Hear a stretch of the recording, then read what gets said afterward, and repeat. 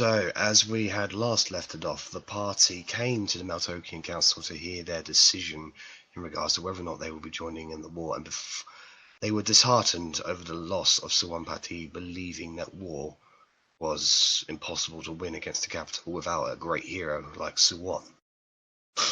They believed that the monastery was without leadership, and without leadership, their alliance was doomed to fail.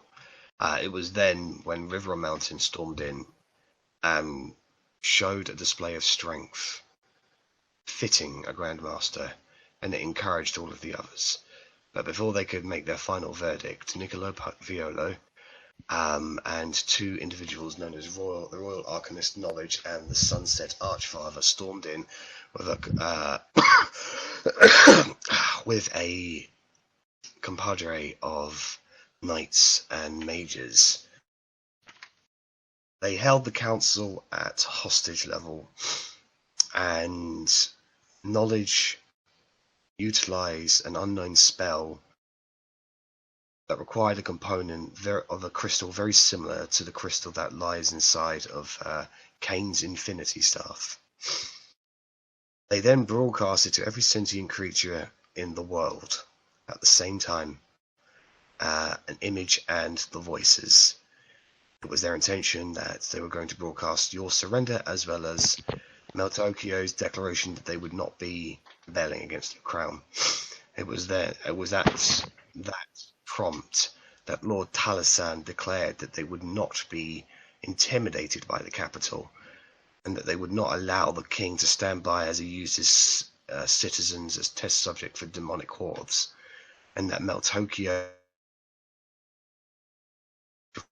will bring about justice upon him. Niccolo Fiolo was disheartened by this and told Knowledge to turn off the spell, and Knowledge revealed that it wasn't a spell that you can turn off. It lasts for 10 minutes. And that's when they started panicking and they started forcefully taking action. That is when River and Mountain called forth her monks from the rafters to start engaging with all of the knights and the mages on the outlying sections. She went and stunned Knowledge, giving you an opportunity to speak to the world, to declare your intentions and get them to side with you. River and Mountain then moved to protect the council, as Knowledge and the Sunset Archfather moved to engage you in a deadly and much more longer than I expected duel. So, starting right off, we're going to go with Rennas. So Rennas, having just, stolen something from Niccolo. Yeah, signet ring. Yes. I did not hide because I used my bonus action to do that. So I will shoot at Royal Arcanist Knowledge. Okay. So make an attack roll with advantage because he's restrained. Oh, awesome. So I don't even need. Sorry, my sheet is loading remarkably slowly.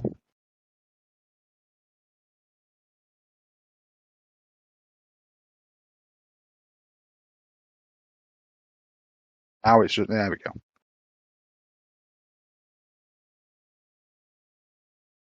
So sharpshooter magic it is. I was reading about the elf thing the other day. Turns out when you take the third shot, you choose to take the third shot, and you have to take that third shot. So whatever you roll, it will be the last one.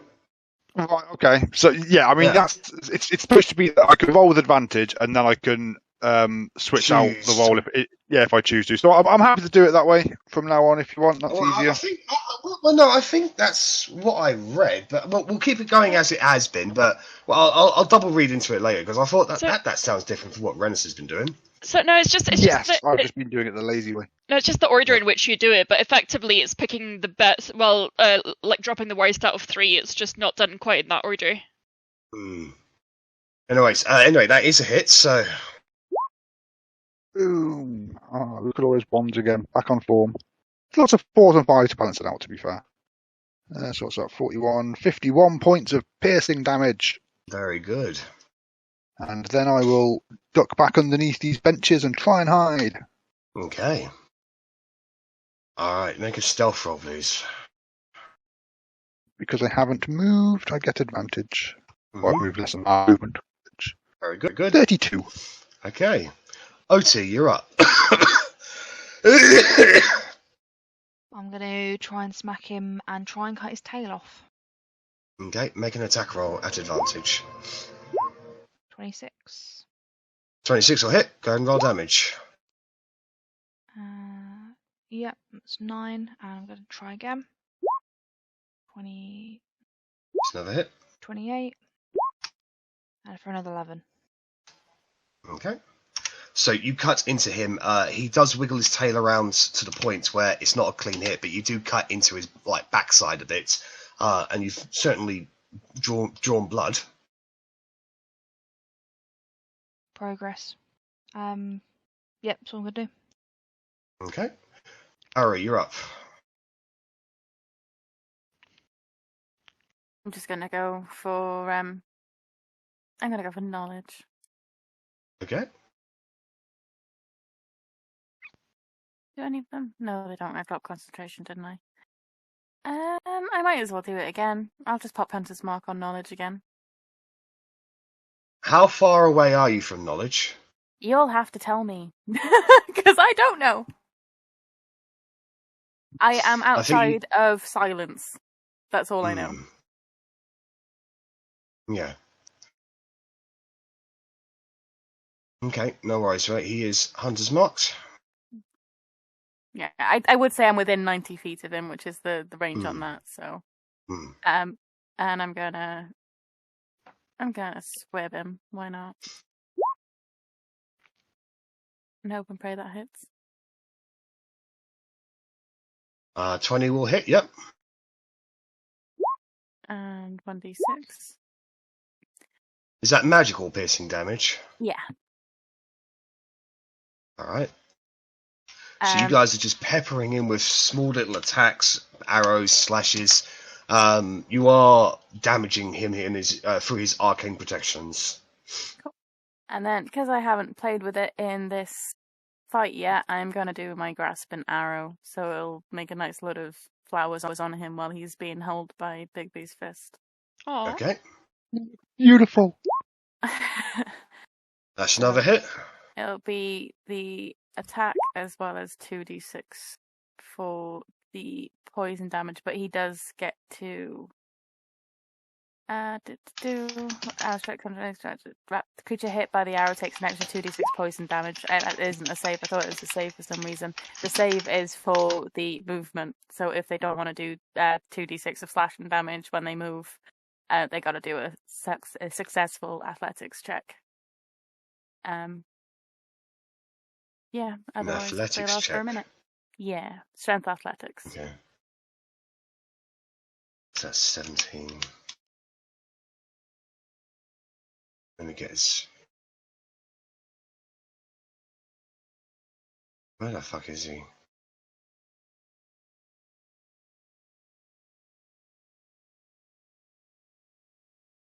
Here he is. Does he make the check on his turn or as soon as he's hit? On his turn. If he wants to, it's a case of if he doesn't want to move, there's not really any point. But if he wants to move, or if he misty steps out of it. I'll put what it is in the chat, and then because this is copied from the, from Xanathar's. Yeah.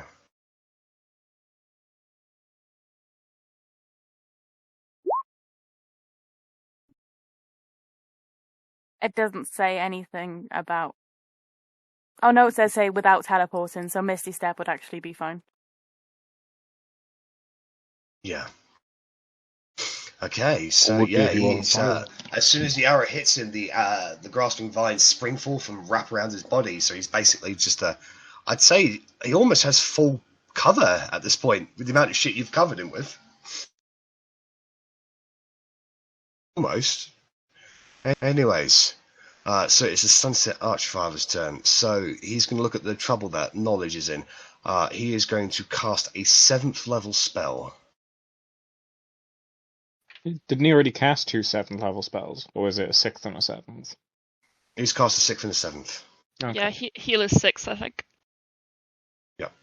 Yeah, heal at 6, but I thought you did a upcast of something, which I think must have been spiritual at 5th. Fair enough. Oh no, he did level 8 actually. No, he's done an 8th level spell, and he's done a 5th level spell as well. Someone's thrown harm at me. I don't know what level that is. Bad. Yeah, I 6. can't- oh. Verity is typing. You may be counterspelling. No. Can't really counter Bowman. That could be anyone. But I assume it's counterspell isn't an option for them right now. That's fair. I mean, she can cast it at a lower level. She just has to do a spellcasting check. No idea what her spell slot situation is. I Currently. assume she had still a lot. Oh, I really need to learn counterspell. I can save Verities.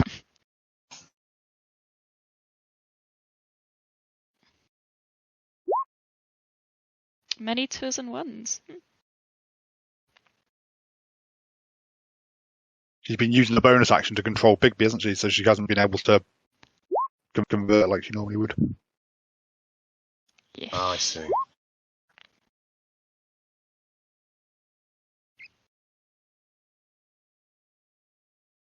Alright, well then.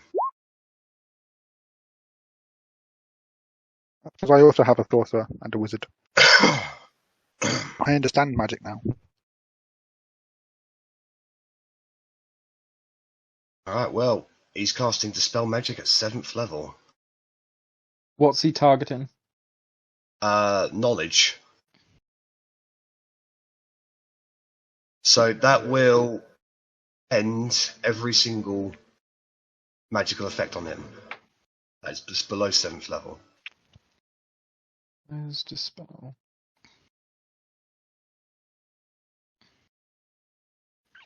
Choose any creature, object, or magical effect within range. Yeah. It just says 1, though. No, it's very explicit. Any spell of 3rd level or lower ends, for every spell 4th level or higher, making an ability check using a spellcasting ability, unless it's cast at a high level. I still think it might kind of be like counterspell, and it just like auto end anything that's below. Yeah, a no, certain it's level. no. Yeah. Yeah, that was Just actually a like mistake on end my part, spell. Verity. That was a mistake on my part, Verity. I misinterpreted Dispel Magic at that time. Is he not in silence? No, he's the not. Archfather. No, is not. Sunset's not. Oh, okay. Yeah. No. Yeah, so he casts the spell magic at 7th level, so that will end Bigby's hands. That will end the silence. That will end the grasping arrow. I don't think he has any other magical effect. Oh no, it will end the hunter's mark as well.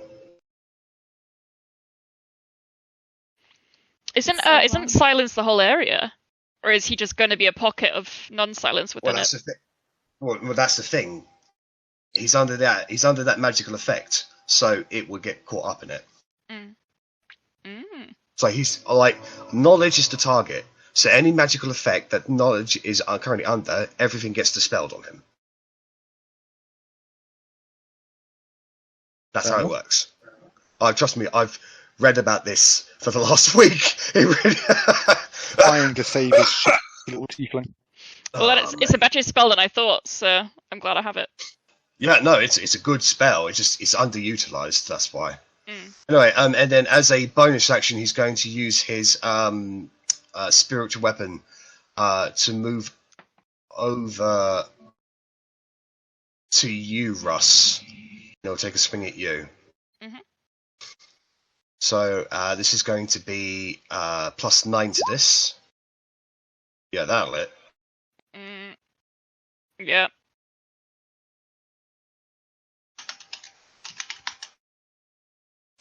Now, he cast this at... Oh, shit, I cannot fucking remember what level he cast it at. It was like 5th level, right. So he was doing like 4d8 or something like that. 4d8, plus his spellcasting modifier, which is 5. So it's 29 points of force damage against you, Russ. Yeah. And then the Sunset Archfather is going to get away from you, Russ, giving you an opportunity attack. Yeah. Melee.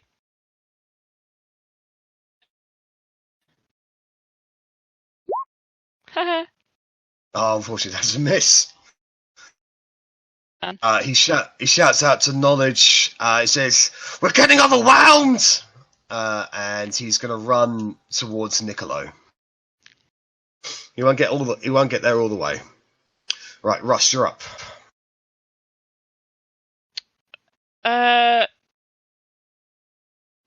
I want to cast Bigby's hand and go after the Archfather. Okay. So I'm going to. Yeah, I'm going to try and grapple him with it. All right then. So he needs to make a what saving throw? Strength, contested strength, I think. Hang on, I'm trying to read. Yeah. And I have a strength of 26. So, and that's. Right. So you have a +8 to this. He has a +2. You do have advantage as well, Russ. Okay, that's good. 17 from me. Wow, I'm rolling shit today. No, the hand flies forward, but he cannot grab the Sunset Archfather, who he's blasted with a holy source of energy, just knocks the hand away. Rush should have advantage because he is a medium creature or smaller. Yeah, I Yes, did roll 2. Oh, okay. Yeah. I just rolled twice really awful.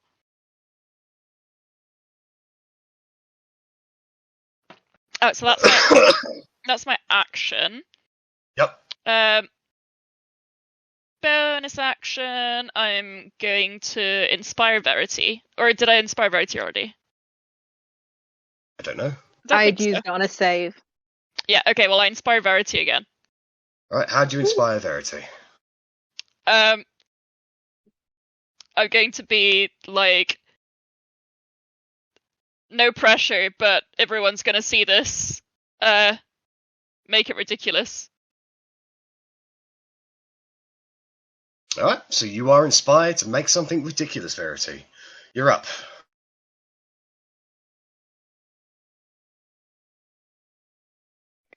How rough are they both looking? Sunset Archfather is hurt. Knowledge is looking quite hurt. Like, a lot of his magical protections have been blasted away. Not rough enough is the answer. Just double checking something. And how close are they together? I'd say they're about 15 feet apart. Like, Sunset Archfather is closer to Niccolo than he is Knowledge. Alright, so Sunset and Knowledge. I would like to do a level 6 chain lightning at them, please. They have to make dexterity saves. Where's this fucking thing?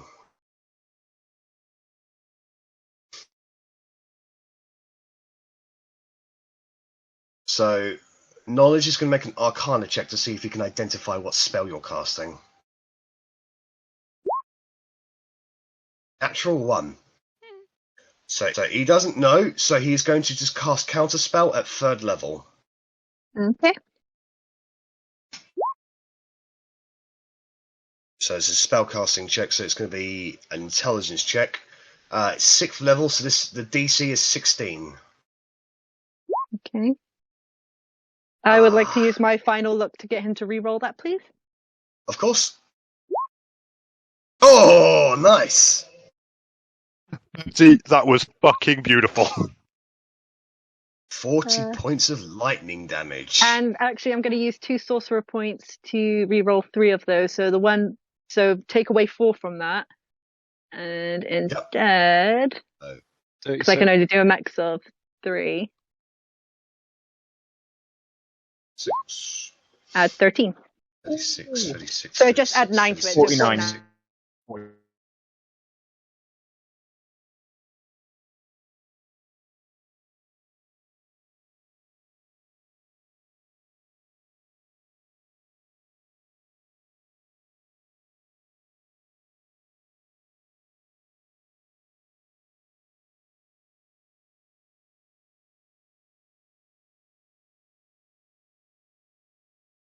49.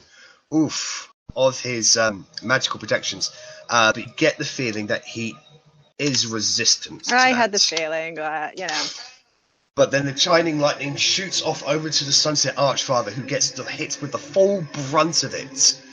Oh wait, no, don't they need to make a dexterity saving throw? Or is it they just both happens? need to make a dexterity save, yeah. I didn't make them the save, shit. I was Alright, looking well, there, I was like, wait, hang on, the Archfather hasn't rolled yet. right, that's spell knowledge. save is That's a fair. 18. Yeah, okay, that's fair. Like, I was going to say that knowledge is still tied up, even if he's not grappled. Yeah. But he has got advantage from magical resistance, so it's just a straight roll for him. Fair And he enough. still fails. 18 And DC. Yep. And Sunset Archfather, he's got a +2 to this. Doesn't look very dexterous. Yeah. Alright, so continuing with my original description, the Sunset Archfather is hit with the chain lightning. He brings up some form of holy divine protection to just try and take the brunt of it, but it smashes through that shield onto his arm, and his arm actually explodes from the impact. Verity, destroyer of arms. I just cabbage patch behind something. You said ridiculous, right, Russ? Sorry, I was reading Bigby's hand, but yeah. No, that was... Someone's yeah, arms fairly ridiculous. Korgrin, you're up. Okay, well that is interesting and changes what I was going to do. So Arcanist knowledge is restrained, is he? Yes. So he can't move. He has movement of 0. Mm-hmm. He can now speak, which is bad. Yep.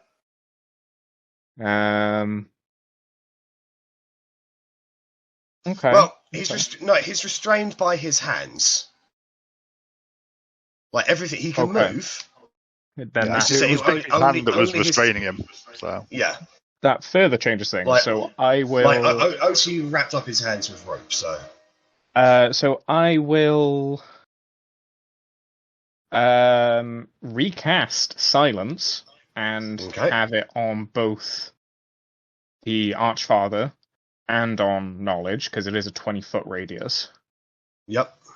And I would like to grapple knowledge. Okay, make a strength check, please. Hiya! Oh! Yep, no, you grab him. So speed becomes 0. Silently grab him, and I'm just rolling around, tussling with this man silently. So at the end of your turn, he is going to do this.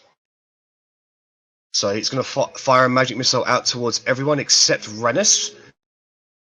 Everybody takes 3 points of force damage.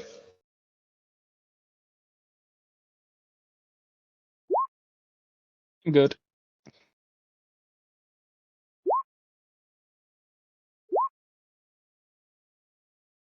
Oh shit, I need to do one.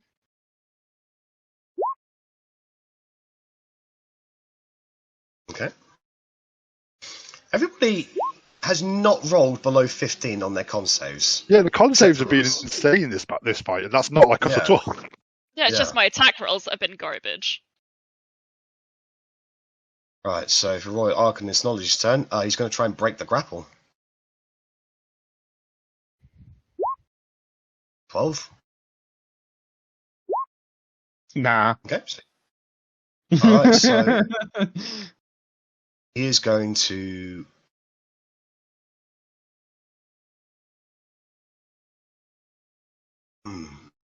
Yep, no, there's nothing he can do. Okay. Right, Rennas, you're up. He's going to pop up from behind a bench and shoot knowledge. Okay. You don't have advantage on this one. I was. Oh, actually, yes, you do, because it's stealth, yes. Yeah.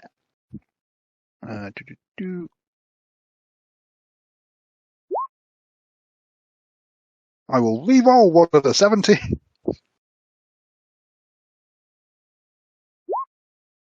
Oh, baby! Oh, yeah. That hits. Through the fucking neck. Oof. 60? Jesus fucking Christ. Yeah, that hits him. Okay, so 21, so 81.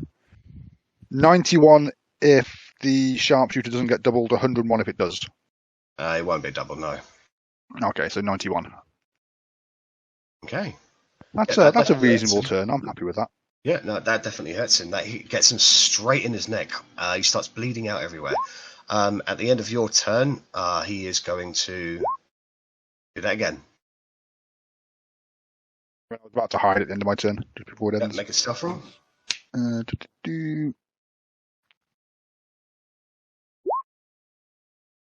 Alright, so good. So you avoid the magic missiles coming from him. Everybody takes 4 points of force damage. I've suddenly gained 1,000 health. Whoops.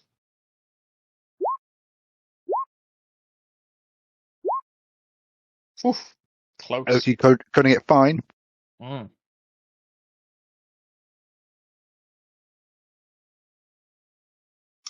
Alright, Otti, you're up. I'm going to hit him again in the arse.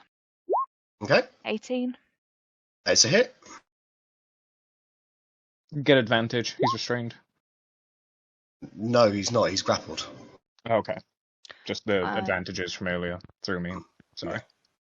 Yeah, because I was hiding. I'm going to re-roll that damage because it's a 2. Okay. 13 is a million times better. Nice, very good. And then hit him again. You sink the axe into his back twice.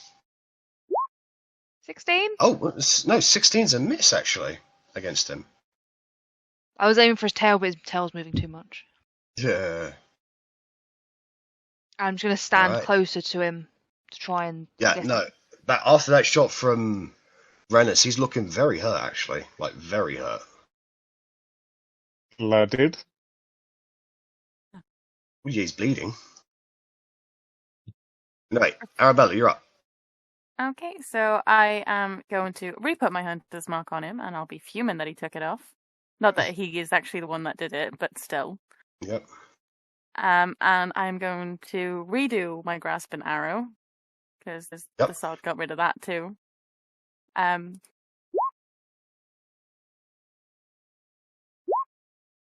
3d6 on that for the hunter's mark, and then the piercing, grasping. Then I'll hit him again, hopefully. Okay. With any luck. I assume that one will hit. Yeah, definitely. Like, does he look like real close to death? He's getting there. Does he look like real close though? Like He's getting there. Fine. He has less than 100 hit points. Okay. Oh, interesting. I will use my action search now then, because I don't believe I used it last time. Okay. And I'll go for him again. So that'll be the one with the hunter's mark. You guys are rolling like monsters this session. You know that, right? Good. This is how much we hate knowledge. It's all we've been saving up all this time. He came into this why we hate knowledge. I mean, he came into this fight smug as fuck. Went, invulnerability. Yeah. And now he's getting his dick cut off. Yeah, he's been served some humble pie. I've only done that once. So yeah, his arcane protections are definitely beginning to fail him. Okay, I've got one more hit then. That's another hit. There you go. Nice. That's me. I am going to start moving towards him though. How far am I away from him? I believe, considering the size of the chamber, I'd say you're about 30 feet away from him. Okay, I'm going to move 20 feet then. Okay, so you're now within the silence spell. That's fine. Probably a nice break for everyone else for me to shut up, so. Okay. Alright, so Sunset Archfather's turn. He is going to take 5 feet backwards, and once again he is going to cast Dispel Magic. That's fair enough. What level is he casting it at? He's going to do this one at probably just a 4.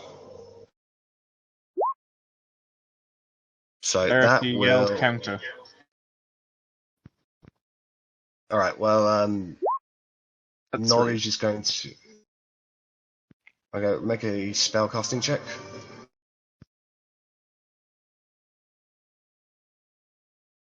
He casted a spell because isn't he in silence and the He spell is stepped out verbal? of it.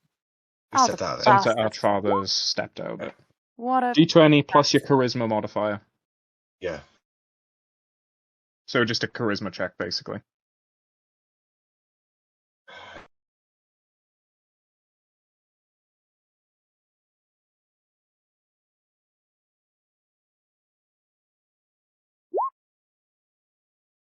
You count the spell. Him.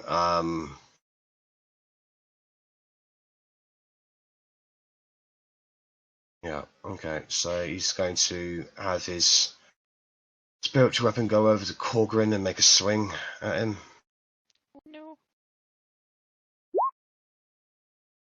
15 Plus plus 9 to that. 14. Ooh, 24. I think a 24. It just hits, yes. It's 17 points of force damage against you. 17, so that's 103. Bibbidi bobbidi boo. I'm good. Alright, and at the end of his turn, right, Knowledge is going to blast out some more magic missiles.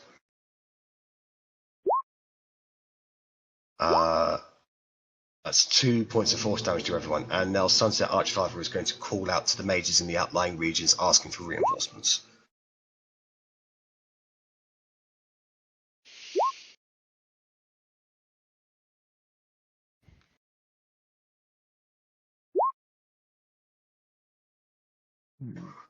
What turn are we on?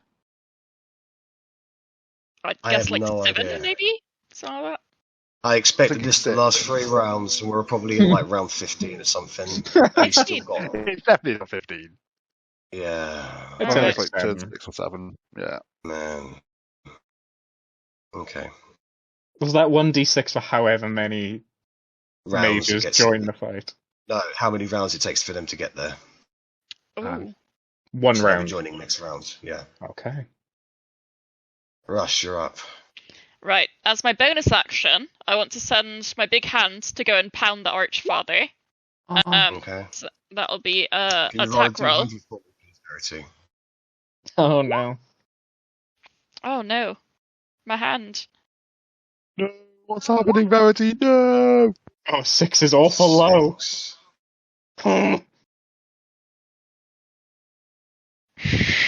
like hope that she The turns nearest like, tiefling knowledge to you is into a- teleported to a safe space.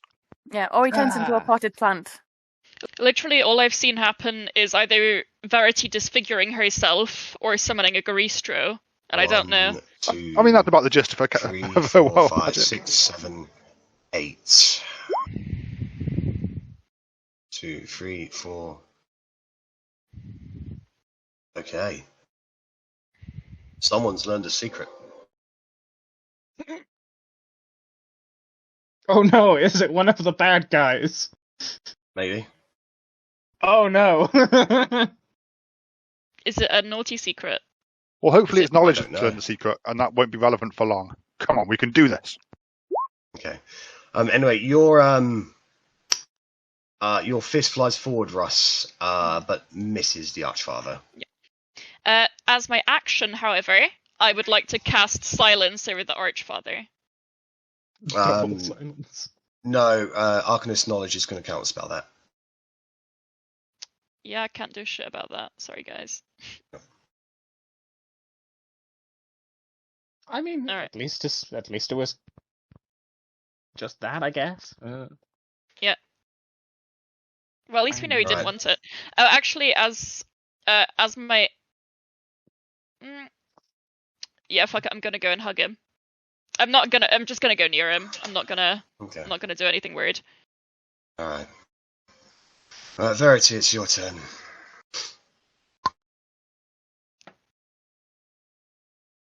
Actually, no, at the end of your turn, Knowledge is going to use his last legendary action to blast out some magic missiles at people. Everybody takes 3 points of force damage. You know, though, I've had this brooch on for bloody ages. and then I took it off, and now I'm getting bloody beaten. She wore that damn boat. That damn boat never got attacked by force damage once. Korgrin, could you just roll No. 5 Constitution saving throws for me? I want to see if you get below 10 once. No, because I don't. Why would I use my good rolls up like that? It's impossible. It's impossible to get below 10 since he's got a +9. Yeah, I have to roll a 1. No, I mean the D. No, I'm talking about the D20 he's rolling. No, I'm keeping this D20 for now. Thank you. Is it When the loaded? fight is over, I will happily roll 10.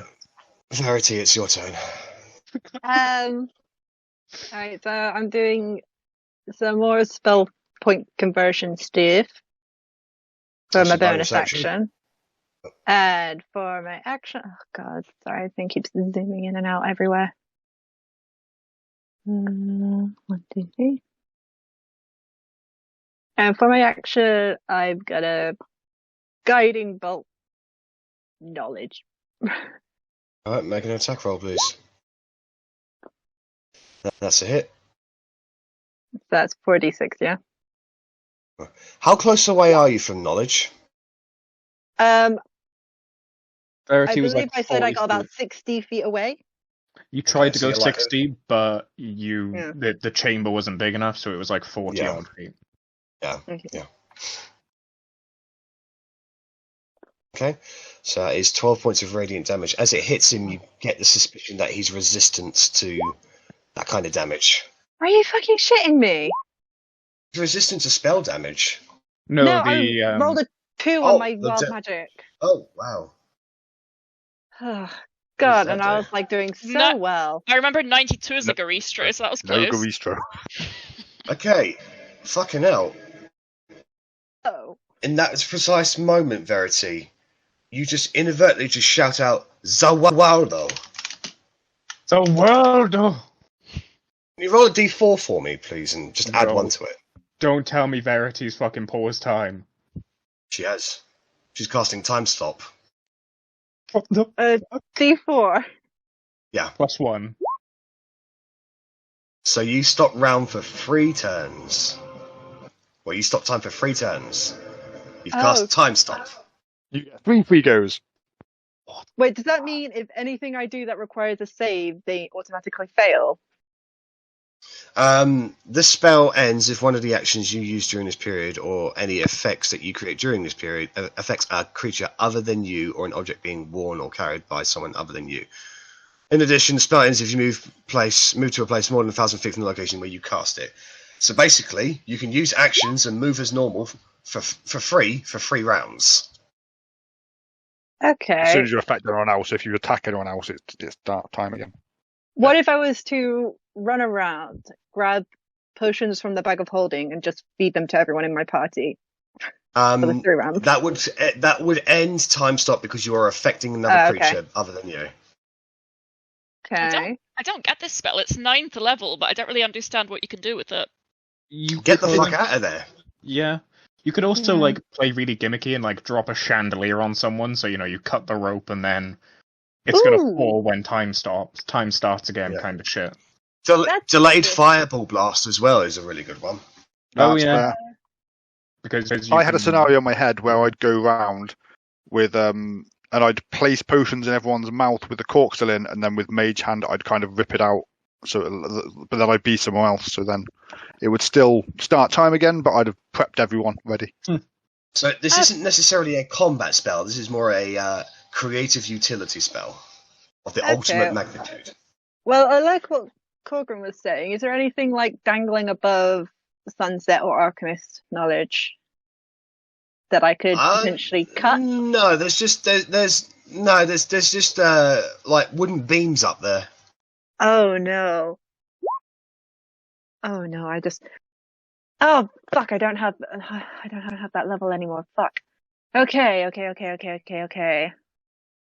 You can heal yourself as well. Yeah. Sure. I want to try and avoid using spells whilst in time stop because Spell point conversion. This is a perfect time to do that. True. You can also Warlock heal yourself because that's not a spell. True. I'm trying to. Sorry. Quickly look. No need to apologise. You've stopped time. You've got all the time in the world. Yeah, we're all just standing there like. Yeah, it's like the whole world has gone grey and black to you. Yeah, this would have been one of those. Stops. Like you can look around, you can see arrows flying mid-air, spells being cast like mid-casting, like blood being like splattered from one of the knights is like hanging in the air just the droplets and stuff like that. It's a weird sensation. Can she redirect the arrows so they're all heading towards like Matrix? I was gonna say, like, this would be so much more handy if I could, if there was a map, but I get it. Yes, it would be.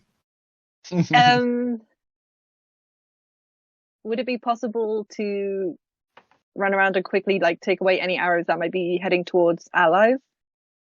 Yeah, definitely. Okay. How many rounds would that take up? I'd say, considering the amount of people fighting here, 2 rounds. 2 rounds. But I'd say for basically when combat starts again, you're going to give the monks a massive advantage. Right, because I imagine, like, if I was to turn the arrows around, they would still continue the momentum towards the monks. So just getting rid of them. That's right. They just, yeah.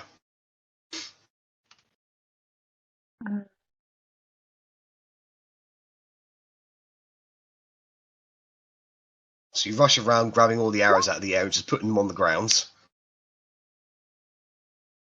Okay, so as it's about to end, Yep. is there any way for me to get above knowledge? You can teleport to the rafters where the monks were. You can fly up there. Don't have enough. Don't you have a Is broom that now? Oh, I have my broom that broom! he gave you. Yeah. I'm going to fly up on my broom above knowledge, and as it's about to end, I'm going to cast polymorph on myself and turn into a T-Rex so I land on him. Isn't he That grappled will like get Korgrin though? Korgrin. Yeah. Great tough. Korgrin, just take it. It's fine. Okay. Alrighty then. Well, that will be pretty much instant. So, and Otti's right next to knowledge as well. Ooh. So I want knowledge, Korgrin, and Otti to make. There's going to be a dexterity saving throw.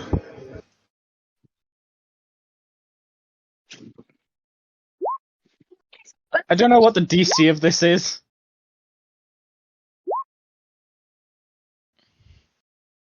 To be fair, I put the DC at this at fucking 20 because nobody expected it, and the T-Rex is fucking big. I mean, the ring, I still have charges in the ring, that's why I ask. So it would just... Yeah. Actually, magic alarm, beep, beep, beep. No, make it a mammoth because I don't want to be, like, busting through the To be building fair, completely. Actually, there's no point making a saving throw because she does this right as it ends, so it's pretty much instantaneous. There's no avoiding that. Okay. So, improvised damage relative to the T-Rex's size. Go ahead and roll 4d10, please, Verity. So everybody takes 16 points of bludgeoning damage as a T-Rex ass envelops knowledge, and Otti and Korgrin get struck by T-Rex tail and feet. Ooh, who gets the feet? If you guys have ever seen Meet the Robinsons, you just hear roar, roar, roar. Will this now count as round number 10 by any chance? Yeah, probably. God damn it, my blur goes down.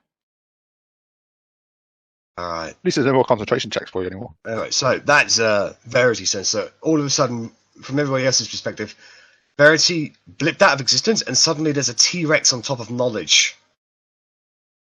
Knowledge has turned into a T-Rex. Quick, shoot it. Right, I Korgrin, mean, that's you're up. probably the first thought. What can I I'm do gonna when have I'm to- being stepped on? I'm gonna have to say that your grapple is. There's no way you'd be able to grapple whilst you're both being crushed by a T-Rex. I just imagine myself just being squashed on top of knowledge, like sandwich. So it's automatic grappling, but with a twist. Well, if I'm being stepped on, I probably can't attack either. I mean, I'd like to hold my action. I'd like to hold my action to do something when the T-Rex is no longer squashing me. Righto. Alright, so it's the Royal Arculus knowledge to turn. He is going to try and crawl out of the T-Rex.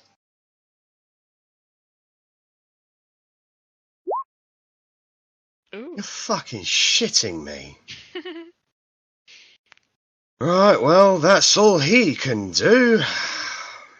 Is he inside the T-Rex? He's underneath the T-Rex. So yeah. Verity, sit as hard as you can. He's got full cover at the moment. It's unfortunately something squiggling around in a place you don't want squiggling around, Verity. Ooh, and it's got horns. So Rennas, it is your turn. You can see that mages are breaking away from the battle of the monks, who are now focusing entirely on the knights, and they are on the outlying areas of the battle, and they are preparing spells. Well, I mean, seeing as I can't actually see knowledge at the moment because he's underneath a T-Rex, Yep. I will.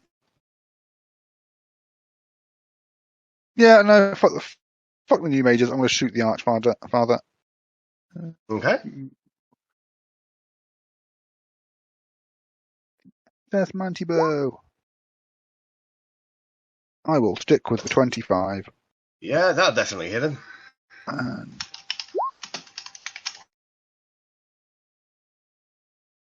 So good 49 points of damage. Oh yeah, you actually get it right into the stump that's just been created, and now he's got an arrow in there, and he's screaming out even more pain. Oh, God. And then I'll just shimmy along down by these benches and do another hidey hide. 27. All right. So Otti, you are currently underneath a T-Rex. Just so I understand this correctly, he is underneath the T-Rex, but I am underneath the T-Rex foot. I can't see him at all. Yes. That's right, he's got full cover. I'm going to try and wiggle out of it then. He is in the T-Rex anus. I'm going to just try and get out of the foot and try and stand up. Okay, go ahead. Strength or athletics or acrobatics check, your choice. Oh, it's going to be athletics. 26. Yeah, without much issue, you're able to get yourself out from underneath Verity. But you don't know it's Verity because you didn't see it cast a spell. This is just a fucking T-Rex. It's just falling on top of you. Would the T-Rex be blue? It'll be whatever colour Verity wants it to be. Then yes. Yes. As soon as we see the T-Rex in blue, we'd recognise it. I was going to say she would recognise me from the Bath episode. Yes. When I was a T-Rex with Rennas. Yeah. I immediately look down at myself and wonder if I'm a T-Rex or not. I'm not. What? Last time I was. No. I wonder if we all, when we get polymorphed, we all turn into animals that somehow retain our characteristics. You're like, yeah, that is clearly a Rennas T-Rex, that kind of thing. It has. When Verity's done that before, it has. Was getting out an action or a bonus action? I'd have to call that your action, to be honest, because that's a big-ass T-Rex. That's fine. I'm going to then use my bonus action just to kind of scope around the room to see if I can work out knowledge is underneath. Obviously, I can't see Korgrin either, so I'd just use bonus action to scope out and work out he's underneath. Yeah, no problem. All right, Arrabella, you were nearly knocked on your ass from this falling T-Rex, but you're fine. Okay. I assume, can I see the Sunset Archfather from where I am? Yes, you can. Okay, and how far away is he? I'd say he's about 30, 20... Yeah, I'd say he's about 30, 35 feet from you. He stepped 5 feet out of a 20-foot radius silence, so he's like 30 feet, yeah. Yeah. Okay. Basically, what I want to do is I want to get up, be riding like a horse. like have my legs on his shoulders and stuff. So instead of going for a garrote, you're going for a bridle. A bridle, yeah. Yeah, to stop him talking, because he talks too much. Make an opposed athletics check. Good luck. The poor man's silence. Yeah. If you cut out the tongue, they can't speak. Yeah, so you're able to jump. You're able to jump on top of him and just shove your scarf into his mouth. He's going. And I'm just like kind of holding it back just so it's there, and yeah. Okay. Because why not? And that's me. All right. So it is his turn. Humiliating way to die.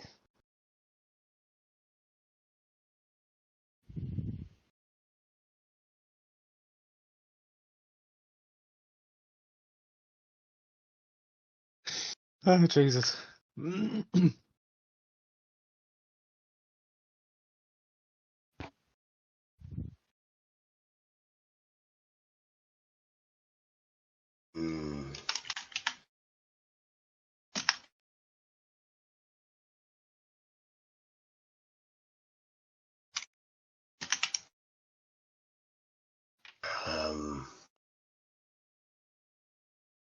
Yeah, that's not going to work.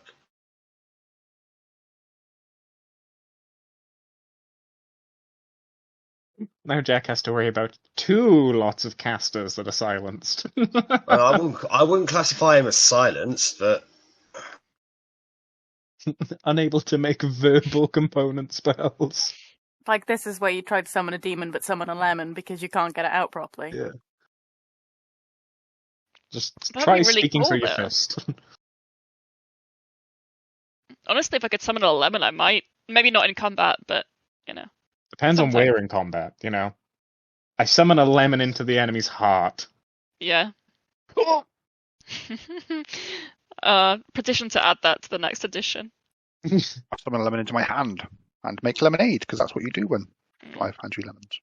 You throw them at your enemies, but peel them a bit first so the juice kind of squirts out when it hits. It's fine. Take a book out of thingy from Portal's page book thing and make lemon grenades. I want your damn lemons. Take them back. I'll make a bomb out of the lemons. Verity is typing. Oh. Yeah, apparently.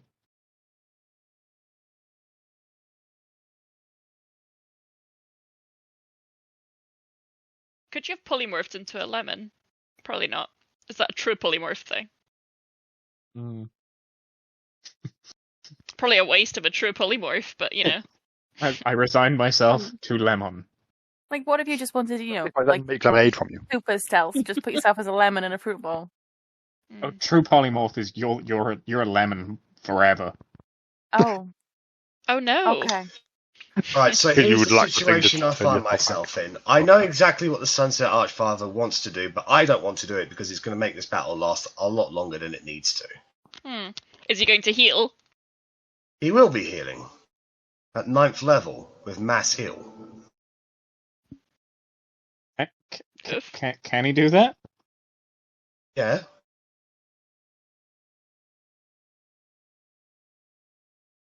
Verbal semantic? Yeah, he's got the use of his tongues. He's got something in his mouth, but he can still speak. It's like a horse's bridle. I wouldn't say he has use of his mouth. Or his tongue, rather. He can still create noise, though. Yeah, I think it's probably enough to maybe not enough for us to understand what he's saying, but enough for the magic to be like, aha, that's what he means. If you could just like shove a sock down someone's mouth and make and dispel their magic, that'd be great. But yeah, it was a clever idea. I'll hats off to you for thinking of it. But at this level, I can't. It's not. Can he see knowledge? It does specify you have to be able to see within range. He certainly knows. Well, see, that's what he wants to do. I don't want to fucking do it. No, but also, knowledge is inside an anus or an anus, as you said. He's underneath the bum at the moment. Yeah, so maybe not quite visible unless Verity is transparent. Full cover. Yep, that's one way.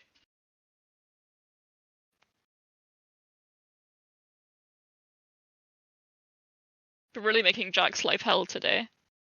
Yeah. Just let him die, Jack. Just let him die. No, because they have shit that prevents them from doing this, and I didn't want to bring it out because it just makes the battle so much fucking longer than it needs to be. And I am not having fun at the moment. This is so stressful. I don't want to fucking do this fight anymore. It's boring. I want a map. I want actual tactics. Aw. No, I'm sorry, guys. I'm just stressed out from being sick. Do you want us to surrender? No, it doesn't make sense for you to surrender. It doesn't make sense for them to not do everything they can do to get out of this situation as well. Yeah. Well, why don't, we're more than happy if you want to do this, leave it till next week, and then we have a proper map and we do it properly. If you're not having fun, there's no point you doing it. That is another option. No. It's fine. You've got your other mages, whatever they're up to. You fucking idiot, Jack. Oh yeah, that should have been this round, shouldn't it now? Did you forget them? No. I just forgot something that the fucking Archfather has. Korgrin, he's a level 20 cleric. Oh no. That's what he can do. After his god's intervention. No, he doesn't need to ask. Oh no. It just happens. Yeah. Oh fuck. 5 strategies I made to get out of this situation. 2 of them have failed already. The next one was going to be freedom of movement. That would have been a good one. I'll give you that much. Yeah. Yeah.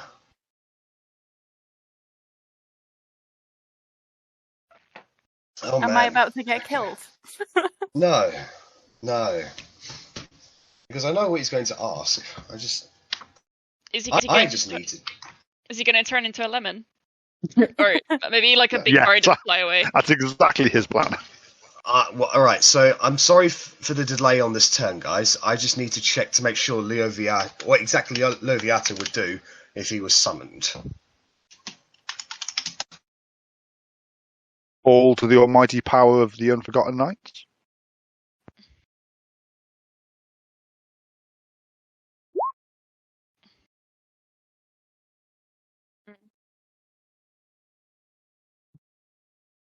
The Maiden of Pain. Great. Yeah. The Willing Whip. Great. She sounds friendly. The Evil Goddess of Agony. Great.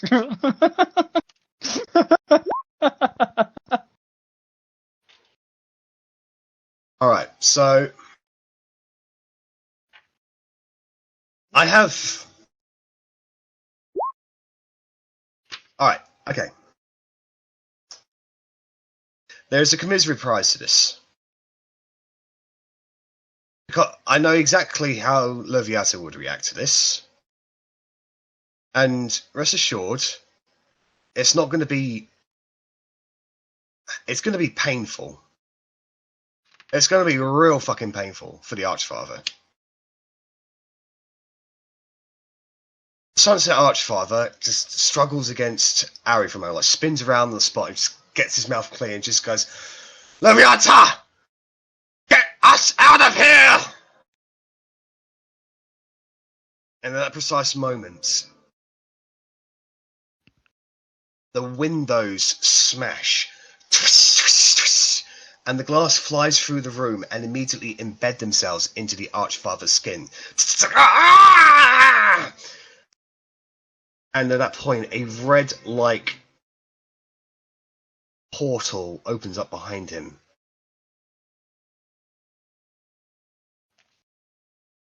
Dark hands, like long, stretchy hands, reach out. They go underneath the T-Rex's bum and grab the thing that's underneath there. The other hand goes forward and grabs Niccolo around the throat, who starts choking. And all 3 of them are dragged into this portal. Fucking cowards! I yell as they get dragged through.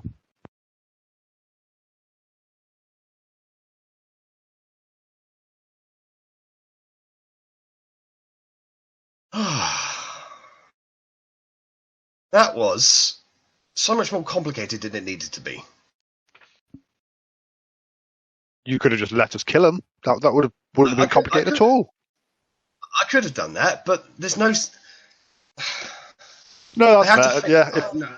No. Honestly, my stress comes from the Archfathers and Knowledge stress, because they are very, very confident in their own abilities, and you guys just royally fucked them. They didn't stand a chance. They were confident in their own abilities. Yeah, and you just humbled the fuck out of them. In public. I'm counting that as a win. The world to see. Over the course of the next few moments, the mages who were preparing spells just sort of stop and like, what? And then the monks immediately moved to basically just stun them, get them down to the ground. The knights are in mass melee with the monks. They're actually on somewhat equal footing. Like the knights are no joke. They're actually trained warriors. The monks themselves, they're dexterous, but the knights they're powerful. They're harking and they're hacking. A few monks go down and a few knights go down. But within a minute or so, especially after the two main players getting the fuck out of there, the rest of you are able to move around and up to your choice, subdue or kill these people. They will not pose a challenge to you. Subdue. I'm going for subdue. We can probably turn a few of them at least.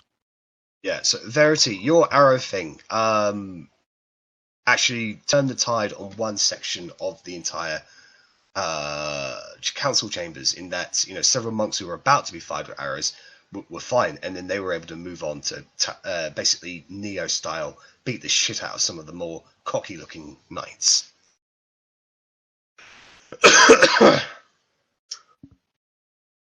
Moving around, you guys are able to subdue them without much issue. The knights are the loudest of the bunch,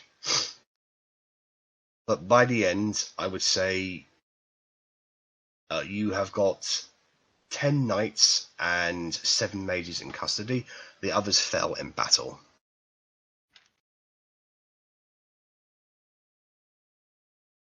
Well, that's progress.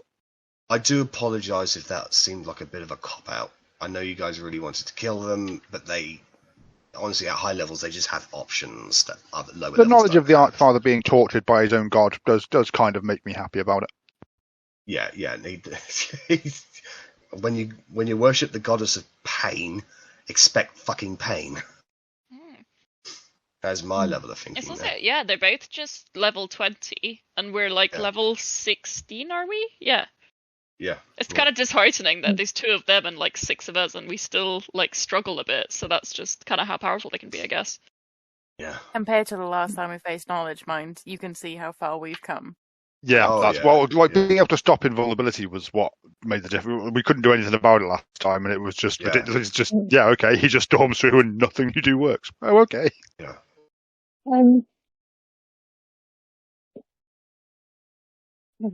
minutes as well. It's a minute you could possibly wait it out. Sorry, what did you say, Verity? I was just wondering, is the recording thing still happening? I know. By the time you guys subdue it, you get that sensation, that double vision that you guys have been having ends just as the last knight is brought down to his knees and the monks move to subdue him. Mm-hmm. When I drop my polymorph, I'm just sat there with a pile of arrows around me like, stop.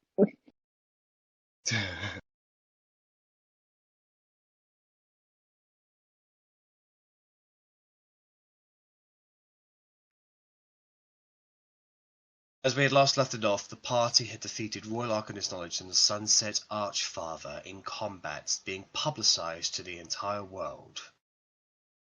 The remaining knights and mages that are still alive have been captured and surrendered.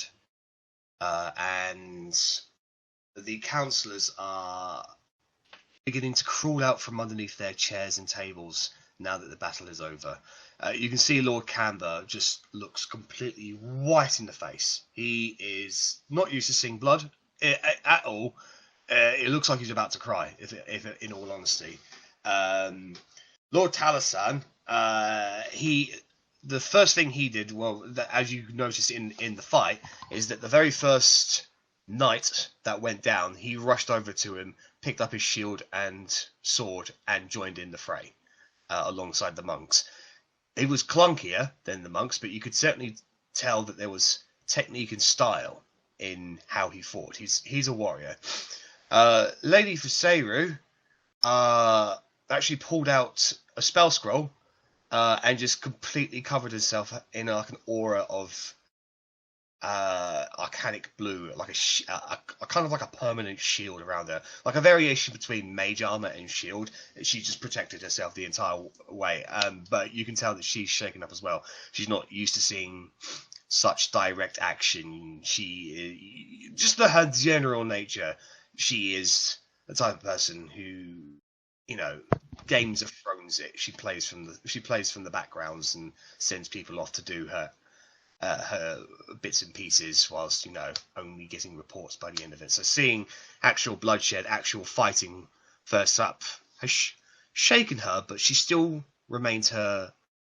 She's a proud enough woman to be able to maintain her composure. River on Mountain is just dusting people down, taking census on such, the monks that are wounded, some of the councillors that got hit by straight arrows, they are being intended to as well. What would you guys like to do? Just say, Lords, lady, is everyone okay? Are you okay? Is anyone hurt? Lord Talasan just drops the sword and just sort of puffs his chest out a little bit. He says, "Young man, I feel alive." Some excellent fighting you were doing. I did catch a glimpse from the corner of my eye. You handled yourself very well, sir. I wish to say the same about you, but I couldn't see you. And nor could they, that's the point. Indeed. And if that's the level of fighting that they have to deal with, if that was their best, and they ran with their tails between their legs, that they had to literally summon their gods to come and help them, then I am feeling very good about this. Regardless, I apologize for not finishing them off sooner, if anything.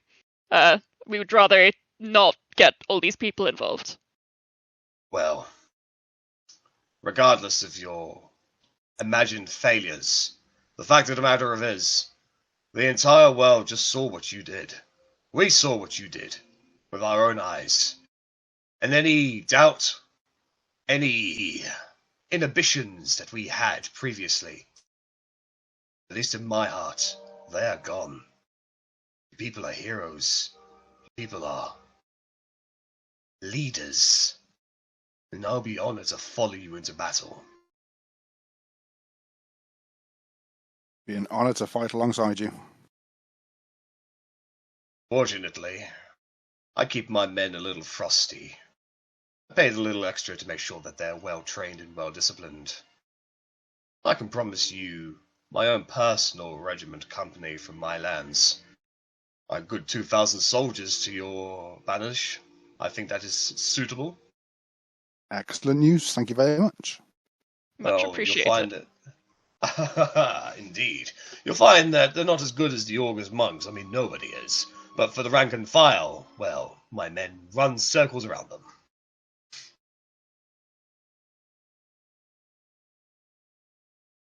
I'd just like to be over by Camber, kind of soothing It's him like a little bit. hyperventilating. Oh, I didn't realise we had so much blood in us. Oh, goodness. Oh my. Did I help? Was I inspiring? Oh, goodness. You did your best. Not everyone really expects to go up against, knights from Jershjakai and walk away from it alive. So you can add that little notch to your little scabbard, Lord Camber. Oh, thank you, Master Dwarf. I feel a little better actually. Indeed. Now, what you should do is just sit down, have a little breather, pour him like a water from like maybe a half-spilled bottle or something, and just put it in front of him. Just thank you. Little sips now. Do you have any wine? You'll have to ask your own chamber guards for that. I think I'm not too sure where they'd keep that. Oh, they don't. Well, it's against tradition to keep alcohol on site. I was hoping that perhaps maybe you would have broken tradition a little bit, but never mind. I know someone in my party has some, so I'll maybe see you in 5 minutes. Okay.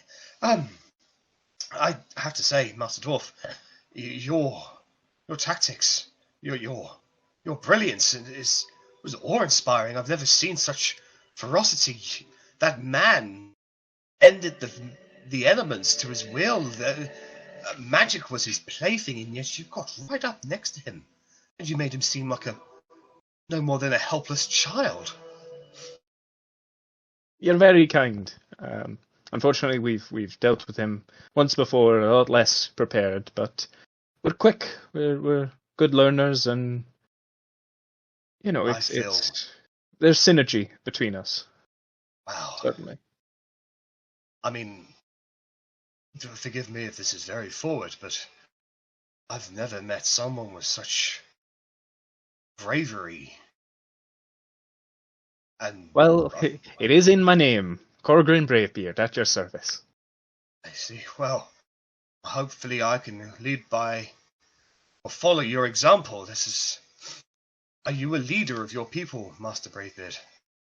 Of my people, you mean my companions or dwarves? Of the dwarves, you say? No, certainly not. I served. You should consider that. You should consider that, sir. I mean, with your bravery, your quick-wittedness, and, well, your rugged handsomeness, you'd go far. Just a stroke of the beard. Oh, Lord Camber, I didn't think you were one for flattery. I figured that was more of a Seru. My father always taught me that if somebody saves me, show them the appropriate amount of gratitude. You've caught my good side. Thank you very much. Well, regardless, I must make it up to you. You saved me, and we're all in this together, so allow me to offer my banners to your cause. We'll follow you to death or to victory. I think, hopefully, more victory than death. But as the largest landowner in Mount Tokyo, I command a great many men. I'd like to pledge them to your service. Pledged they are, and they will be wholesomely and welcomely received. I truly appreciate your support in this, Lord Camber. Wonderful. By the last census I took, I counted my militia around 7,000 strong. You can consider them in your numbers. Incredible. Thank you again for your support and for everything you've done for Mel Tokyo and in believing in us. Thank you for saving us. Well, here's to writing history. And he raises his cup of water and takes a sip and realizes it's not wine and looks disappointed again. I'll clock that and just say, I'll see what I can do about filling that glass up with something else, shall I? I'll skedaddle back to the group. All I've got is drow wine. Depends on how desperate he is for wine. I think rather desperate, given the. I will give you a bottle of drow wine. Like, despite his words, he's definitely trying to put on a brave face, but he's white all over. His hands are very shaky. I'll just take a cup for you to fill, and it's like, no, more. Yeah, that'll do. I just give you the bottle. I can just imagine it being like flat, like water tension almost spilling out of the sides, kind of thing, just very carefully. There you go. All yours. Thank you. Sit down. Have a rest. So, Russ and Rennas are speaking with Lord Towson. Korgrin is tending to Lord Camber. Would anybody like to check in on Lady Fisaru or anybody else? That'd be best, but I still don't talk to her. Sorry. Before I talk to anyone, can I do like a quick check, because I know last time I did a wild magic roll and someone learned a secret of mine, Yes. and I wanted to see if I can do like a quick insight to the people around to see if I can clock if anyone's acting different or suspicious of me, like they might know a secret of mine. Okay. All right. So I'm gonna give you a choice. Okay, Georgia. You can either roll insight or at advantage, or you can roll regular insight, but the DC is going to be higher. I will. Wait, so insight at advantage. Insight at disadvantage, or regular insight, but with a higher DC. I will do regular insight. Okay.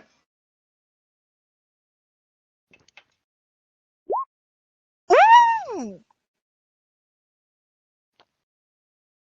I forgot that the camera was on, so people saw my face. Looks like. But I'm still not on mute. Ah! Like, you have a look George is around not the used to all chamber. this newfangled technology. You have a look around the chamber, and one of the guards is just sort of side-eyeing you, like, more than he should be.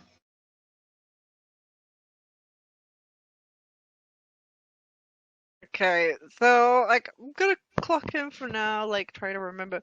Like, if Arri's near me, I'm just gonna be like, remember that guy. Obviously, pointing at him like, you have keen mind. Arri's photographic memory picks a photograph. Yeah, okay. Any reason? Just I'll explain later, and then I go over to Lady Viseru. Prestidigitation her, like clean her up. See, you alright? Well, thank you very much. You've just completely made redundant my mates. Have to justify their paycheck somehow. Might have to walk in a puddle on the way home. Yeah. Well, can't have you looking completely frazzled. Absolutely not. But I have to say, your hand is quite magnificent. I've had to use my hand on occasion to influence some things, but that was something else entirely. Yeah. I think I really turned the tides when I turned into a T-Rex on top of them. Yes, that was mildly surprising. It certainly made my heart skip a beat. I don't even realize you could do such a thing, to be honest. Well, we're all generally full of surprises here. It's, it's not been an easy time, and we have a bigger battle ahead of us. Well, the sheer fact that they are sending such esteemed people to these chambers to try and influence our decisions and displays of force and, well, advertised surrender just goes to show how desperate the king really is. You must be really disruptive towards his plans. Looks like we're backing the right horse. I wouldn't say I'm a gambling woman. Aren't we all, though? But, indeed. Well, I mean, we've been in worse situations. I've made the best out of it. I mean, we're here with you now. Indeed. And let it be said that the Viserys do not pull their weight now. I don't have as many men as those two gentlemen over there who like to swing their swords around, or at least one of them does. But I can help in other ways. I have a private mercenary army I'm more than happy to lend to the cause. 300 strong, well-paid men. Not more. They're not. I wouldn't say they're soldiers. I'd say they're more monster hunters. Okay, well, I do believe Elgineth has demons under his thing, right? Plenty of monsters for them to be hunting. Well, wonderful. But... And, where there's monsters, there's material, and then there's profit. Indeed. And profit is the unspoken law of this land. Now, if I'm going to go knee-deep in all of this, well, There are other ways that I can assist this alliance that we're building. Of course, Viserys are the richest family in Tokyo, and I'd be more than happy to personally finance this growing coalition of armies. We certainly have the finances for it, though can't be expected to foot the entire bill. No. But I'm I've gone sure when completely we're blank. marching on the capital, the Viserys will be remembered when victory is had, and an appropriate deal will be made. Of course. I mean, are you aware of the armorsmith, weaponsmith Wade? The glorious Wade. Yes, from Brian. I've heard rumours. Well, we've extremely overpriced, but extremely worth it, I've heard. Well, if you care to look at my colleagues, like, we sport some of his wares. It would be really beneficial if we could get someone to help finance him to help us. I would. Unfortunately, I have no sway over brine merchants, but I can certainly make it aware that I'd be more than willing to hire his services. Well, we'll do the interacting. What we need is, someone to... Shut up! What we need is someone to handle his... Ren, his, accountant. I have dealt with accountants before. I'm sure you two will get along swimmingly. This is about a field I feel very comfortable in. Well, then we will be sure to make sure you two get in touch. Wonderful. And I'm sure Tokyo would be a big step up for Brian, for them. Oh, quite indubitably, I think. But this is only one part of the generous offer that the Viserys are making for you. As you are aware, I'm quite familiar with those at court. Some of them are my own personal friends. After today, well, it seems that everyone's made aware of what's happened here. I could do a little damage control, or, if you would prefer, Lady Verity, I could fan the fires. Few well-placed words to a few inquisitive ears can cause just a nice amount of disruption in their base of operations. The king needs financiers, he needs backers, he needs the support of the nobility and military and all manners of leadership. And if some of those leadership was to get cold feet, well, you'd find his position that much more precarious. It's just harder for us to be infiltrated if we are so open.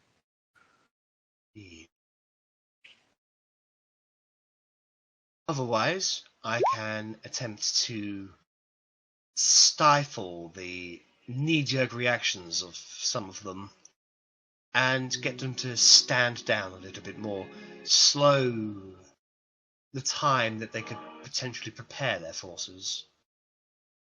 You can do one or the other, it's up to you, or which you would like. This is one I'm going to prove to the group real quick, our character, like... I'm not entirely sure. Do we want fan the flames, or... Fan the flames, fan the flames, fan the flames. Oh, you could do both, couldn't you? I think she said one or the other. Yeah. So you can either fan the flames to scare off the opposition, or calm them potential down allies down. This was like a big show of strength on our end, so we want to follow up that show of strength with more strength. You don't want to have a big show of strength and then back off a bit. Just keep pushing forward. And by the sounds of things, it sounds like we're at a disadvantage as, you know, in like preparations and stuff like that relative to where the king's at. So actually having someone to kind of interfere with things and maybe modify things around us rather than what we can do directly would be helpful. Yeah, I agree. So fanning the flames? Mm-hmm. Sounds good. Okay. Well, Lady Visero, I'm always one for a bit of chaos.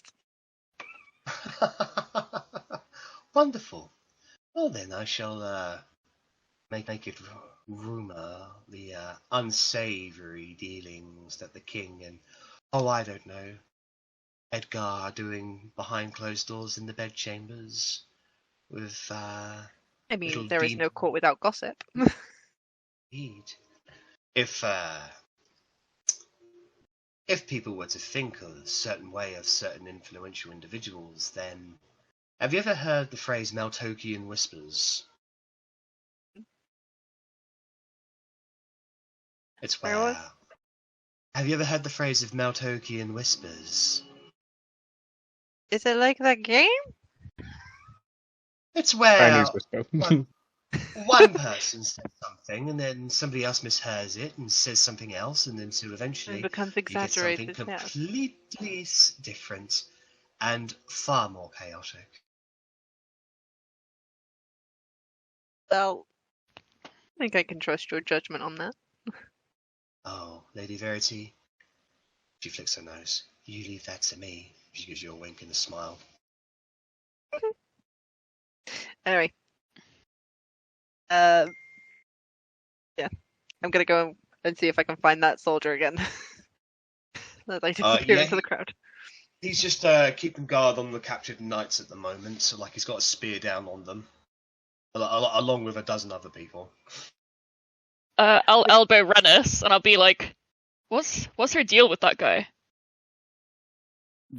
There's no point in trying to understand anything about Verity. Verity is just weird, does weird stuff, randomly explodes, randomly turns blue, randomly grows old, grows young, shrinks, grows. It's just roll with the punches where Verity's concerned. Rude. Still purple. I'm going to do message at Verity and just be like, "Don't run off too far. Make sure we can see you. I'm the only blue person here. I think. You are actually. And if that's not good enough, you could always just become a blue T-Rex again. Well, no, I have no spell slots. Not until tomorrow. Oh, I have sorcerer points. Okay. Yeah. I'll leave that for a while and see if anyone else wants to do anything.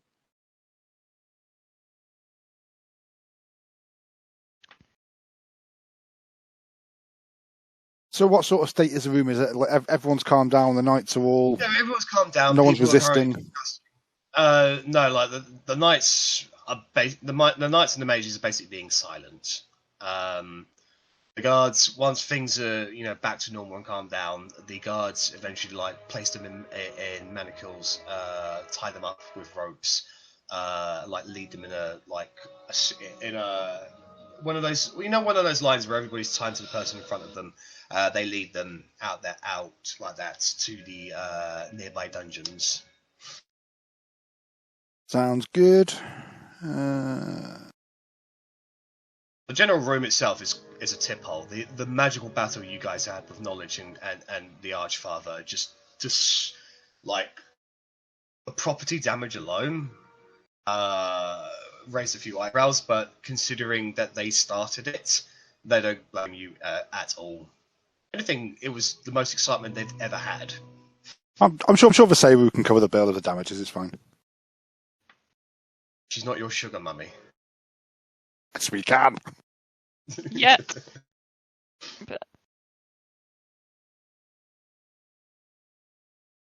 As things do calm down, the Speaker of the House does declare that with the consensus of the councillors, Meltokio will call its banners, raise its armed forces and begin recruiting new recruits.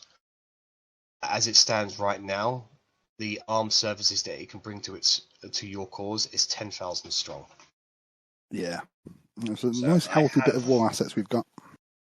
I have updated the war assets journal to include, obviously, you've got your 10,000 Meltokian soldiers, your 7,000 Camber bannermen, your 2,000 Talisan soldiers, and your 300 Viseru mercenaries, as well as your August masters and August monks. You've also got the Thesaurus Supply Funding Augmentation and the Enemy Setbacks, which is the Rumours at Court. Ooh. Is that for Saru's doing, was it? The Rumours at Court. Yeah. Nice. She'll start she's going to start fanning the flames, so she's going to disrupt effectively how well they can prepare themselves. So instead of it taking them longer for them to prepare, they're just what they do prepare is just going to be disrupted, so it's not going to be as effective as it could be. That sounds good to me. Right.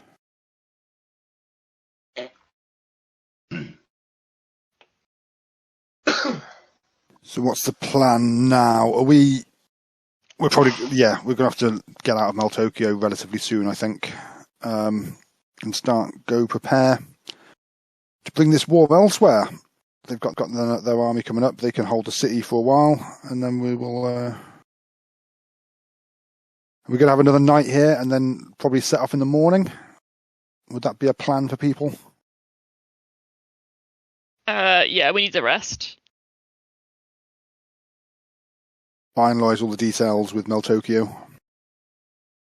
And but yes, lords, ladies, is there anything else we can do for you today?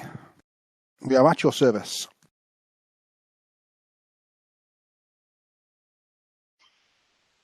There's silence in the chambers. And eventually, the speaker says, "There's going to be a lot of scared people out there. A lot of confused individuals who don't understand what they just saw. Show them the way, as you have showed us the way."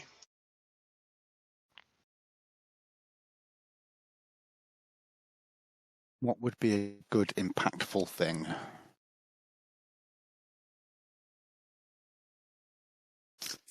Verity's giving me strange looks.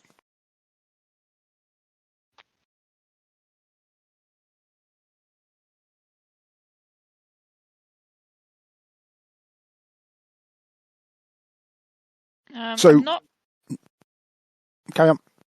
No, I was going to say, I'm not really too sure how to reassure masses of people. Like, we'd probably want something quite efficient that'll reach a bunch of people. But wouldn't they have seen the broadcast anyway? Yeah, but what they're saying is that there are some scared and confused people out there who might not understand what they saw. Namely, as soon as you walk out of this chamber, you'll meet people who have witnessed the whole thing. Everyone knows who you are now.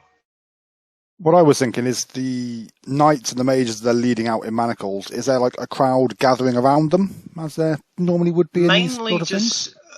Mainly just council chamber workers. You know, people who clean the corridors, assistants and like second in commands for the councillors. You know, busybody people who maintain the day-to-day stuff. They watch the knights and the mages get escorted out. Some of them look scared, others cheer the fact that they have been detained. But overall, you get the sense that the general morale is actually okay. You won, like the fact that you guys won against two of their main people that's going to leave an impression across the world. It'd be much better if we killed the bastards.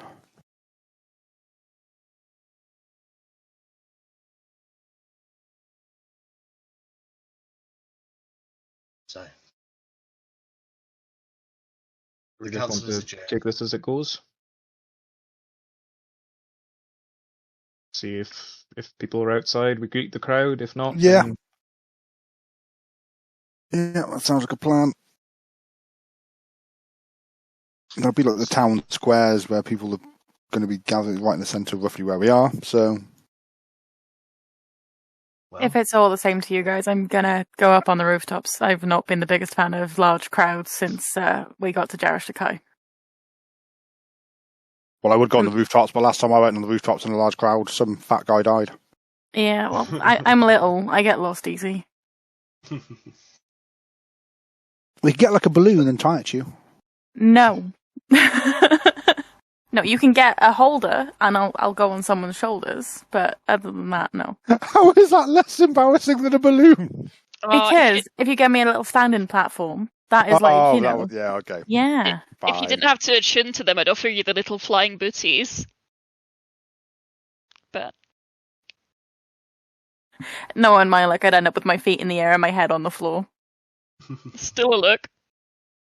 So yes, what's the crowd situation looking like? As you make your way outside of the council chambers and begin walking amongst its pristine marble and white corridors, people just like step aside for you. Most of them just kind of bow in respect, though that is generally the custom in Tokyo. As you make your way out of the main chambers, there's a gathering. Hundreds, maybe a few thousand people out in the streets, the plazas, just staring at you. There's an uneasy silence in the air. It's as if they're expecting you to say something. Speech. So I'll come forward. I'll hold my hand up to everyone and be like, people of Tokyo, what you have witnessed here today is the beginning. There is a lot of work ahead of us. It will not always be easy, but I have no doubt that if we all stand together, we can save the world from the tyranny of this deranged madman of a king that currently sits on this throne. We do not want his demons. We do not want his death. We only want freedom. And I think we can accomplish that together.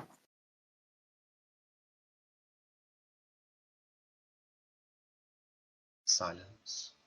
Though we die, la resistance lives on. I kind of speak up and just say, we don't do this for wealth or power, for reputation. We do this for you, for the lives of the people who cannot fight for themselves. We only wish to ensure that life continues and goes on.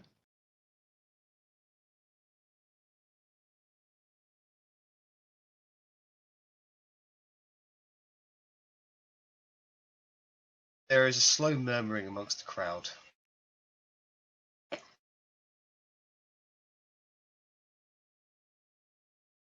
Somebody from the crowd shouts out, "Are we going to war?" We're not only going to war, we're going to win the war.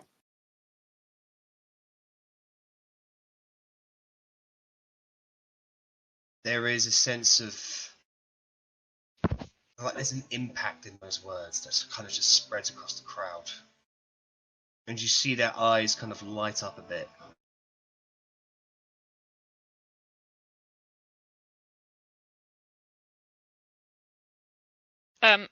Many... Oh, sorry. You go. I was going to say, as many of you have heard, the kingdom has lost its way lately. The king has gone insane. He sent his men to silence us. We, as Tokyo and everyone allied in this kingdom, we will stand up against them. And that is why we're declaring war. It's... Did you hear that? The soul and sword. You just declared war.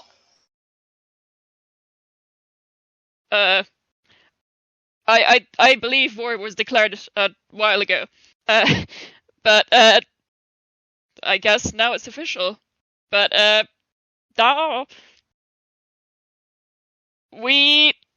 you can trust us, and all those that stand with us. We can take on this kingdom and stop whatever the king is up to.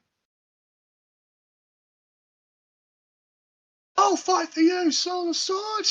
Shut up, fool, we're gonna die. You all saw today us fight the capital's two strongest mages, and you saw the example we made of them. As my companions, my comrades, my family have said, we will win this war. We are stronger. And with you, with everyone that we have on our side, there is no doubt in my mind. We fight for our freedom. We fight for something really cool that I can't think of right now. But I will message you when I think of it in about 4 hours. For love. Did you hear that? Did you hear Let's make that? today The relentless Independence huntress Day. has got the king in her sights. Nothing will stop her. Yeah! Where did that name come from? Suwam gave it to you. Okay, cool. Yeah, I was leafing through my notes trying to find the names that when we presented our cases to the council, because I know that's when they said it to us. But I didn't take notes of everyone's names, so I gave up. I can remember mine, that's about it. The Taunter of Fate. Coolest name ever.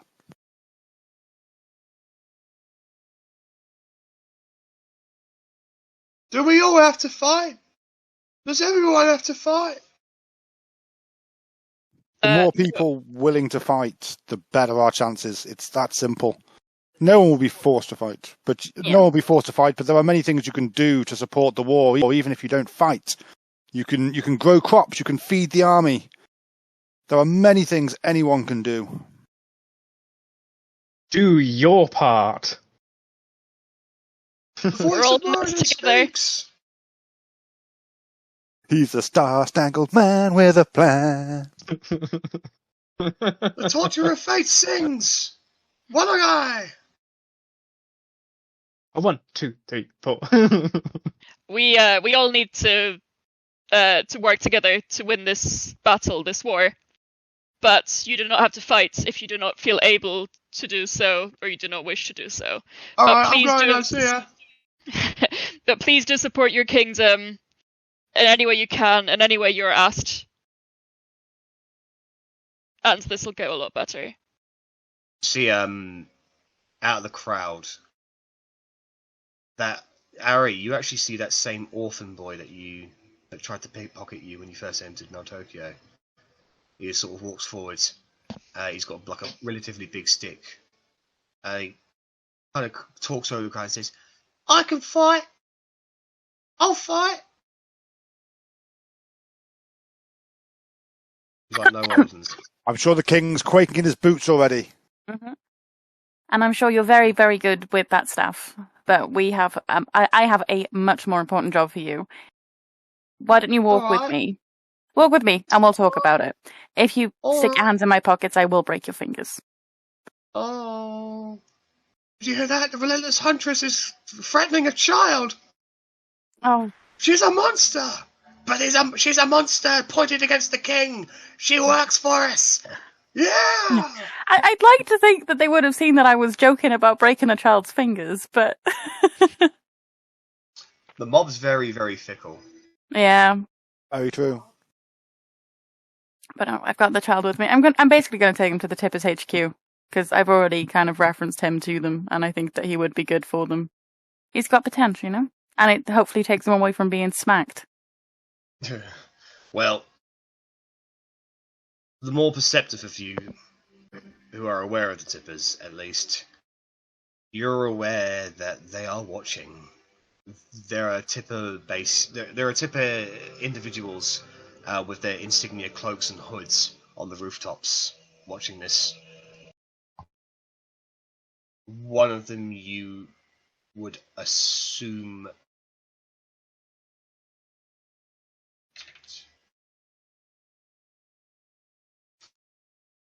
one of them you would assume to be Pavon.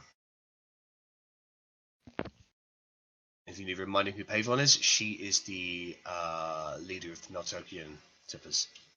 Is that the one that we met? Because I did meet one of them when I was collecting the fund. Yeah, okay. Yeah, cool. That was Pavon Welvarian. And obviously Blade is the leader of the Brian Tippers.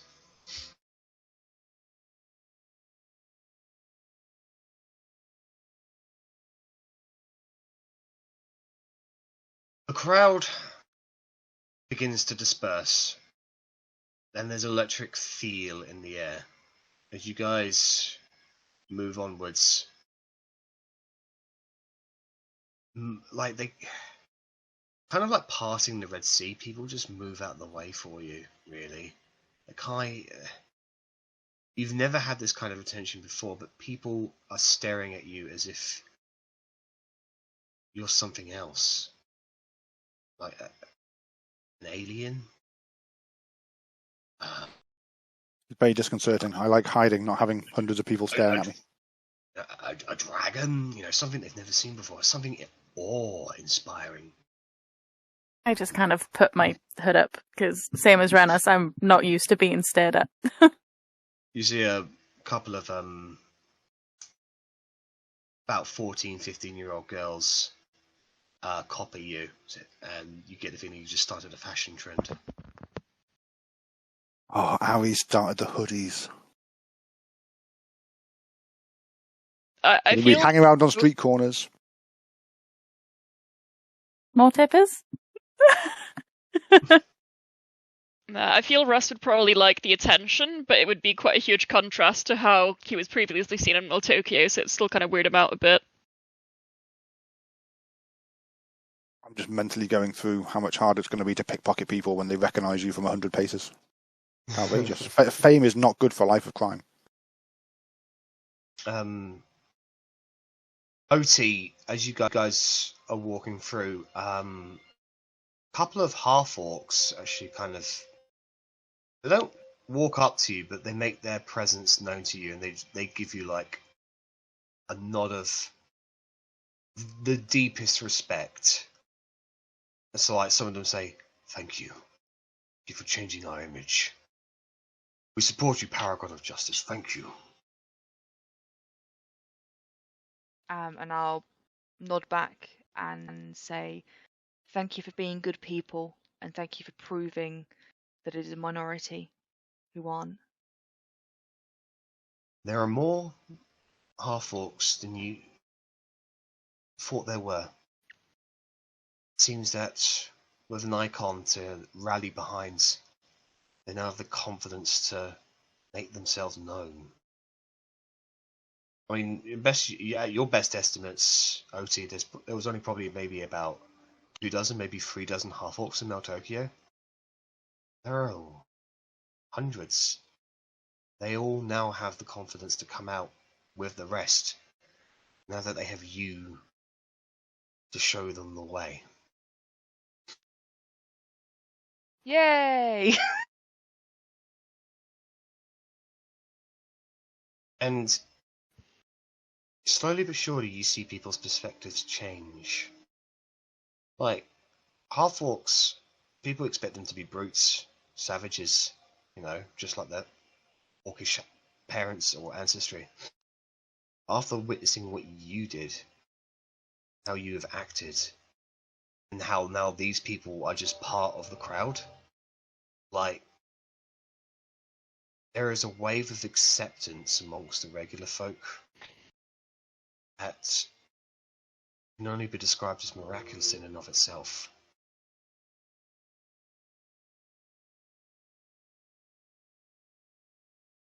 Kind of laugh and smile to myself, know there's progress, and just make a note that to keep an eye out, and make a note myself to keep an eye out for how far this has spread and how far positivity is actually going.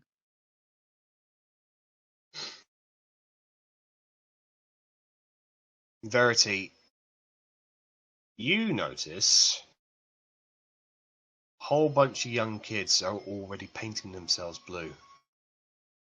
They're the weave beakers! Yeah!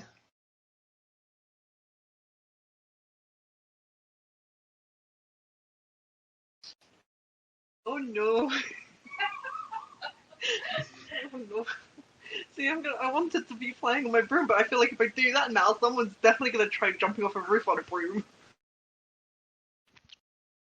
I'm a wave beaker, can I fly too? You have to go to school for that one, y'all.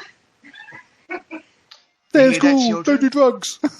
You hear that, children? The Weavebreaker says you have to go to school. Oh, okay, come on, let's go study and maybe one day we can turn into a T-Rex. I mean, it could happen.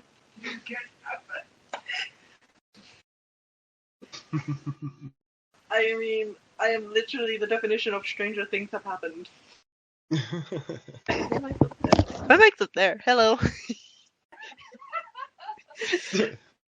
Alright. So, it takes you guys a lot longer to get to your destinations, as everybody just kind of wants to see the new celebrities, talk to them, like... It's just difficult. It's a new experience. People from Oakenheath, the unknown people from Oakenheath, that's gone. The unknown soldier, the travelling wanderer, a life is behind you now. There's an unknown future, and people are looking at you to make it. However, Arrabella, you're able to escort the young boy to the tippers. Pavon happily will take them in, and will also say anybody you send will be a tipper. They will take your... I mean, if they can train them to do half of what you can do, then the tippers will be back to full strength in no time. Just find it funny because, 3 months ago I wasn't even a tipper myself. I was just the pet of a tipper, I guess.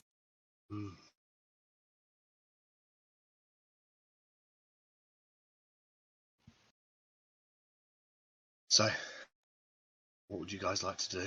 Where would you like to go? Foxes. Yeah, we were going back to the foxes, weren't we? Oh yeah. And so, then I think you make your way back to the foxes, and it's packed. There are so many people here. Turns out there was a rumour that spread around Mount Tokyo very quickly that the Guardians of the Forgotten shop at the Fox's Cunning. So it takes you a little while to actually get into the store, and when you do, you see the three proprietors there. They're just they're fun-loving individuals. Like they always enjoyed having a little joke at somebody else's expense, just with their riddles and whatnot. This is the very first time you've seen all three of them stressed. Now, you've never seen a skeleton stressed before, but it's odd.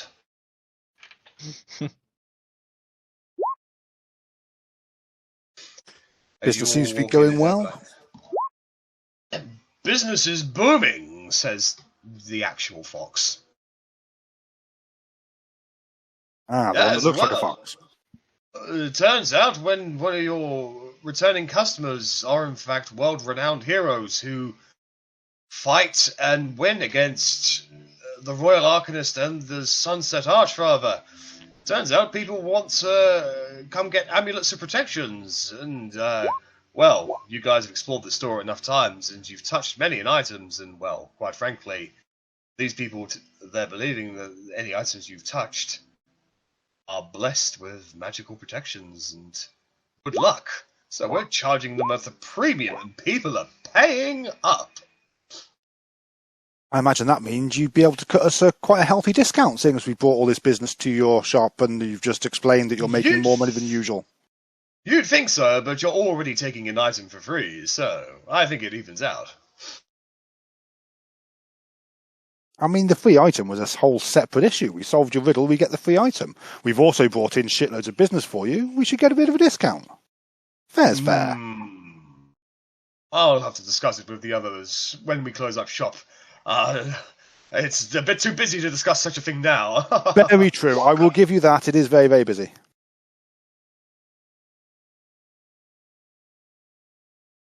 So, have you guys decided? I can't remember. The cloak, the robe. Do you want them to present more? Like, you just ask them to bring out the three most expensive items. They can bring out more items for you if you want. I think we decided on the roby, magey, gowny cloak thing. I can't remember what the heck it was called. The Robe of the Archmage. That's the one. It's magic. Rennas is like... I mean, we decided it would be good for Verity, plus it's also usable by a couple of other of us if, for some reason, Verity doesn't want to or can't use it. And it is super expensive. But, yeah. Am I locking this in?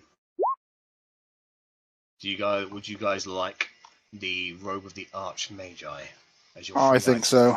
I think that would be a good item, and will make our wild magic sorcerer that much stronger.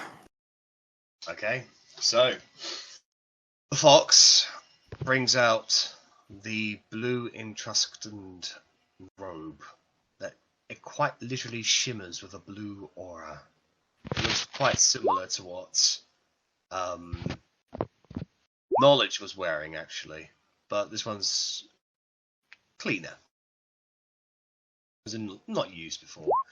The old man and the skeleton, they really stare as one of their most powerful items is being given away, and they kind of kick themselves, so they never thought anybody would actually get it anyway, so... Nor did we. But the fox says, well, fair is fair. You tried several times. We had our laughs. Here is your item. And he hands it over to whoever wants it. I mean, if it helps, we will be putting it to good use, literally saving the world. So you could call it a good investment. Well, I mean... Lady, I'm fairly certain we're about to get several offers from influential people requesting many of our items, so I'd say shop now because we're going to have a limited stock very quickly. I have a request. What request would you like, good sir?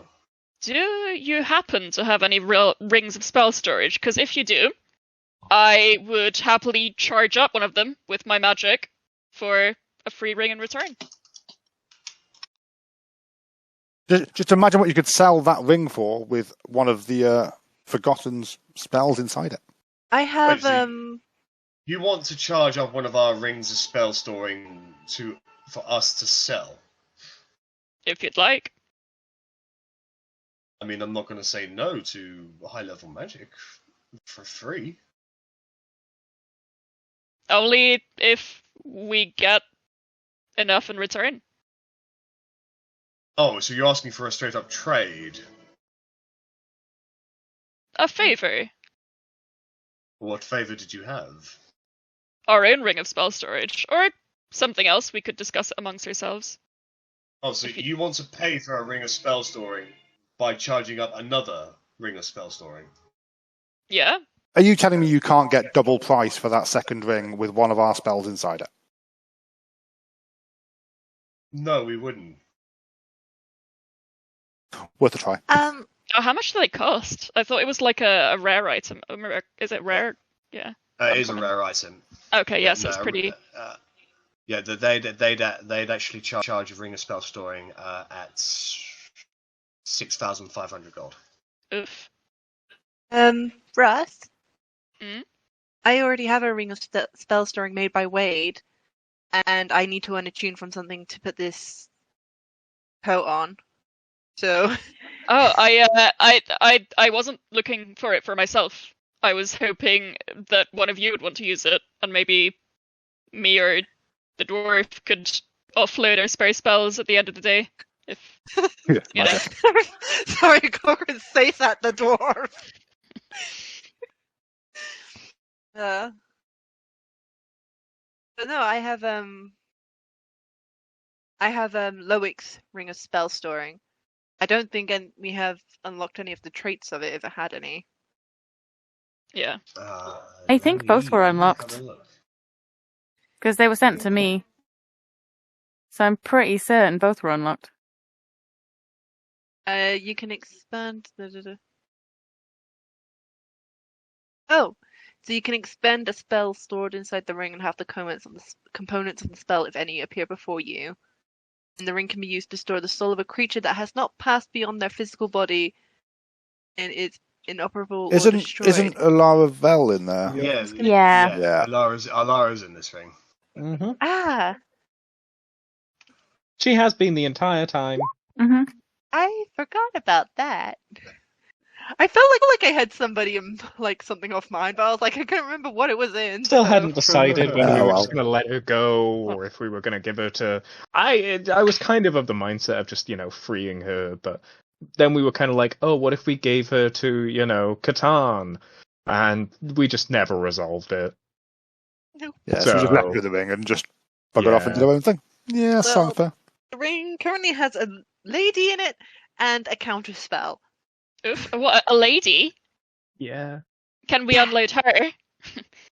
Cast Yes. a woman. Would you like to unload her? Can we like expend her for the soul Korgrin tried that, but he components? regretted it. Yeah. I give you one woman. Yeah. In exchange for money, I provide you soul. Ooh, I could use that. No, it's Ooh. fine. No, I'm not. No. But no, I'll look at the foxes. I'm afraid I underestimated their value. If I'd still be willing to imbue a ring with my magic and maybe see what you think is a fair exchange. We're in need of some potions and other such things. If you have anything to spare, anything you think is a fair trade, a fair deal.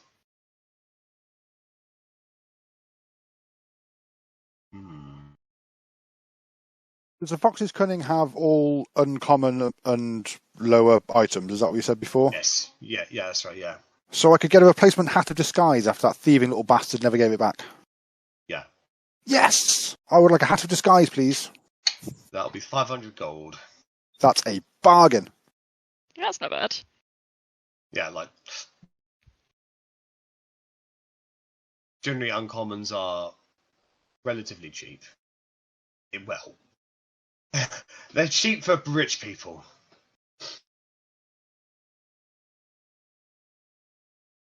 Yes, we are very much rich people. You got money.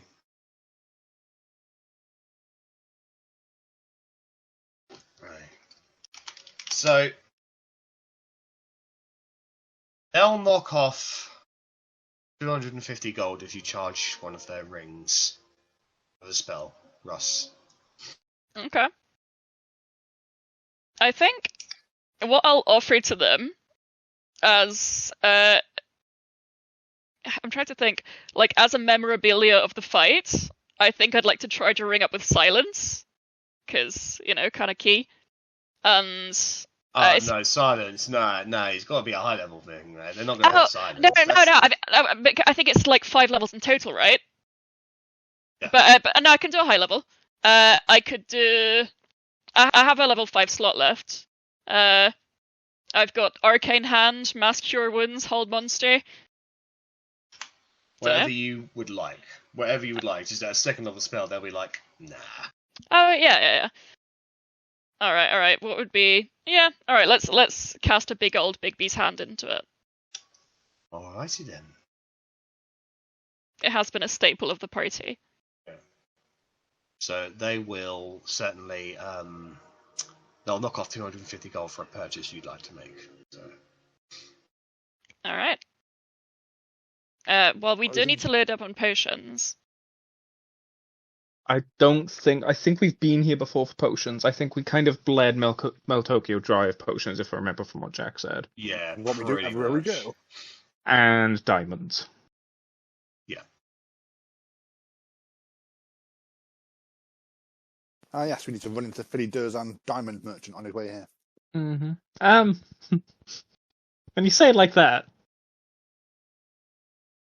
I mean, is it my fault if he just loses a couple of diamonds? Are you the one that steals the diamonds? Not if nobody sees me. Then it would be your fault. Because you stole the diamonds. I mean, steal is such a strong word. I reappropriated them. Acquire through Use less than war legal means. Do your bit. Give me all your diamonds. Yeah. These have been acquired by the army. Thank you, comrade. These are our diamonds.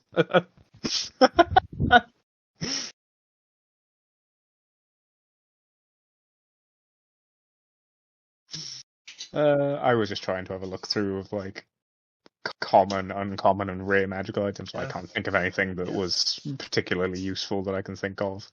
Like weapon, I can't imagine they'd have weapons, for example, and we've got a lot of weapons anyway, so it's just like, useful things that don't require attunement that people can just use, but I don't think so. There's the more kind of niche potions that are not health potions, like your giant potion and stuff. Yeah, I think we've still got one in the bag. Yeah, we've still got one. stone. Yeah. Hill giant in the bag. They got 2 climbing, a water breathing, a poison, clairvoyance, vitality. I think that says hill giant strength, mind reading, cold resistant, necro resistance. I've currently got on me a potion of speed. Haste. Potion of speed, which is the haste spell, which doesn't require concentration because you just which I may have forgotten to use in that fight. But that's okay. By that fight I mean with Vihan. Yeah, you took it for Vihan, didn't you? Yeah, and then I forgot because I took the giant one. Yeah. Yeah, because the haste one only lasted a minute, so it's fine. The giant one lasts an hour. I'm sure we'll get to wherever we're going within an hour. We're literally on the other side of the portal. But yeah, I forgot about the haste completely. Oops. If anyone needs some armor as well, that could be a thing. You can get mithril armor and stuff. Those that need it have it now. Yeah, we're pretty kitted out. If there's anything that you particularly wanted, then put it towards you first. But no, I got my little booties. I'm happy. Oh, the various cloaks. Cloaks are pretty useful, aren't they? You're already wearing a cloak. No, you're wearing the boots of Elvenkind, aren't you? Sorry. Yeah. There's also rings. Of cool stuff. Rings tend to be attunement, though. Oh, the cloaks are, which is why I was kind of like, oh yeah, let's see what they do. Cloak of Elvenkind, for example, requires attunement. Yeah, I'll be losing my Eyes of Charming. Do the foxes have paper birds available? Paper birds? Yeah. Just because paper birds? Well, no, the magic ones. The ones where you can write a message up to 50 words to a recipient. If it's intercepted, it turns into ash, or it can't be unfolded by anyone. I'm just thinking, because if we are going to be planning to do things without each other, not all of us have sending. No, because that is a creature, not an item. It says it's an uncommon item. Oh, I was looking at the bestiary for it. No, it's in the Waterdeep. What's it called? Magic birds? Paper bird. Oh, yeah.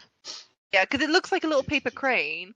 You just write your message on it, and magically you whisper who the message is for, and then it folds itself up and then flies off 11 kilometers per hour. There are sending stones. Yeah. True. Yeah. Ooh, yes. Do they have sending stones? Is that uncommon? I mean, if you want, it is uncommon, so I say yes, you could certainly buy that for 500 gold pieces. You would run the risk that there's a potential chance that any nosy eyes could intercept it. Well, this is what it says. It says that if it's not the intended recipient, They they can't can't read unfold it. But they can destroy it. Yeah. It should, it would just be a case of, Don't 3 people in the party know sending or message or? I know anything message, but sending's quite a bit further. Yeah, sending is just to anyone. Message, you have to be 120 feet. Yeah. Is it only Korgrin that knows sending then? Sounds about right. I thought Otti did for some reason. No, but maybe we need another spell storing ring if we're gonna be doing things like that. Well, sending stone would make more sense if they can do that. Yeah. hell of a lot cheaper than buying. How do sending stones work? Do they work in between a pair of stones, or is it you could just do a right? Okay, so if we got like 3 pairs, as if they'd have them, or would they possibly do 3 that would sort of work in trilogy rather than a pair? We're going in teams, surely. Yeah, but we're never going to be less than 3. I would have thought.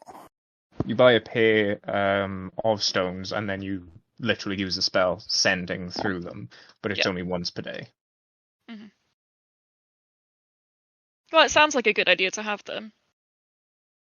Maybe 2 pairs then. Yeah. That's what I'm thinking. There's always going to be an away team and a home team or something like that, or 2 away teams. I can't imagine we'd split the party any further than, half or something. Yeah. Or at least comfortably, And even then, if we go into 3, then that's still communication can be triangulated. Yeah, that makes sense. Make a chain. And I literally always have sending prepared. One of my kind of staples, so. Magic. Then, pick up 2 sending stones if they've got them. Yep, they have them for 500 gold pieces each. Alright, so 500 gold pieces for a pair of them. Mm-hmm. Well, that's alright. We want 2 pairs. Yeah. So cool. 750 then. Even better. Should we take that to the party, Luke? Because that's party things. Just what I'm doing now, because I don't have the energy to math it properly, so I'm calculating it.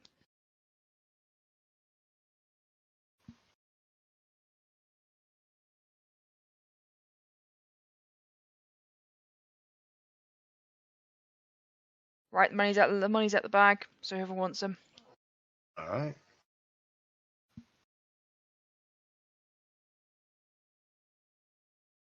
I don't know how to cast sending, so I might quite like one. I don't know if there's one enough for each of us who doesn't know how to cast sending. Sorry, we'll keep it so there's 2 pairs. So whenever we split up, we'll just adjust who's got them then.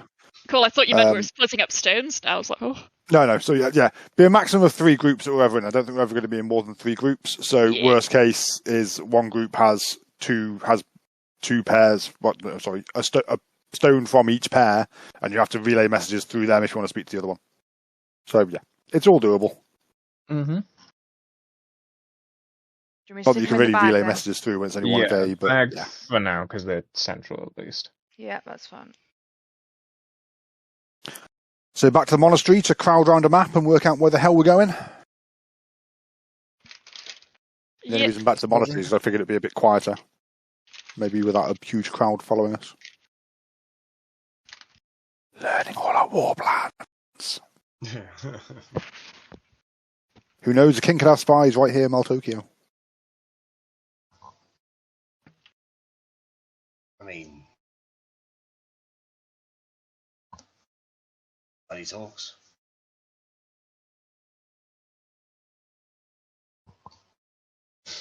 Well, you guys leave the foxes cutting after paying for your items. A couple of hours later, you're able to get back to the monastery. There is a lot of activity already around here. You can see the fields are being heavily tended to already. People are lining up on the outside for drills and the like. You can see supply camps are being set up, or supply stations for weapons, rations. You can see horses and other beasts are being gathered up into pens on the outside. They are in the process certainly of preparing. And a recent addition, off in the distance, is there is a clusterfuck of hill giants nearby. Hill giant camp, yay! And people are giving them a wide berth. I mean, they probably need it. They're huge. Accidentally step on you. Especially you, Arri. Oh, see, now I've just got visions of riding a hill giant into battle, you know? Just being there on its shoulder, just like, rah, you know? We could manage that. And it's a perfect distance for me to shoot my bow from as well. Yeah, and you can hide behind their head if anything goes wrong. Yeah. What kind of cover do they count as?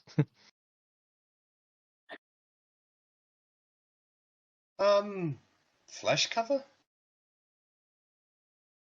I don't think that's a thing in D&D, I'm not. I meant more like, quarter cover, half cover, full cover, etc., etc. What size creatures are they? Yeah, I think they're probably huge or large. Sorry, what are the creatures again, sorry? Hill giants. Giant, 5e. Hill giants. If you're between their legs, quarter cover. If They're you're huge, using they're their body, considered huge. yeah, if you're using their body, I'll give it half cover. If they are on top of you, then that's like full cover there. You're also probably dead though. Yeah, Yeah. probably. You could ride one like a horse, like you did to the Archmage. Yeah. I completely forgot that I put the thing in his mouth like a bit. I was like, I did what now? I was just trying to think. Like I read the dragon. I ride the things that we fight. I'm not sure. I've literally just realised that the last couple of big fights we've had, I've ridden something. It was a valiant attempt to silence someone non-magically, but Do what I can. Just doesn't always work. Need to wash my scarf now though. ooh, yeah.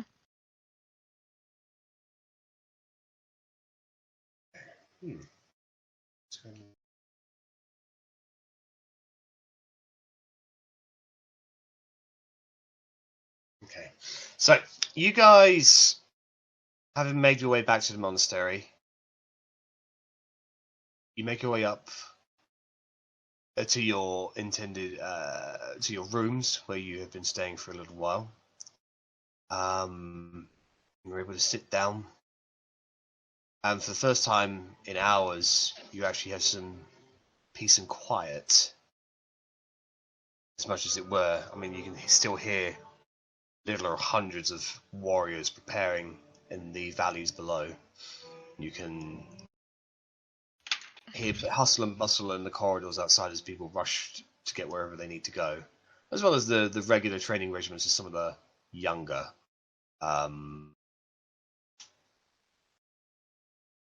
people, just going about their trainings. But it's you have a moment to yourselves. What would you like to do? What would you like to talk about? I don't think there's any turning back from here. I think it's I think we're going to war whether we like it or not now. Which is fine. I think we're already planning on that, but yeah, I think the declaration of war kind of sealed our fate. It does kind of suggest that war's in our future. Yeah, just a bit.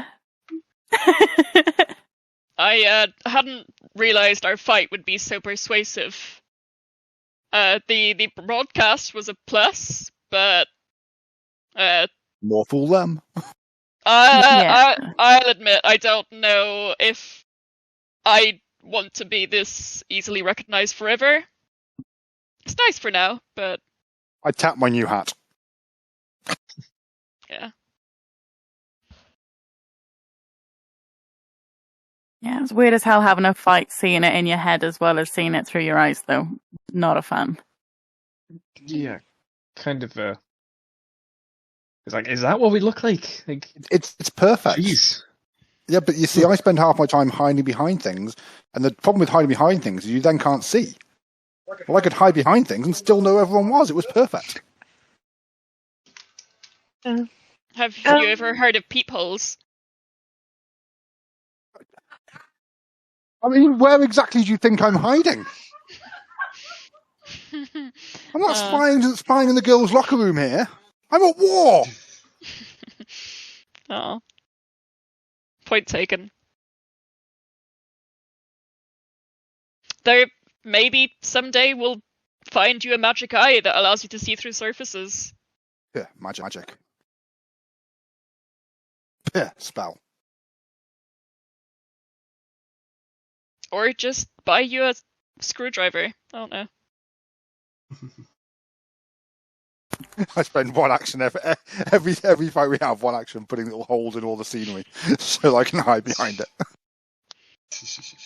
No, with your like cunning hands or something, I'm sure it's. Yes, fast hands. You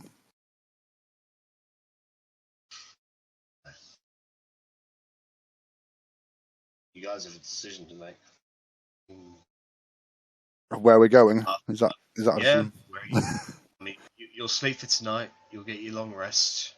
But, we were going for the frontier, but now there's other shit happening in the world, and well, we kind of discussed everything, and that we were probably going to go to Half-Orc and then Brine.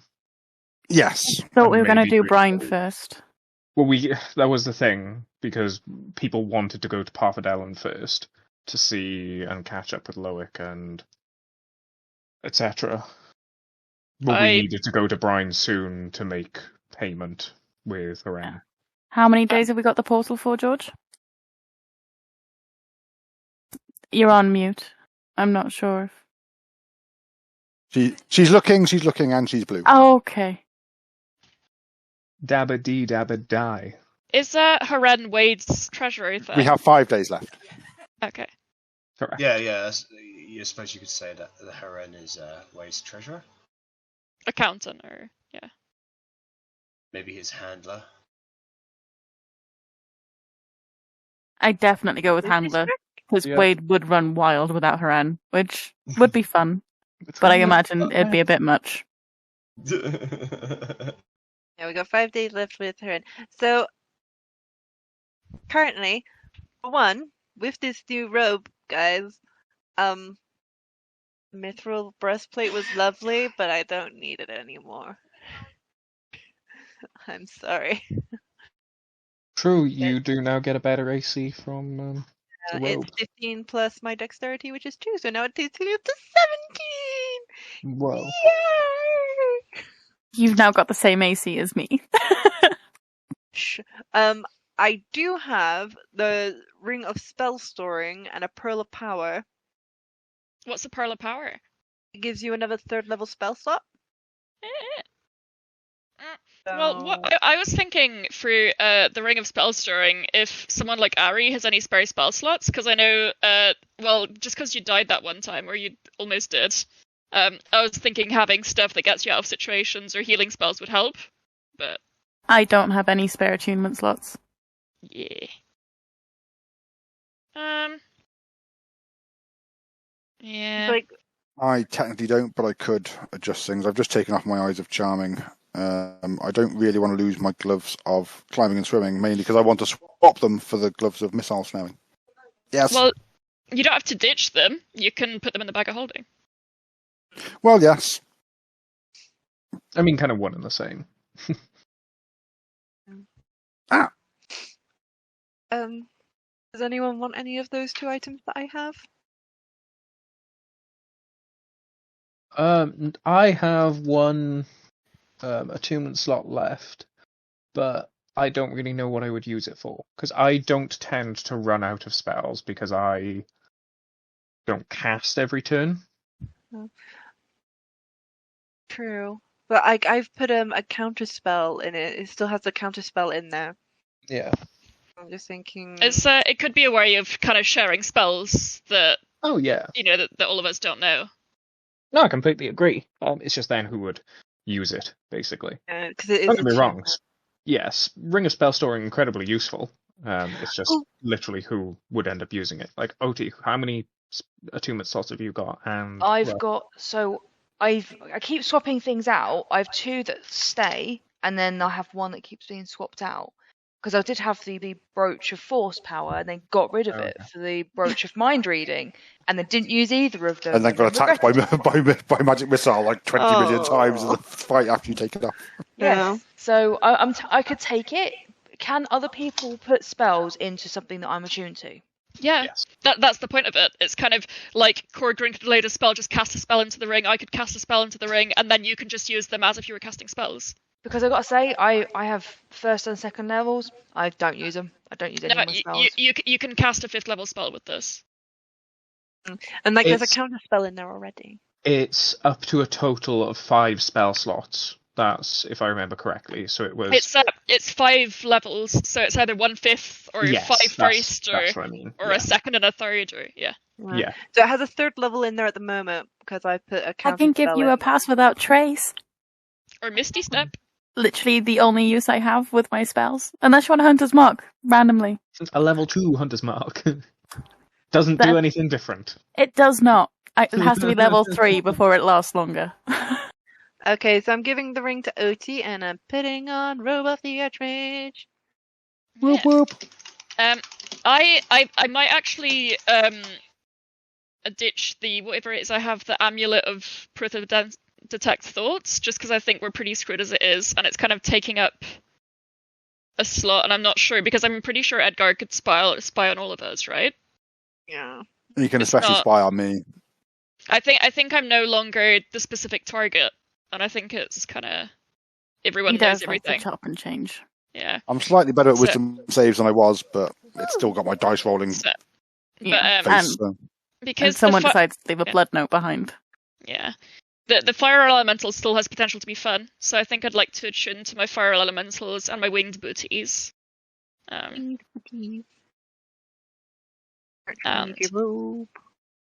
And I will put the amulet of proof against detection in the bag of holding for now. Can always whip it out if one of us needs it. Is it the tech thoughts? Amulet of proof against detecting. I don't know. It's too small. Oh no! Sorry, my character sheet's being a dick. Literally can't tell. It just cuts off the word. The one that stops you being a squire. Detection and location. Advantage on saving throws. Against.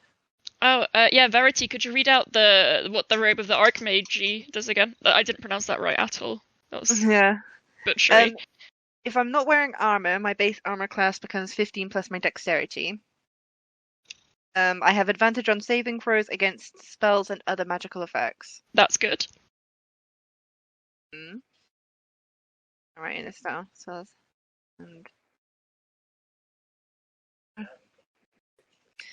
I know, but I got it here now. Effects.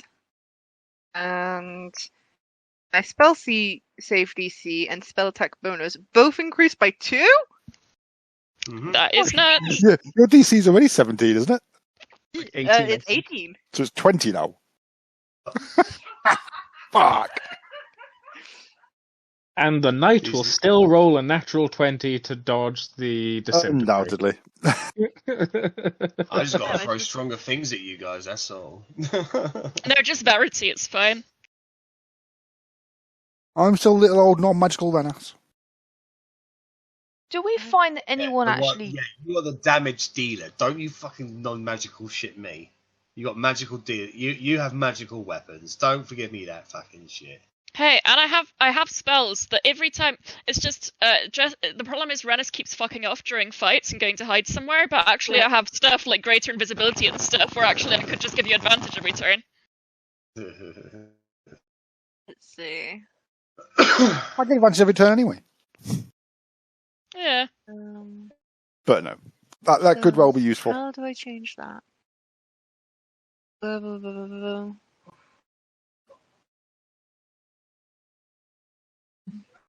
This cat's being in the way.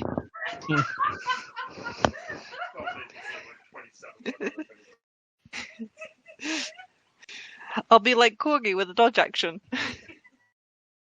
My spell attack bonus is 13 now. Oh! I just dropped the cat on the floor. Oh no! And where do I spell attack save? It's 2. Do we find that any one of us keeps going down as well? I haven't actually No. been down for a little while. Verity is the person that has died the last 2 times. Well, this You robe of shouldn't the laugh. Archmage, I should I'm a fix glass that. cannon. Hell Emphasis no. on the glass. Yeah, much like Rennas, he's a glass cannon as well. Yes, but I have the ability to hide, so I'm slightly. I'm an invisible glass cannon. Make a wisdom saving throw. I've got proficiency now, so it's like +4 instead of -1. Make a strength saving throw. If I'm at advantage, it's fine. I've no idea why I'm at advantage. You're never at advantage. Triple advantage. At the weekend, I played a sorcerer with a charisma of 20, and everything else was below 10. And it was a game where our ability scores kept going down by either 2 or 4 every time we had a long rest. So I ended up really the ultimate glass cannon. It was special. We all died. Yeah.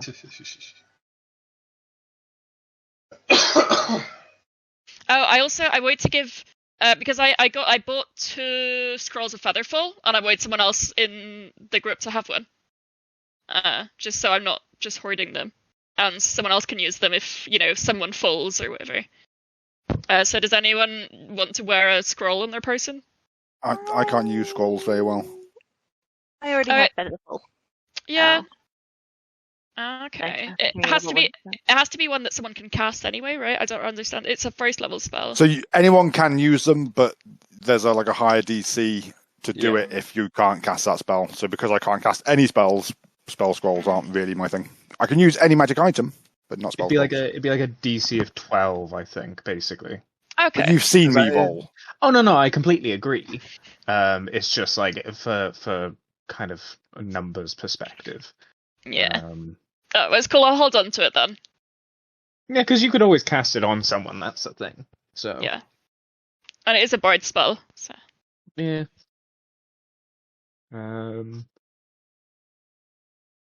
Oh, quick question: can you use a spell scroll as a reaction if the spell takes a reaction, or is it still an action to use that? It would still be an action. Okay. So I hope we fall in for that case, it then. Featherfall is useless. Well, not really, because. Well, yeah, I suppose it was a long fall. If you're a wizard who doesn't know Featherfall, it'd be very valuable. Ah, well, yes. So unfortunately, I'll give it to the wizard in the part. Oh, wait. There is a wizard in the party, thank you very much. I know. She's giving me dirty looks right now. Well, this thing, I have it. I very rarely use it, and I only really have Expedition Retreat, Featherfall, Shield, Identify Prepared, because they're only really useful. Like, the ones that I could go for. So I have it prepared anyway, and I've got 4 slots. I'll just use it 4 times. I mean, who needs Burning Hands and Thunder Wave and Chromatic Orb? Not me. Alright, so what's the plan, guys? Where are you going? I think after a long rest, it's probably going to be Half-Orc. Okay. I know I would like to go back there so that I can use Divine Word. No, not Divine Word. Where is it? Word of Recall. At some point. Okay. So eventually tiredness overcomes you, and you all find yourselves going to sleep, except for Verity, because she's weird. Is there 2 things I can do really quickly? Yeah, of course. So the first thing is I want to go and see Bella. Yeah, so Bella is still unconscious, but she's breathing nicely. She's got a good complexion about her. And she responds to your touch, actually. Like, you can see, like, every time you touch or, like, hold her hand, a smile creeps over her face. Progress, at least she's not completely flat out now. I would like to so I want to leave her a note, which basically says that, basically what happened. Leave her a note that says that, and come find us when you're okay and you're feeling better. And I'd like to take something from her bag that is recognizable to her. So if she's got locate objects, she can come and find us. Probably her wild paint collection, to be honest. Back of hair dye. I was thinking that, or either burp. Like she's. I was thinking burp. I was thinking quite think burp as well. I'm actually. Yeah, if you want to take her burp, that's fine. I might take it so and just leave her a note that, like, add in the bottom bit that I've taken burp with us. So when she's ready, she can come and find us. I'll stick that. What's the bird's name? Sebastian, isn't it? Didn't you say it changed every time when it died? I think it was when it died. It became a different bird, but it was still it still looked the same. But it hasn't died yet, so thankfully that hasn't happened. As far as where it's still Sebastian. One of the few members of the party that hasn't died yet. I'm still fresh. For now. You're like 2 months old. No, I know. I'm kind of like almost died twice, I guess. You nearly died. Technically twice, if you count me going into the void. But that was story related, so. It was, yeah. Me, that time I almost cried. Was not story related and a bit panicky. Oh yeah, that was unexpected. I was like, oh fuck, I shouldn't have done that. I haven't died for weeks. It has been a while since you last died. I think it's due, probably. No. If it's okay. Anything else you guys would like to do before or during the night of the long rest? Could I accompany Otti to go see Bella? Yeah. Do any of you have any gripe or complaints about me bringing the Vorpal sword with us? I mean, I don't know when we'll come back to Meltokio, but it seems like a powerful resource to leave behind. Indeed. Go for it. And I'll put a little note on the bottom, FYI, also have Vorpal sword, so Bella knows that as well. So she's got 2 things she can locate when she comes back. Wait, do I know what that is? It's it's a weapon that you have not seen yet. Cool. Is it bad? Is it a mean weapon? I'll explain it was a weapon made the big the creature poor of tar. innocent thing that we promised we'd set it soul free, and instead we made it into a weapon and just decided to keep it because we're evil, apparently. To be fair, We I did also killed a baby with it. Yeah. And So I did ask God if An it evil could be, baby. I'm if not it the could only be murderer of iron. the frail. Yeah. No. No, this one was deformed as well. Mine could have been. True. Who knows? To be fair, I did ask God if we could undo the Vorpal swordening, and he went, yeah, nah. That's broke. You should have done that during the Vihan fight. Yeah. Yeah, that's fair enough. Then I will add the Vorpal sword. To be fair, baby did have to die. That was an abomination. Yes. Baby was mad fucked up. Is baby in artwork so Fiona can see? No. But baby was fucked just up. your imagination. I hope I get to fight an evil baby one day. Well, in the game, not in real life. Just Google Atropol and you'll see what it looks like. Atrop. Ugh. Yeah. It looks just like the stuff I saw in the anatomy museum that one time. Oh, why are you going to the anatomy museum? I used to be a med student. Oh. So I had to see anatomy labs where they basically take all the malformed children and put them in fish tanks. It's not nice. I didn't enjoy it. I can imagine. Any hoots? So. One last thing as well before I go to bed. Sorry. Yeah. I'd like to pop in and see River. River is mad busy at the moment, but she will make time for you. It's just a quick to let her know that we'll be leaving in the morning. And we appreciate everything we've done, that you've done for us and helped us out along the way. And I feel, I feel like you're a lot closer to family than a lot of people. So thank you. I appreciate that, Otti. I know Suwam's death is recent, and we haven't had time to properly mourn and grieve. But let's save the world first, and then we can process after. True words, and a bow, and leave her to her evening. She gives you a hug. I absolutely give her a hug back. Bowing is the tradition. We're friends.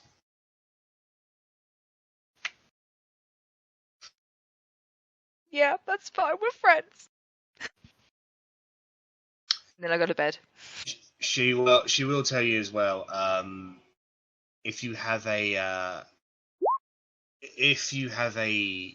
location where your forces are gathering, she would like to have that location so she knows where to go, basically, and also effective means to communicate with you once you've gone beyond sending. I don't think we do really have her at the moment. I think Fort Might is probably going to be that place, but we need to go and clear it out first. I don't know. Yeah, what I'll say is that with everyone being scattered at the moment, we're kind of located around here, and I kind of point to the forest outside of Parfadellen, kind of that rough area. We're kind of gathering around here at the moment. Once we have more of a location, feel free to come and find us. We'll let you know as soon as possible. I will send some of my finest warriors to establish supply lines to this location immediately. Okay. Sounds like a plan. I thought you were going Belgica WoW again. I'm not even there. I'm so glad that it wasn't just me that heard it start as Belgica. I was expecting it. I mean, it is like what I say half the time, so I can see why you might think that. It's just mad that sounds like a plan started as Bum Chica for three of us. I think it's to do with the rhythm. I don't know. You guys go to sleep. Except for her. Well, actually, I just realized I have to do something as well. What would you like to do? Quickly, Korgrin, do you have any spell slots left? I have plenty. What would you like? Would you... Because it occurred to me, and then I forgot, and then it occurred to me again. During that thing where we were being sent to everyone in the country, the world, the state, I don't know. My Aunt Bliss would have seen me. And I don't know whether it'd be worth checking in on her to see if she's making any movements. Or checking in on that little halfling guy to see if he's doing anything, if he's around. Was he that soldier I saw? I don't know, it's a lot. Brain no fun, good today. I mean, I remember the last time we scryed on your aunt. It did succeed, but she was under some kind of anti-divination, so it connected, but it didn't go through. No. It's the same with my father, unfortunately. So I don't have scrying prepared today. I can give it a go tomorrow, given that we'll be like to use less than combat spells. Like I'm going to be preparing a different spell tomorrow. Assuming we are still going to go to Parfadellen, of course. But it may work, and nothing has changed, or it may not work at all, or I might get a bead on her. I'm certainly happy to check. If we are going to Parfadellen, I feel like we might not need to check where the halfling guy is, because we told Loic to keep an eye on him anyway. So if he has left, then we should know of it anyway. That makes sense. I'm just concerned if it does anything to her plans, and like the last thing we need is something else delaying us from doing other things. Oh, I'm sure that suddenly the word knowing of our presence, location, alignment, etc., is going to change a lot of what we had pre-planned. But I think we'll just have to take that in stride, really. Blue. Yes, blue. Anyway, I'm going to go stalk the hallways for a little while. See you in the morning. You have fun with that. Pat. No creeping up on me in my sleep. Remember Okay, to Just speak to them. Pat. Otherwise, the blue devil will get you. No, it's the Aoni. witch.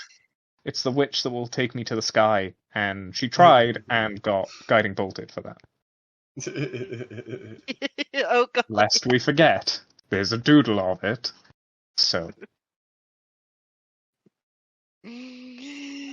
Yeah. Okie dokie. Just wanted to get that out there before I remembered and forgot, and then remembered and forgot again. You know. duly As noted. you were. 2 minds. All right. So, is there anything else anybody else would like to do?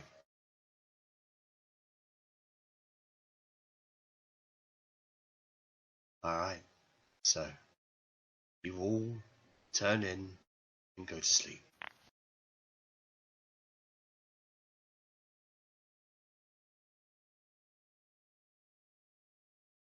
A couple of things happened that night.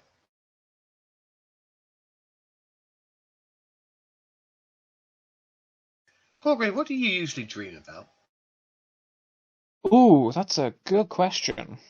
Dreams or nightmares? Dreams. Dreams. I would say. So this is kind of self-imposing, I suppose. Probably not necessarily a nightmare, not necessarily a dream, but it's like walking on a bridge that never really ends. That tends to be one. I imagine Korgrin specifically would probably dream of kind of being around a table with people he served with, but the night kind of just, you know, you reach the bottom of the stein and then you put it down and then you go and take another drink and it's full again. You know, it's just like kind of conversations that loop.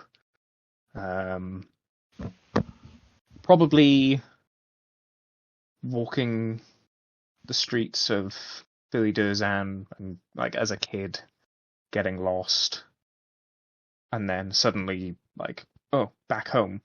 Like, you know, you can't see the trees for the forest kind of thing, so you know, walking in the streets, but then I've somehow managed to get home even though I don't recall getting here. So I would say those are common ones. Okay. So, your dreams take a different turn tonight. You're walking on that long, long bridge, but there are buildings on the side of the bridge now, like long, towering like structures. No windows or anything like that. And as you're walking along this bridge, it begins to ascend upwards into the skies, where there is a parting in the clouds. And a ray of light shines down upon you, almost blinding at first.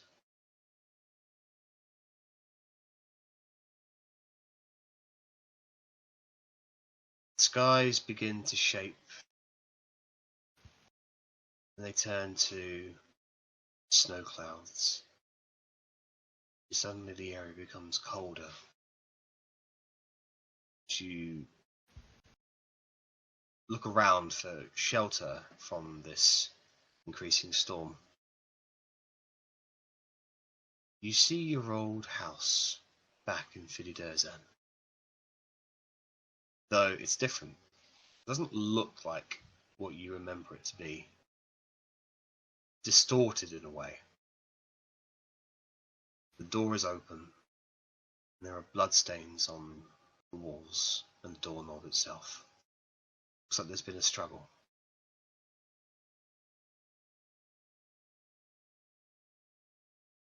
Your world is then sort of moved around you to become inside that house.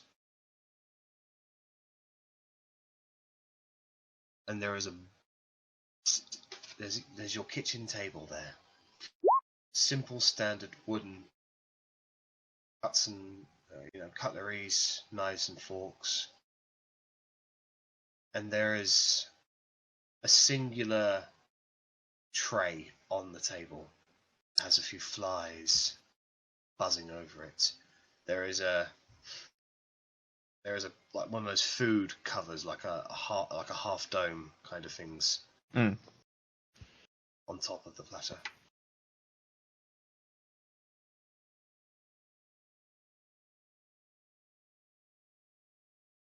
What would you like to do? I think we both know.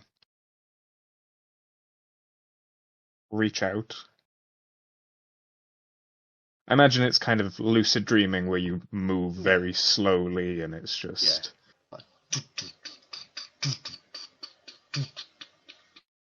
Pick it up. Lift it off the plate. There is a head on there. Maggots crawling out of it. It's your grandfather.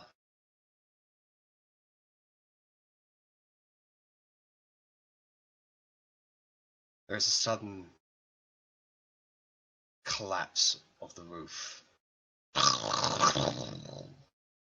And Kane's head is disappeared amongst rubble.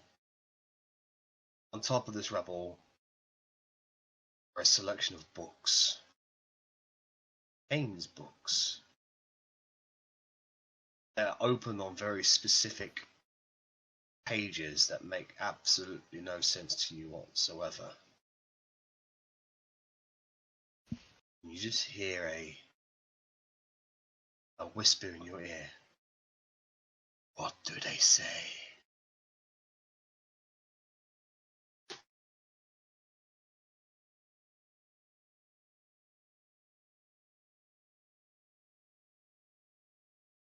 I'll try and read them.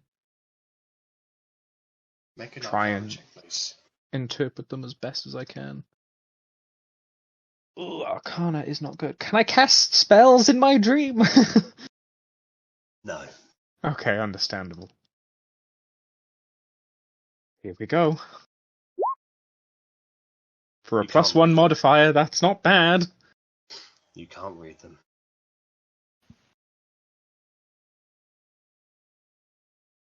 No sense whatsoever. A child might have drawn these. Like, it's gibberish. I try and turn them upside down, you know, interact with them in any kind of way. Does it become clearer? Like, you know, when you kind of, so like an Etch-a-Sketch, just kind of shake it off a little bit. Does it actually, like, clarify things instead of delete them? I don't know. It's Dreamworld. Everything's fucky in Dreamworld. Yeah, it is pretty fucky. As you sort of like try to understand them, there's this presence in the back of your head that just gets hotter. It just says, "Try again." Make another Arcana check if you'd like.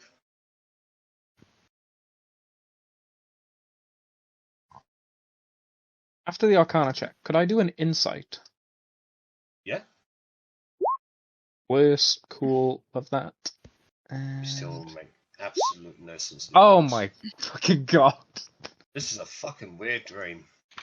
It was mainly going to be of who I thought the voice was, or, you know, whether it was, you know, is it a voice that reassures me, or is it a voice that worries me? But obviously that, you know, It's doesn't. neither really. I'd say it would be a voice you're a little familiar with, I guess. Like you think you've heard it before. Okay. But as you attempt to read it again, and once again make absolutely no progress, that burning presence in the back of your head now becomes intense. I want you to make a wisdom saving throw, please.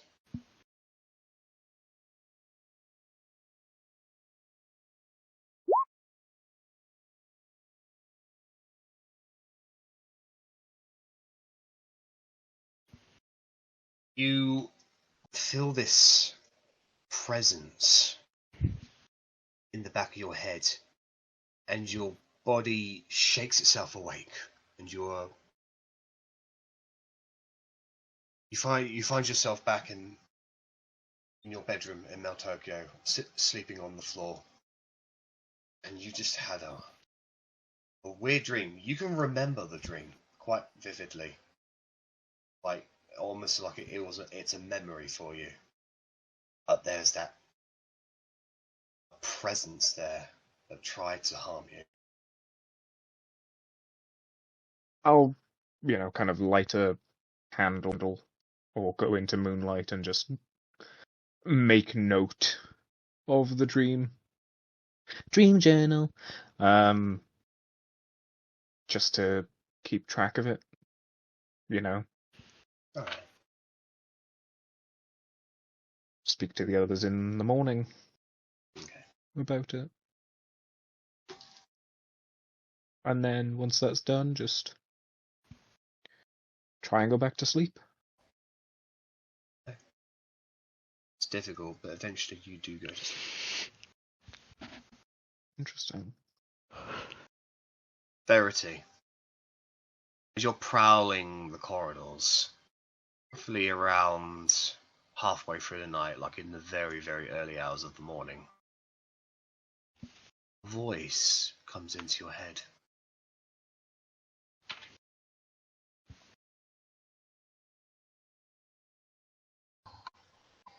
My dear, you need to come to Vorod.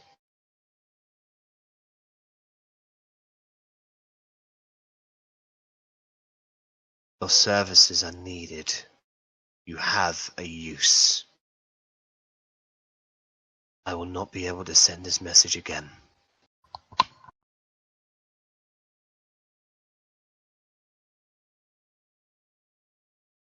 You recognize the voice as your Aunt Bliss.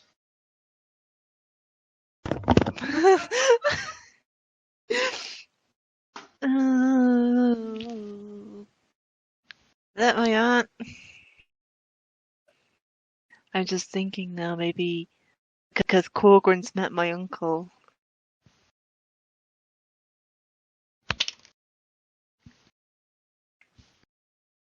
Can send her a reply, can't I? This is like 2 a.m. But yes, you can send a reply. I'm sorry, Verity's not able to answer the phone right now. Please leave a message after the beep.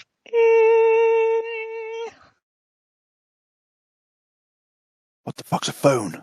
And just like continue staring into space and just be like, well, I guess I get to annoy Korgrin more in the morning. Hopefully he won't have anything to tell me about. Whereas in the group, hopefully he's getting a good, decent night's sleep. One weird nighttime activity is more than enough. Just like fidget with the end of my new cape. Rennas. You get up in the night to take a Don't piss. gone goofed, boy. It's all the beer I was drinking in celebration. Yeah. As you're making your way back, a voice creeps its way into your mind.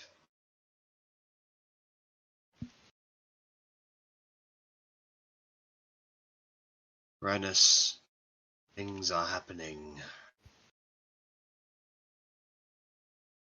You need to make your way to the HQ. He wants to see you. He's willing to kill to make it happen. Don't make it happen. You recognize the voice as Blade. By the HQ, would I assume he means the HQ in Brine? Because that's the main one, the main branch that I've seen. Yeah, the feeling he's talking about Timothy Tipper. Right. Who is currently out in the thing, which is that is why I want to go to the frontier. But there's always other things to do. You mentally know that you can send a message back. Then I will send a message back. Yes, I'm trying to get out to you. Things got a little bit hectic here. I'll be there soon-ish. No response beyond that.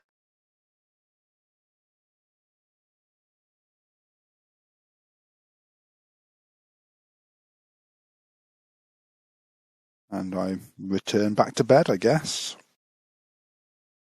Now wondering how the hell I'm going to get to the frontier quick. Russ, you're jerked awake in the early hours. Like you just feel this cold presence. And then a voice creeps its way into your head. A voice who you recognize very familiarly as your brother, Rubor. Russ, I hope this is working. We need to talk. I don't imagine you've turned traitor. Set this out straight with them. Come back.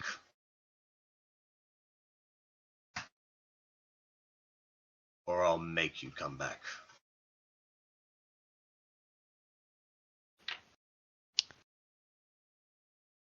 So I get to reply as well. Yep. I don't know what you've seen or heard. I will make my way back eventually. But there's things to do. Okay, love you, bye.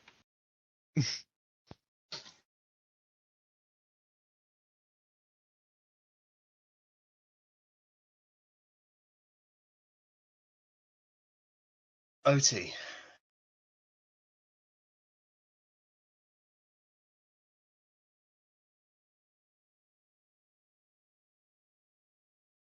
I want you to make a wisdom saving throw, please.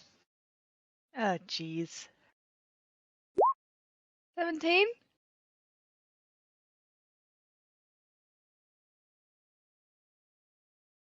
A presence is placed upon you. You get the feeling that you're being watched around midnight. I strip naked. Okay. And I start dancing around the room.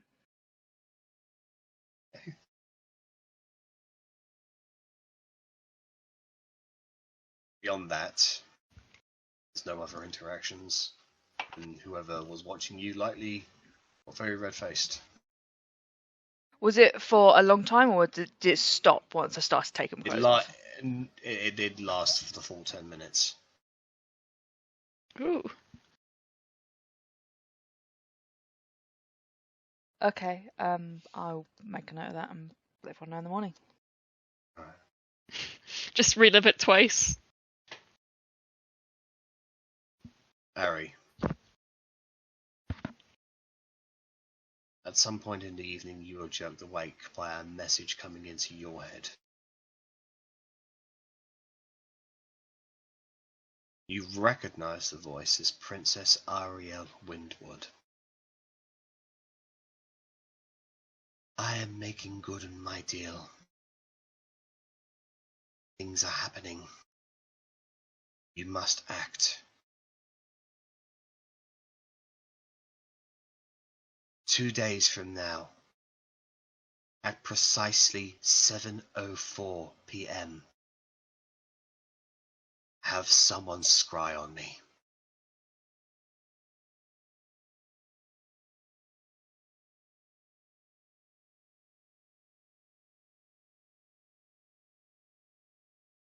I'm sure you saw our broadcast.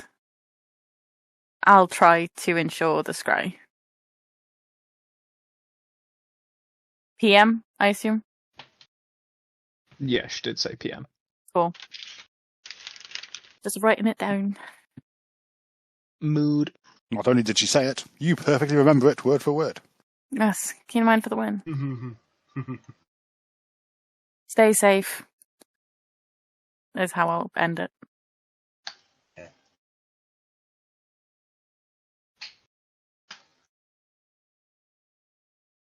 Okay. No more shenanigans happen that evening. You all come to consciousness fully rested, so you've got all your HP, your spell slots back, and the like.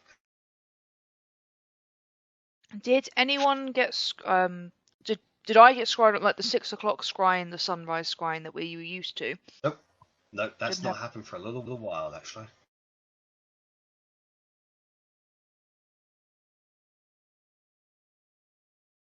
The books. Could I, if I went through the pages, would I be able to find the pages of the books that I saw in my dream? No. If anything, actually, I want you to make an intelligence check, please. Okay.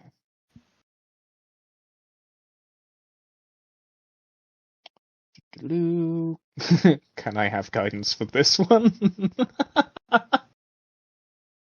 Sure, why not? Thank you. I've got a +1 to intelligence. It ain't good. A 19. 19's okay. Not good for a 20 Okay. DC, but you know. Alright. So, going through the books that you have, and remembering what your dream was and what you saw in it, because you spent a while looking at them in your dream.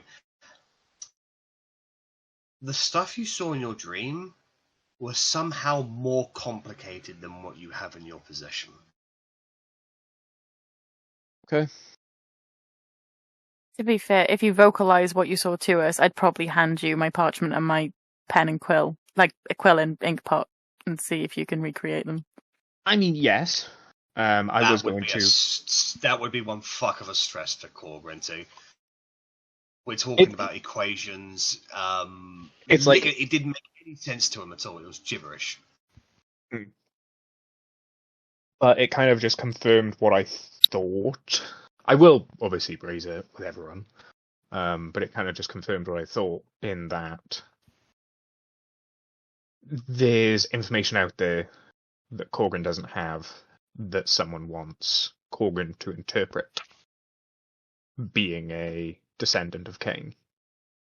So it's like, oh hey, you're his blood. This would make sense to you, right? This is like a 10th level spell, right? You read it. You make heads or tails of this. So, but yes, so I suppose kind of as I wake up, just anyone else weird dreams last night? No, I did get a message. Not quite sure. Yeah, same. Not so much a dream as a message, but I think my brother's onto us. I had a message too, rudely awoken by the princess. Do you know the princess? Yeah, we Yeah, met she let us out of prison once. Yeah, she helped us jailbreak. Oh yeah. Yeah, that'll do it. You might have knowledge, we just forget that Russ doesn't know. Yeah, of course we know the princess. Like, at which point I'll say, 2 days from now, 7:04 PM, Korgrin, can you try and keep a scry to the side for me? She's asked us to do that at 7:04 PM. Very specific, but sure. Yeah. It's very specific. I guess it must an be atomic important. clock? We got me. Fair I know point, when actually. 6 PM is, so. Be careful of daylight savings. What's that? What's the time difference between Meltokyo and I'd be very concerned if there was a time zone difference between the two. There is. It's universal time here. We're Chinese. Get over it. Gotcha. So it's not GMT or anything like that. It's just UT, Universal Time. Yeah, that's right. Yeah. That seems fair. I suppose kind of then at that point just kind of weird dream then for just me. All right, fair enough. Can you elaborate? Was it bad? It was pretty. If I hadn't seen shit by now, it would be pretty scarring. But you kind of just get jaded to it a little bit after a while. I saw my granddad's head on a platter. Had to reveal that myself. Kind of fucked up.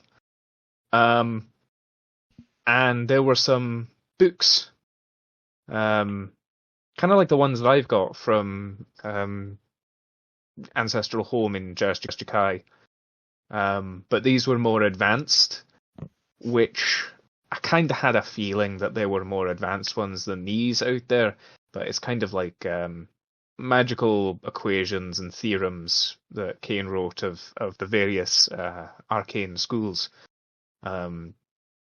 If I had to guess, it would probably be the people we don't really want to have this information, the king, head arcanist knowledge, etc., having access to them, but not being able to really understand or interpret them. There was a kind of weird presence at the back of my head that kind of kept making me try over and over. You don't think it could have been Marcus's book? From what I understand of it, Jack, was it like arcane theorem rather than because if it was clerical, I would have been able to like at least piece together this and that. That would have been more of a wisdom check. This isn't straight out intelligence. Yeah, no, this was definitely. There were multiple books as well, rather than just like his whole Marcus's holy book. This was like various volumes, all on rather specific pages, just trying to really get me into them. And then when I fucked up enough, because I'm not that great at interpreting, math. It tried to kind of burn me a little bit in my own mind, but I think I did alright. I think kind of resisted it, but I'd like to point out, I used to perform magic that could alter people's dreams. Did you get the impression it was coming from your own mind, or that someone was feeding it to you? That's a very good question. Allow me to think on it. Jack, was it a dream or was it like being led down a path? That's up to your interpretation. I suppose it was a dream, but it was a dream that I've not dreamt before. It was you've got the dreams where you go to soldier school and you're only wearing your pants, and you go to the shop and you buy your favorite like sandwich or meal or something. Like imagine putting all of monotony. Yeah, exactly. Imagine putting all of those things into the same dream to try and make it feel familiar. Like, does that make sense? Like, oh, hey, we know you like the colour blue, so we're going to paint all the walls in this house blue. And also we know your favourite, you like mahogany, so everything's made out of mahogany. It felt kind of like that, like it was an environment built for me. In my experience, then in that case, I would say that either this was all you, or it's someone who knows a hell of a lot about you, or your past. I mean, the burning of the mind was definitely a presence. That was someone that wasn't me. I didn't get a good read. Maybe next time if it happens again. But it definitely felt like there was someone else there. Did you recognize the voice? It seemed familiar, but I can't say I couldn't put a name to it, unfortunately. And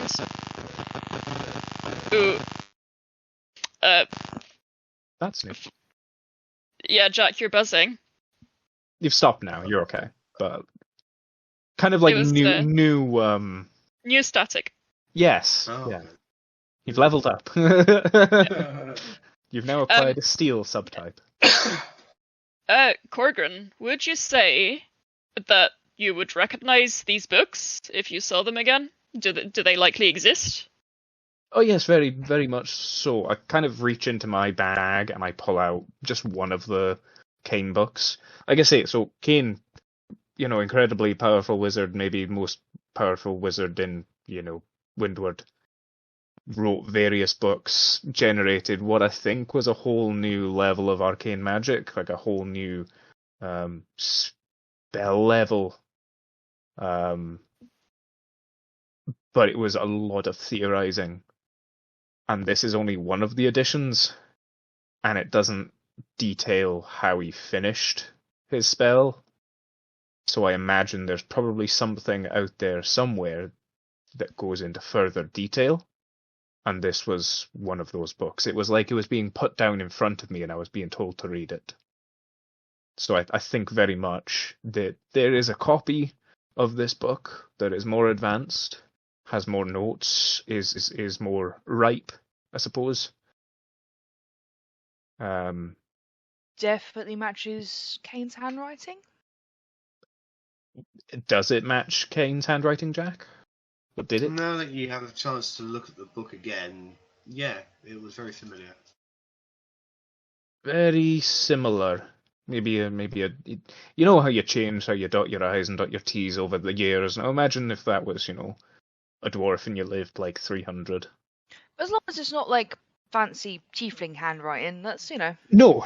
So it wasn't like someone had rewritten it. No, you're exactly right. It is very much still Kane's handwriting, just similar differences, but similar. Like you could put it down like, aye, that's his. You couldn't understand a word of it. Nope. I'm not very good with the arcane. If you put the holy word of our Lord Moradin down in front of us, I can read it blind. But unfortunately, the arcane is a bit much for me at times. You up for me reading your mind once we get to where we're going? It'll take me a while because I believe we have the detect thoughts thing. So if you can think of it, then I can look at it. If that's something that can be done, Jack, I can give it a go at interpretation. Yeah, certainly try. Yeah, because I can unattune from my fiend bow for a bit while we're in Parfadellum. And I can attune to that amulet, and then once we've had a go, I'll re-attune to my bow. Sure. Don't see the harm. Yeah, happy to give it a go. I mean, just if you do figure it out, don't tell me. Okay. What if it's something really important? Don't tell me. Okay, sure. I'll just tell everyone else. I don't want to accidentally repeat it in his dreams. Maybe it's best if none of us know. That's kind of what that was kind of my logic is, if you got given, I don't know, the spell that kills everything in the world, but only certain people could read it, would you want to be one of those people that could read it? I wouldn't be able to cast it, so like my magical abilities, I could probably kill a plant, and True. That would be with my foot. But then imagine if someone like, head arcanist knowledge was like, you can read it, I'll look through your eyes for a bit, and then I can read it, and then I'll cast the spell that kills all life on the planet. I think at first I thought this dream may have been an attempt to mess with you, but now maybe someone wanted you to interpret something for them instead of them doing the work. So. I completely agree. Wholeheartedly. So maybe it's best we don't know that we have this awareness, but lack the knowledge. I'll try and put a name to the voice. If it does happen again, I'll try and, if we know it's a friendly voice, if I can say, it's, I don't know, one of the dwarves from home. If it's the Grand Vizier for whatever reason, why ever he might be in my mind, that's fine. If it's someone that we're less than friendly with, then I'll try my best to not succeed. But like I say, just mainly letting you know, and if you do, you're still more than welcome if you want to sit down for an hour and try and interpret it yourself, Arri. But if you do figure it out, just don't tell me. I'll do whatever you think is best. If you are content with me too, and you think it's a good idea, just so at least one of us knows whether it's something that can help or hinder, then I'm happy to give it a go. But if it is, I'll keep it to myself if we do that until we know whether it's, Sounds like a plan. Thank you. bad or good. Korgrin, I'll take the amulet then and I'll start trying to focus on that. you didn't eat your grandfather, did you? Just checking. Like, He was on a plate. just clarifying, in real life or in the dream? Both, I guess. Because the answer's not the same, so you need to know which one she's asking. Well, yeah, just we need to loop Russ into a lot of things. There's a lot of holes in Russ's knowledge of what we've done. It's no to both. Really specifically on the platter, the head was like rotting, and it was maggots and flies. So you didn't eat your grandfather's head because it didn't look very appetizing, not because it was your grandfather's head. Aye, exactly. I'm just like, oh, your granddaddy, you're turning my stomach. Oh, just the other side, your good side, the one that doesn't have, the mold on it. That's fine. Food poisoning is no joke. Exactly. Gotta make sure your meat's well cooked. But no, very seriously, I did not eat my grandfather's head. Okay, well, out of choice. So I feel that would be pretty fucked up symbolically. So try not to do that if you can. Again, I think just seeing his head on a platter rotting is pretty fucked up anyway. But I'm inclined to agree with you. Okay, let's just all not eat our ancestors, I reckon. Probably for the best. Yep. Deal. And as you all guys agree on this, you've gotten yourselves ready for the day as you've been discussing all of this. You've got your equipment, you've got your stuff. You've said your goodbyes to Bella, your temporary farewells. I suppose everybody looks to Verity. I did the teleportation. Magic circle to Parfidellen. I'm a taxi. Well, But you have to go to every time. anything we want to do very, very last minute while we're here? Like, is there anyone want to speak to anyone? Is there anything that we, as a group, we need to notify anyone that we're leaving, or are we just going to dip? I mean, I told River last night that we were leaving in the morning. Okay. I would let them know that, that River would sort out a trade route with the woods by Parfidellen. But I don't think we need to tell anyone else. The less people that know we've left, the better. True. In my opinion, I think River seemed a little shaky when she was appointed Grandmaster. If it was on our way when we were leaving, maybe we could pay her one last visit, give her a reassurance, and make sure she's alright. On our way is relative when it's wherever Verity draws a circle. It's where we're leaving from. Oh my god, chill the... But yeah, we probably could.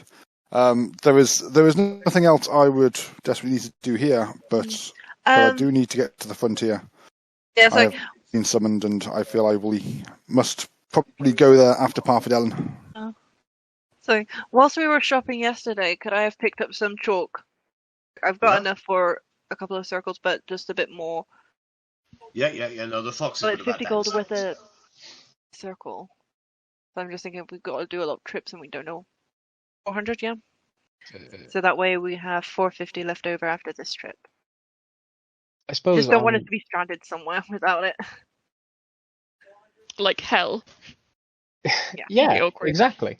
Could I pick up another 250 gold pieces worth of incense? Yes. Thank you. Ooh, no, I've got enough for another true seeing. That's fine. Cool. Thank you. So if 250 could be taken out of the bag, thank you. 50, yeah? 250. 250. 250. 250. 250. 250. So, just letting everyone know, today I will be preparing scrying, ones that other people can make use of. Word of Recall, which will be a clerical Need any teleportation circle. Nope, none at all. It is incredibly useful in that regard. So Word of Recall, Scry. I'll also go with Legend Lore, because there's something I want to check. So obviously if you have an item you want me to look up or someone you want me to look up and learn more about, be my guest.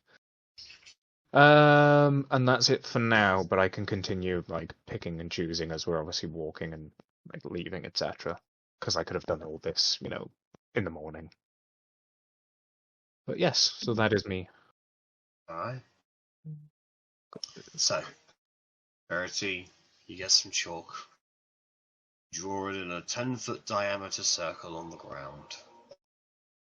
Begin casting. Summoning Cthulhu. After about a minute, the circle itself lights up. You'll have about 6 seconds to get into that circle. Boing. Alright. Rip. Bye. So, Sayonara. soon as you all jump into the circle, your visions disappear and it goes white, and it feels as if you're falling and falling and falling and falling until eventually you hit solid wooden ground. Ding dong. Next stop, Arthur Dillon. He's exited the train. As you all Find the gap. look around, getting your new sense of bearings, you're no longer in the August Temple, you are in that wooden shack in the woods. It's still a bit dusty, like intentionally so, as in it looks as if, made to look as if it's, not used or abandoned, as per your requests. Does it look like it's had much use since we've gone? Make a So I know it's been intentionally left like that, but perception check. yes, perception. I'm good at that. Ooh, 21. How you are today? You remember the state it was at when you first got here. It was messy as fork. Now it looks like it is intentionally left, like it hasn't been used very well, so chances are it has been used, but they've been covering their tracks very well. Okie doke. That's good. Soon as you guys walk outside, you are immediately surrounded by several half-elves with long swords, crossbows, longbows, as well as several half-elf mages on the hill. Halt! Hooker! It's the Guardians! They've returned! I really hope you all have a good reason for being out of that shield right now. And it best not be because someone came through the teleportation circle, because there's too many of you out here right now. The person who's leading them, a black-haired half-elf, sort of steps forward and says, we were selected because nobody really knew us. So we were safe outside the barrier as given permission by yourselves. This many of you. Well, In one we're place. all orphans and we lived on the streets. Nobody knows us. Loic selected us. Yeah, I can imagine there's plenty of people from the half-elf districts that just literally no one knew, so could probably get away with being out here, to be fair. Yeah, but there's many people in one area. If someone walks past and sees a troop of how many? 20 odd? You Almost are 30. way up in the mountains. Nobody really comes here. Oh, I don't trust anyone. Yeah, we've noticed. Oh, yeah. You literally, it's been almost 2 years, guys. Yeah. The lady goes on to say, well, it's good that you're back. There's been a lot of activity here. Supreme General Loic would like to speak with you as quickly as possible. He's called himself Supreme fucking General. Oh. Yes. God damn that guy. Guys, we can have this conversation inside. Can we go inside the dome? Can we go inside the dome? Let's go. Let's go. I have a message for you as well. Walk and talk. Shoot. Yes, she'll walk with you. She says, an individual by the name of Marriott. I believe you asked her to. Well, she said that you asked her to look after an individual of note. She needs to speak to you about this individual.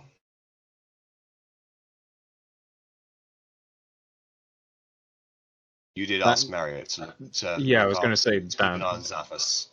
Yeah, that name did ring a bell. Oh, right, yes, that makes sense. Was Marriott the sister of Dublanc? Eric Dublanc, yeah. Yeah, she was the orphan keeper. Yes. Yeah. Yorp. Yeah. Okay. So, you guys quickly rush up the path, heading your way towards that barrier. I'm going to take hold of Russ's hand, so that Russ got way through. I prepared two jokes. Oh, I'm sorry. Because I thought you guys forgot about it. Oh. No, I remembered. I'm sorry. All right, never mind. So, Russ, as you walk up this hill and you come into like pretty much the very peak of the mountain, almost like an inactive volcano. Like there's a mountain range all around you, very high, sharp mountains, but the center is a flat land, and ahead of you is probably about maybe 500 feet away. There are a whole bunch of decrepit, run-down buildings, ancient, and you watch Rennas take a few steps ahead of you, and he disappears. And Verity disappears, then Arrabella disappears, then Korgrin disappears. And you're like, what the hell?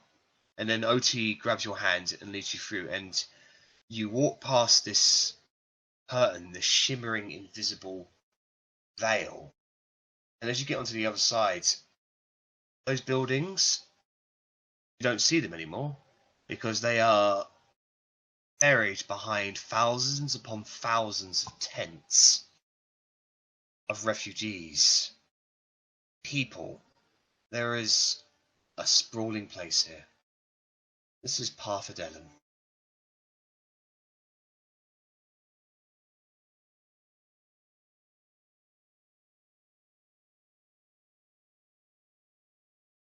What would you guys like to do? Well, I suppose go find the Supreme General. Yeah. Oh, I'd like to go see as well at some point later on. Never mind, it's something small. Your boyfriend? No. No? However, I feel like now that you've mentioned it, I do need to check in with my boyfriend. Yeah. Why is Korgrin just a bear for these absolute otters? Jesus. These fucking cubs, man. Every time you're saying this, I'm just sitting there like, what? And Verity's just gone, what? Bears are, in a gay relationship, the hairier... I know that much. I'm not that fickle, but I was like, what are you talking about? Korgrin has appreciators, and apparently they need checking up on. I'm just looking at the icons and trying to guess which one I'd ship with Korgrin, but I reckon Head Necromancer Guitarin. Oh god, no. Everyone's avoiding Guitarn for that reason. No. You want to start an in-game relationship with Guitarn. We were meant to bring a dragon from Ashoshka. I have Yaris's tooth. It's not a dragon. Yeah, but... it needs to be like 80%. We just left it just rotting down by Ashoshka's using it as a chew toy.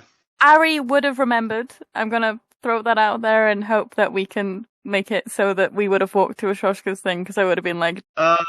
No, because just because you have keen mind doesn't mean you remember everything all the time at the same time. Like, you still have to physically think about it. Yeah, you need to tell me what you're going to do, because if you don't tell me, it didn't happen.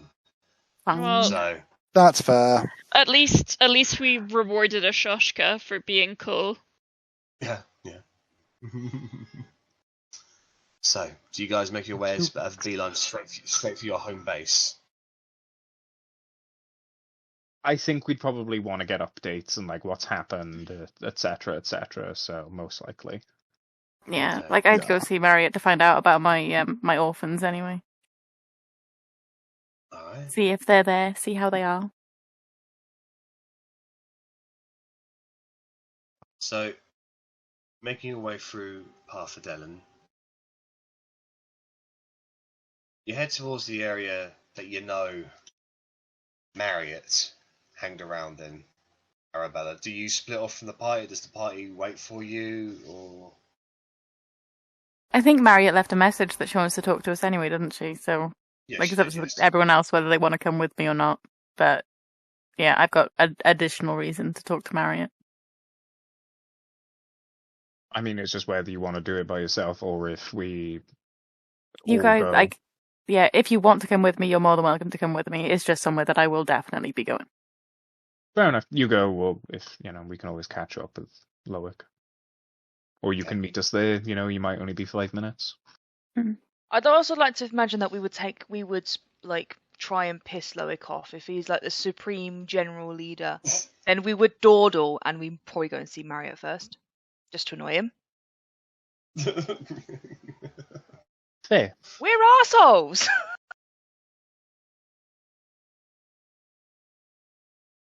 Well, he's a busy man. He's raising awareness of the best religion in the world. So just for your reference, Fiona, Loic Fiona's BRB. She does normally wear her headset going places, though, so she may still be able to hear us. Oh, well, I'll wait for her to come back just to provide exposition on who the hell Loic is.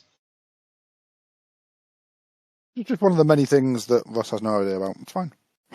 I'm gonna have to show Ross just around camp, and oh yeah, this is the place where Korgrin and Sane got into a fight and burned down some tents. And Have we welcomed her? Have we welcomed Russ to Parfadellen yet? Or just kind of grabbed their hand and dragged them in? Yeah. Yeah, but that's the thing, it's like taking your friend to a new city, and it's like, oh yeah, that's John's over there, and this is where I get my milk, and that kind of thing. And they're like, buildings, people, signs I've never seen, To be fair, I wouldn't be surprised if we're like this around Parfadellen, because we haven't been back in a while. True. Well, the buildings look improved. Like, there are certainly some new buildings. They've been busy. That they are building a place here, definitely.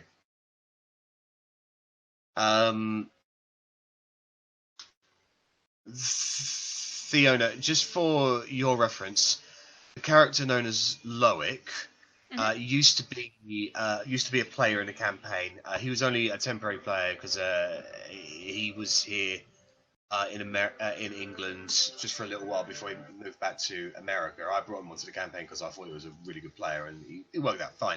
Obviously, once he went back to America, his character has been relegated to NPC, but it's still been a relevant part of the story. So the characters trust Loic implicitly because it is another PC, basically. Mm-hmm. Cool.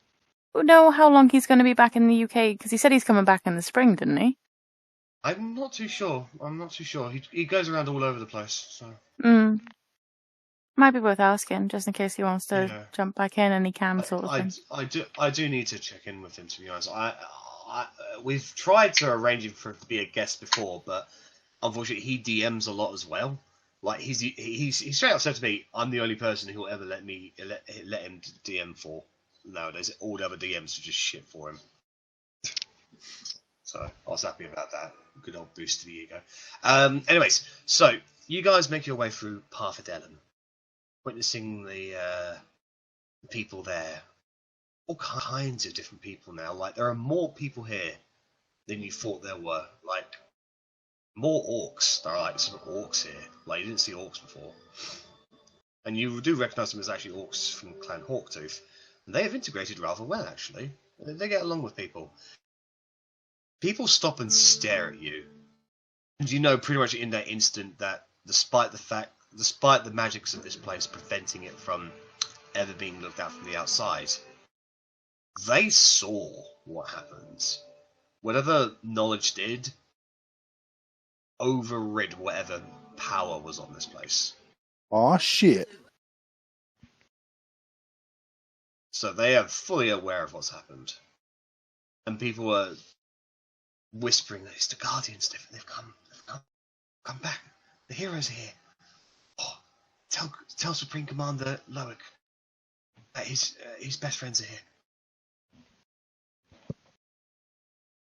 Making your way through the tents and coming up to more of the permanent buildings,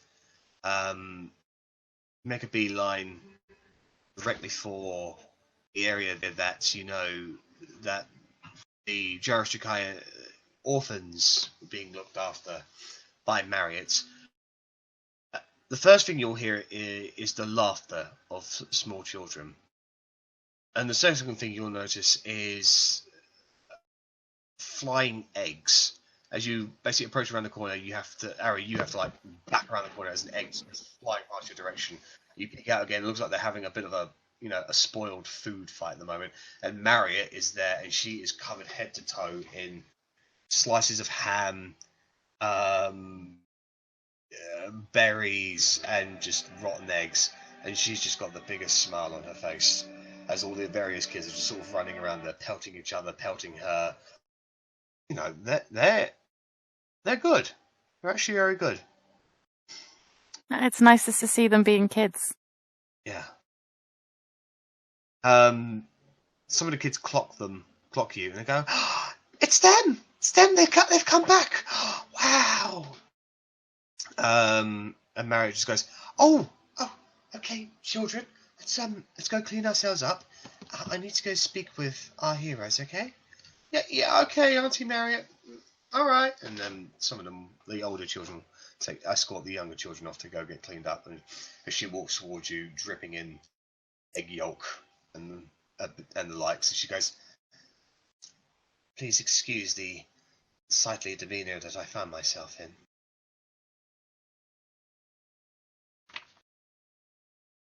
It's fine. I It was used nice to see you having prestidigitation fun. to clean her up. Oh. Thank you.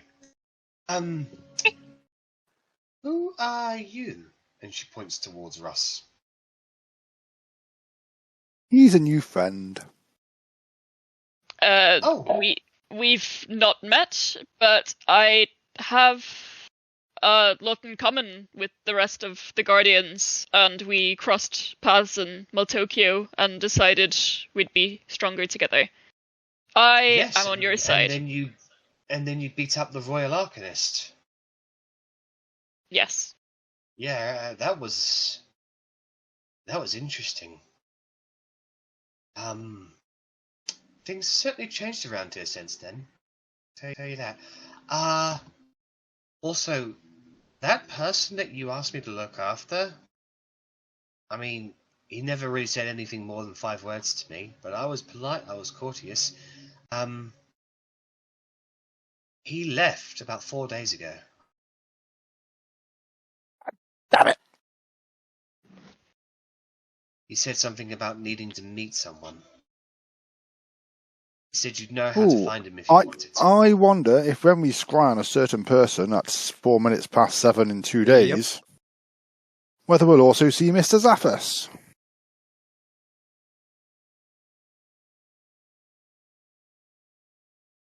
Well, he said if you needed to find him, well, he left a note saying if you needed to find him, you'd know how to find him. That there's something he needed to do. He needed to go meet someone. I mean, we can scry on him, we can send him, we can get in touch, but yes, it sounds to me like he's going to be.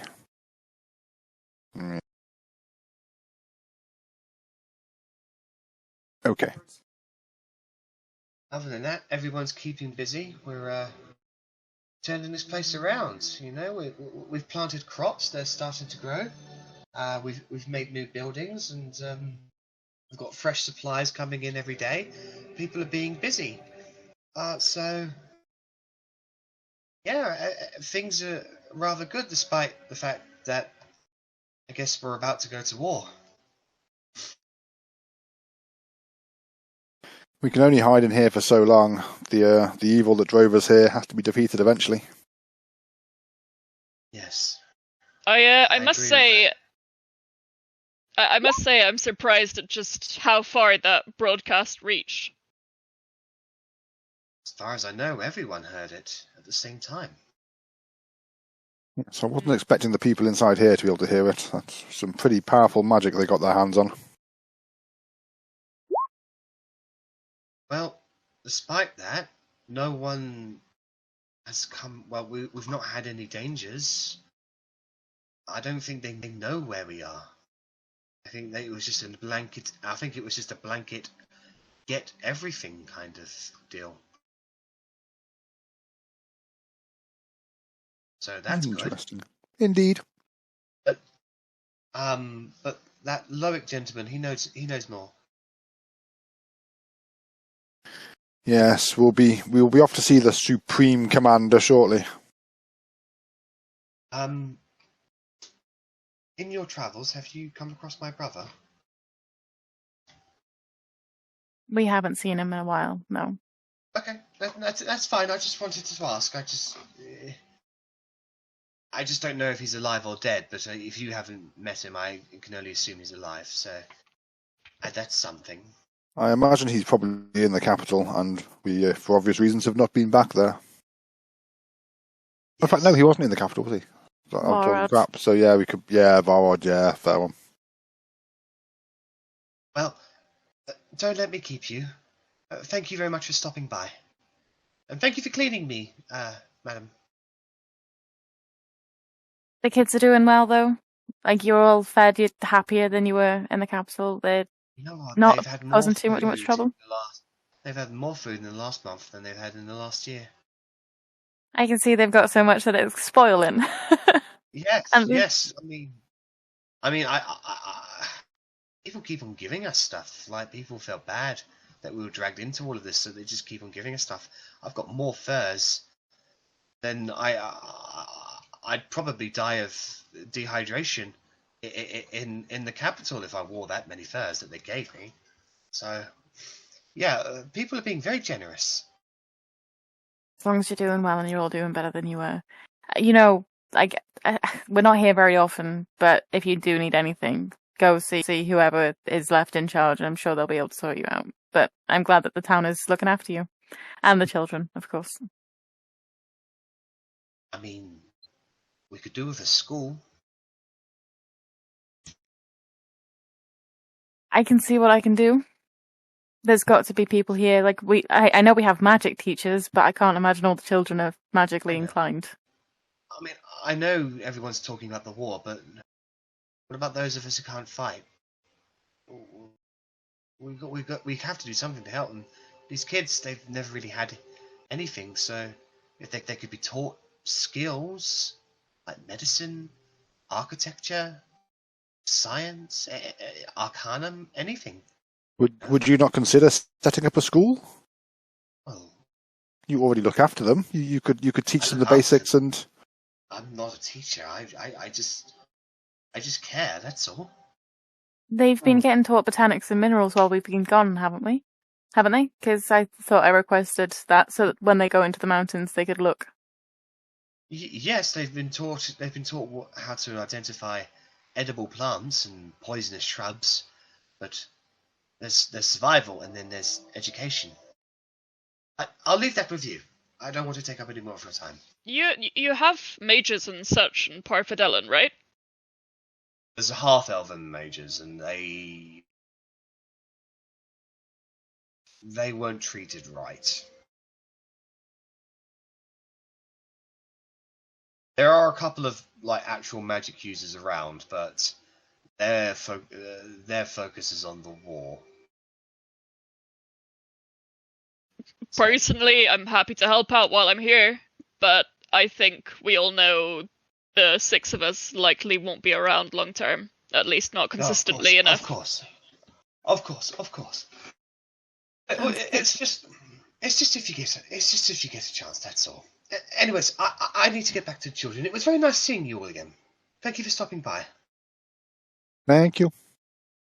And with that, she hurries off to the children, who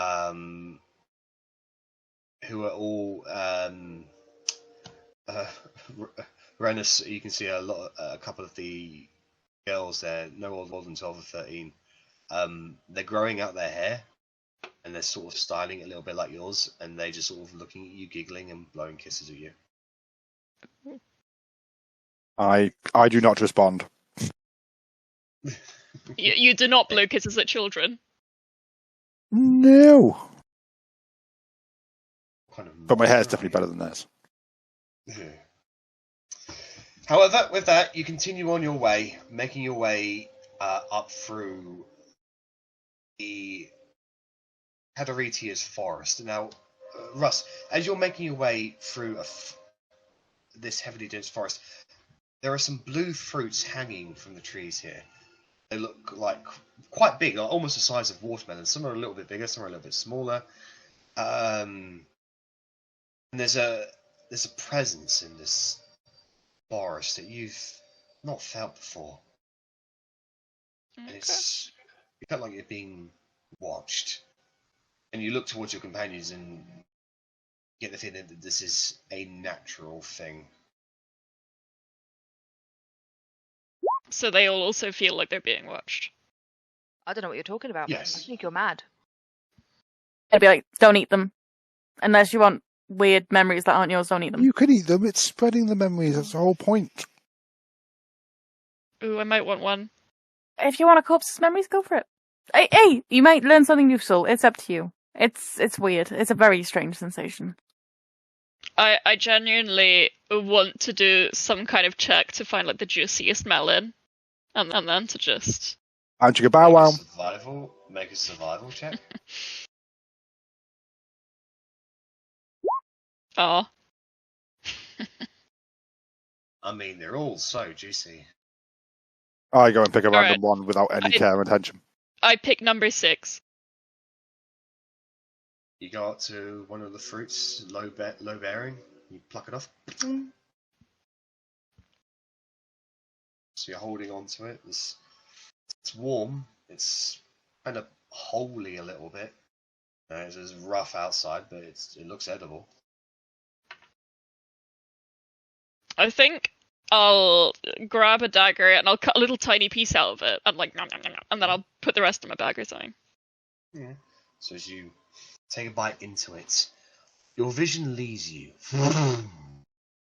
and there's a tunnel vision sort of thing where you seem smaller, and you're walking through a street somewhere. Buildings, you don't recognize them, but there's a little girl ahead of you. She looks out towards you. She seems to be a halfling. And you can see other people walk past you, and they're taller as well, and you get the feeling that you're a halfling as well. And this little girl looks up to you and says, "Come on, Daddy. You promised me we were going to get some treats." And then with that, your vision comes back to yourself. Oof.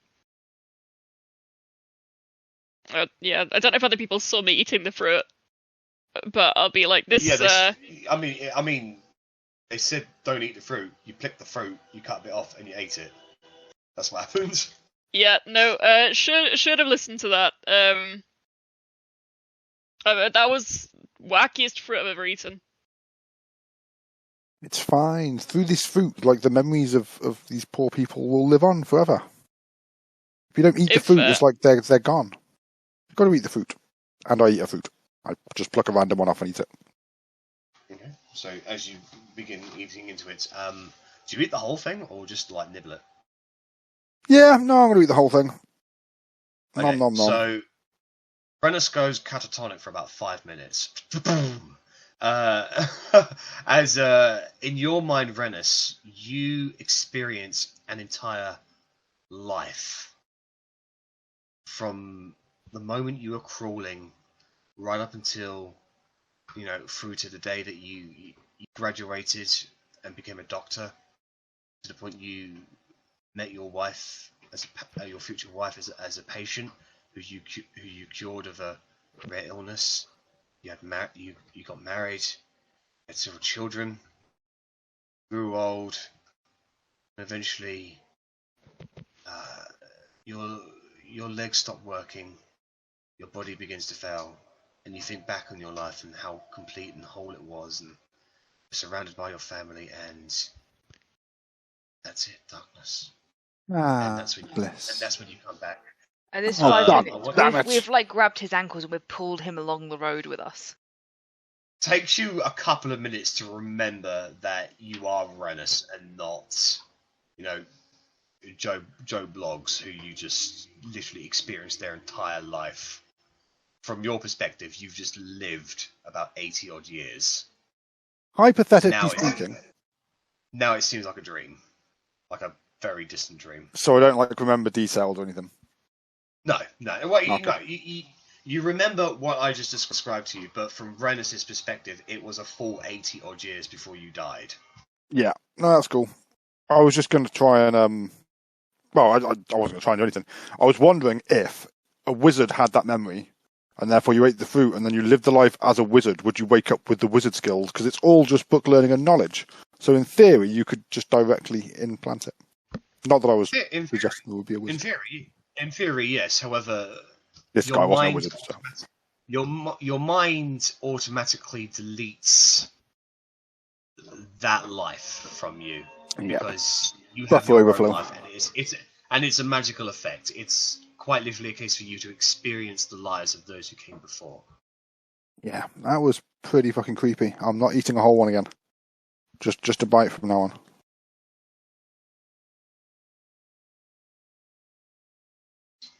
In any case, you make your way to your home base.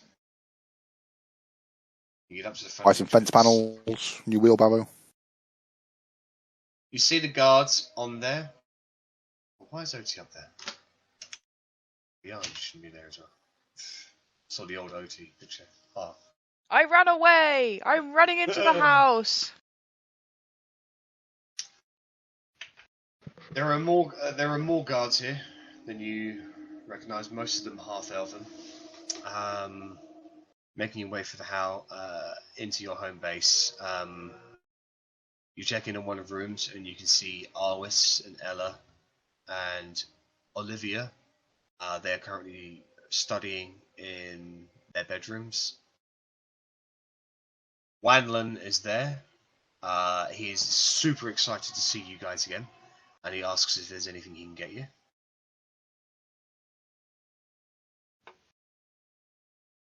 The phone. Did you say you forgot the phone? So did I. It's been about a month since I've seen you. You guys must be hungry. Your ass makes you tired. Can I draw you a bath? Can I flush your pillows? Where's the big lady with the silly hair? Oh, well, never mind. I'm sure she'll be along. Can you get us water and some just light snacks, please? Landon? Will do. And thank you. Like he clip-clops because obviously he's got goat feet. Russ, that was a satyr who was just super excited to see you. Is that the Wanian? Wanlon. Oh, sorry, I can't read. Yeah. Well, I can read, but not well. So, he's gone off to prepare water and snacks for you all. I can't remember who gave him to us. I know someone gave him to us, but I've forgotten who it was. One of the heads, Ophelia? Ophelia gave it to you. Yeah, memory for the win. As an attempt to bribe you to get onto your inner circle. Oh, he's our satyr. Yeah. Oh. He's your personal slave. I mean, butler. Oh. He's so annoying. Honestly, we don't want him. He has been thrusted upon us, and he does. He makes us turnip soup, and that's kind of it. He's very annoying. Don't get attached to him. Put him in the bag of holding.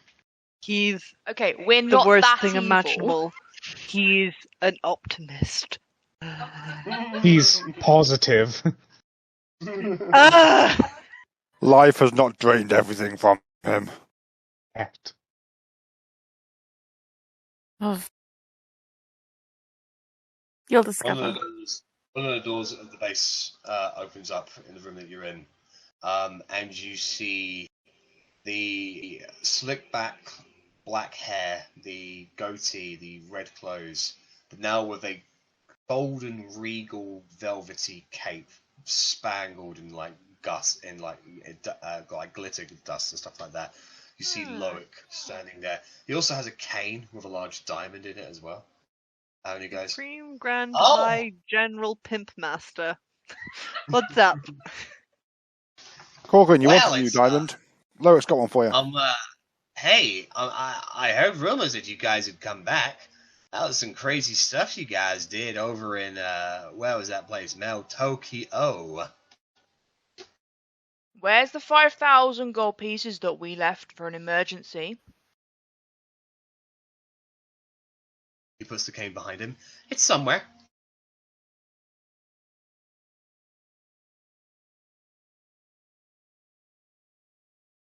Anyways, I'm glad that you come back. We got shit to talk about. Yes, we do, Grand Supreme Commander General. Oh, please, it's just Loic for you guys. I gotta put on a nice regal disposition as the new leader of the half-elves, both spiritually and militarily and culturally and, well, pretty much anything, really. As long as you don't let it get to your head and you become a dictator. Shall we go? Absolutely. Before we go, he spins the cane and points towards Russ. Who's this strange individual whom I haven't met? Hello. My name is Loic Ruvan. I am the anointed leader of the half-elves everywhere, really. I can see you're a half-elf yourself. Have you ever heard of the religion of the Observer? No one wants to join your cult. Wait, Loic, did we not find out the Observer was literally trying to kill you and, we had a big fight and had to, put it back in a fucking bottle? Yes. Why are you still worshipping that fuck? I'm not, because I am the Observer now. Right, okay, sorry, yes. So you are a cult leader. This makes sense. I'm not a cult leader. I am a religious organizer. Sounds an awful lot like a cult. Anyway, can we talk about the scouts that you send out and why you send out 25 of them in one group? For protection, really. But come in. This guy can be trusted, right? He ain't Edgar in disguise or something. No, we're not falling for that crap again. Well, that's good. I am one of the Guardians of the Forgotten, and I have the same concerns as everyone else here. I am also one of the Guardians Forgotten, one of the original ones. I was right there with them as they made their way into the city of Jarasuka. I've been with them in thick and thin many battles, so... Then you and I probably have a lot in common as well. Well, the sheer fact that you're a half-elf makes me trust you implicitly. I know you've been through a lot in life, and I hope to alleviate that in any shape or form. It's literally like a cult initiation. Like, welcome to our camp. Other people like you are like us. Are you trying to sell essential oils? Shh, I'm enjoying this. I think you guys might actually be related. Aren't you both blood of Marcus? No, I am. Remember. No, I was related to Wicker. Oh. So that Marcus fella does have some progeny. Well, that's cool. No, I was created with Marcus's magic. Well, the Observer was imprisoned inside of me because of Marcus. Remember, that's how. Yeah. That was all when I was a baby. So it's not something I had any real interaction with. Anyways, well, I'll get to know you a little bit later, Mister. But if these guys trust you, then I trust you. Come on. There's been some changes. That sounds ominous, Mr. Loic. Yeah. So, he leads you inside your familiar war room. There is a large map of Windward on the table itself with various miniatures on there with varying banners on there. He sits down. Well, after your little stunt yesterday, my people have been working overtime. In the month that you've been away, I've been sending people out left, right, and center. I've been getting daily reports of enemy oppositions and people of note, and generally where anybody who can call themselves a military force is going. I've already got a few people set up in Mount Tokyo. Got some tipper contacts down there that have been helping me out with that. So, yeah, here's the thing. The king ain't too happy about what you did, as far as I can tell. He's already moving. Imagine my shock. Yeah. We'd be ecstatic that we declared war. Well. Apologies, sarcasm natural to me. Please continue. Yeah. Well, as far as I can tell, he's called up his most top agents, and they're going to be. Well, they're heading their way to. They've either gone to the capital or are about to go to the capital. They won't be traveling; they'll just be teleporting there, as far as I can tell from, my spies and the like. But fact of the matter is, we are now at war, so we're gonna have to allocate proper strategy from now on. Have a look at this map.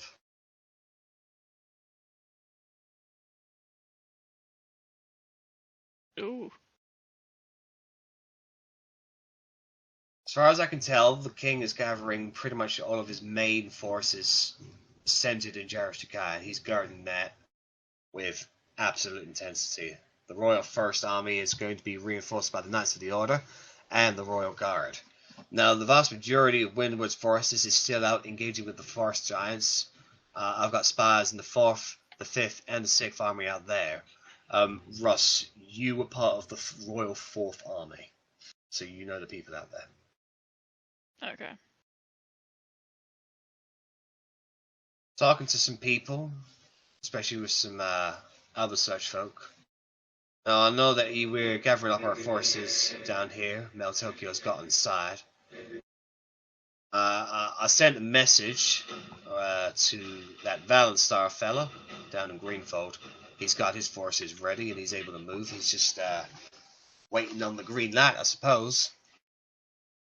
I also met someone very recently by the name of Visero.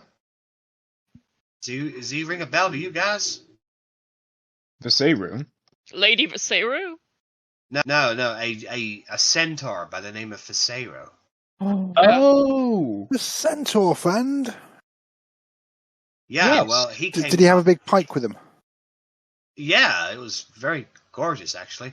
Well, apparently, word got out, and he was invited in to come pick up his son, that other centaur fellow who was around here.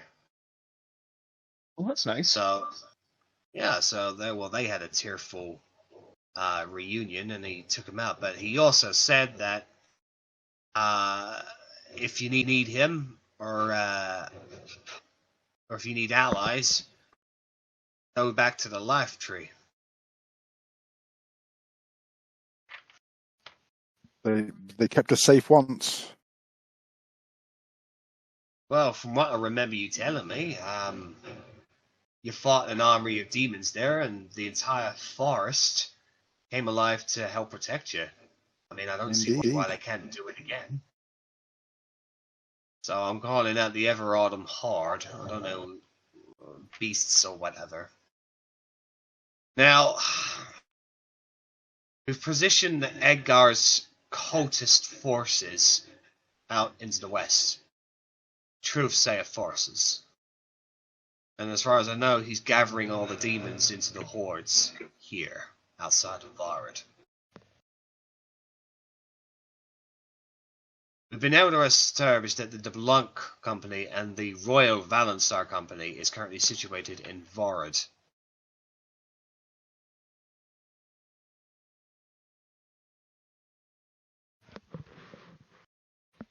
We also know the Royal Second Army is currently boxing the dwarves of that Philly Durzan place that you're from, Korgrin.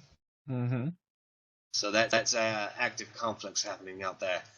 Also, we know that I'm afraid to tell you this, but that Goliath the Mighty, that red dragon, well, it looks like he's teamed up with our enemies, and he's gathering some forces on No Man's Isle after the Goliath.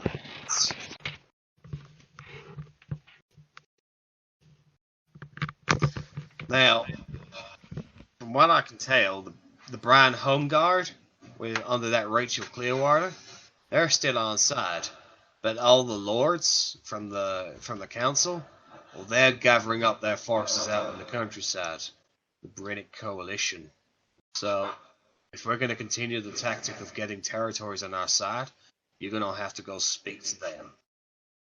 Do we not know whether they're on board or if they're aligned with Jakai?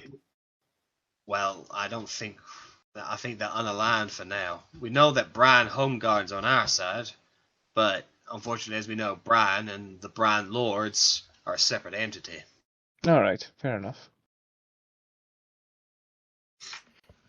We know that as a consensus of free folk, halflings, gnomes, fearbolgs, and the like, they've been gathering in the forests out there for a little while. They're not allied with anyone. Now, Fort Might has been recently reinforced when they got themselves a garrison there. Damn. So it comes to my attention that the Tippers HQ is out here in the frontier somewhere. They'll be very strong to get them on board. I suppose you happen to have come across any teleportation circle symbols throughout there? No? As a matter of fact, I have. Loic, for the first time you've done something right. I'm very impressed. I've done plenty right. You just refuse to admit it. Now, Vard is gathering up their forces as well, their own home forces from the Prime lands. Of course, they call themselves the Vard Primes. We know that Vard is currently under the command or the control of the Knights, and their people are being subjected to awful demonic experiments, but we don't know if Vard itself is actually allied with them. They could be brainwashed, or they just could be helpless prisoners waiting to be rescued. So I would say, if you're going to go to Vard, you need to meet with the lords there, see if it's possible to get them on side, because if we can take Vard away from the enemy, then we can box them into one side of the country.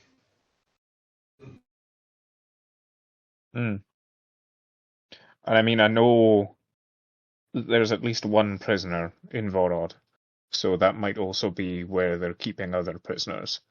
The same might be said for Fort Might. So, you know, in taking you know, those aligned with the king away from them are also bolstering our own numbers. Wasn't Vorod where the people were sending the people who got arrested when we were in Brine? When people were arrested in Brine, they were sent to Vorod. To be turned into demons or to be used in demon summonings. Mm-hmm. So potentially, if that's still happening, I don't think it's happening since Rachel took over. But if it's going to be, there's going to be people there who's going to want to get out of there. Mm-hmm. Now, of course, there's also the frontier. The collection of peoples down there. It's not really a collection of lords, it's more of a collection of free towns that sort of come together.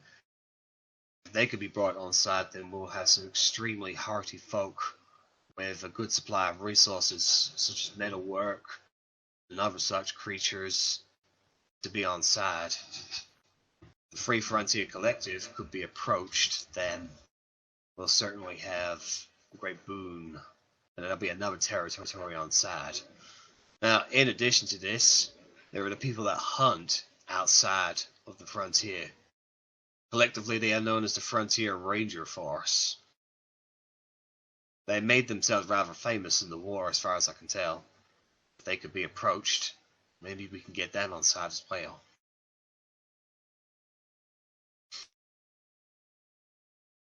As far as I know, in the south, there is a collection of gnolls, quite a large number of them that have been going around causing all kinds of havoc. As far as I know, they have not allied with the Truthsayer yet. They call themselves the Unagu Crusaders. Want to get them on board, I suppose you get to them first.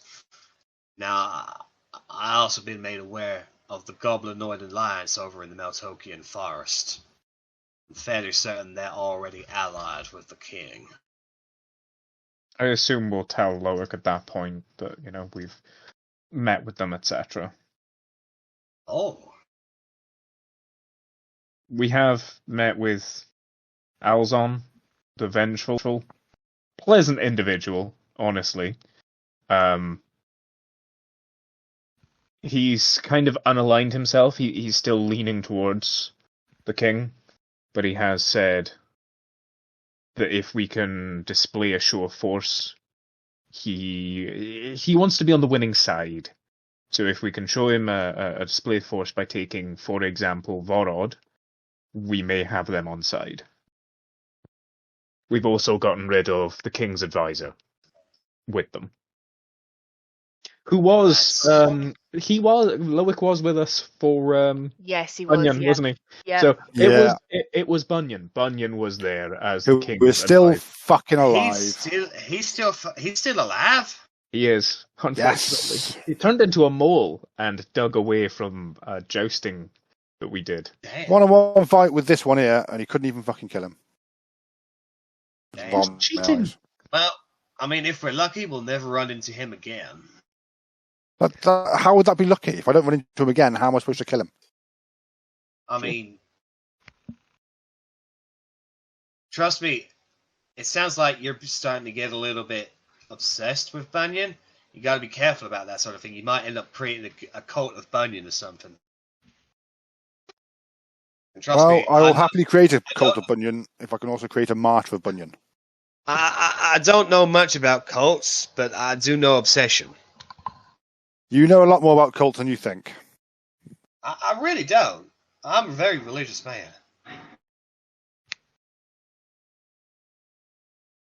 Now, I know that you've been that cowardly Vectra last got sighted up here.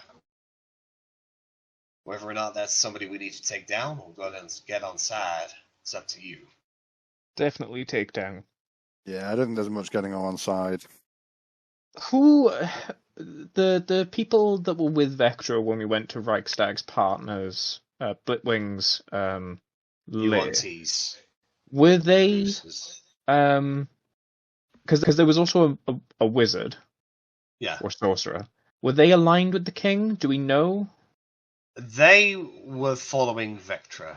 There are specific individuals as well who worship dragons. They were those two kinds of people. So Vectra had kind of forces of his own. Now Vectra, I don't see being the type that would resist a stronger dragon, shall we say. We know that the Chromatics sided with Argoneth before, and if Goliath already has, again, I would guess Vectra would probably do the same. So I assume Vectra will be something that we need to take out at some point. I think we have a chance of getting a Vortidrax. Also remember how the king basically asked you guys to kill Vectra. So I don't think there's any love lost there. No, but that's what I'm saying. He might be persuaded with force and not being given much of a choice. You know, if Goliath were to learn of his location, he might just say, "Congratulations, you're working for the king now." And Vectra would be like, "Looks like I'm working for the king now." Just food for thought. Would dragons be considered susceptible to Put your mic down, George. Would dragons be considered susceptible to the Titan save that I now have advantage on? Like what what's her face? Iron Lady. Oscar. Yeah. Like, was susceptible to? No, dragons aren't that primordial. Okay. I was just wondering if, like, that's how they would get him to do what they want. Never mind. No, Vector's just a fucking coward. I was going to say, like, I'm not sure how I'd feel about having someone who could so easily turn on us on our side. I'm not fighting alongside him. He's just going to die. Yeah, even if we show force, if he goes into a fight and we some reason lose, he's going to turn on us the second it goes south, so... Well, that's something I think we're all in agreement about that. Now, other such things that I've heard rumors about, up in the very far north, there are eagle tribes. A sizable collection of them. I heard that Dag Hammerhell, he had a friend, an Arakocra, who fought with him for a little while, but he died in the arena in Jericho. He's the one who actually told me about them eagle tribes up there. I mean, if we could get that on side, I mean, we'd have an aerial force. That'd be good. True. Also, we've got very kind of good. That's our aerial force. Over out towards the west and a little bit north, I know that there are a large collection of druid clans that are trying to fix the lands that were killed during the last invasion of Argoneth. Druids are massive, powerful people. If they could get on side, that would be very beneficial for us. Could you just flick back where the forests were burnt randomly on the map, how close they are to the druids, please? Basically, it's pretty much all those forests there, really. It is those ones. Okay, that's one. Yeah. Now, I've also heard of our resident silver dragon that there is a very powerful silver dragon out in another land across the sea.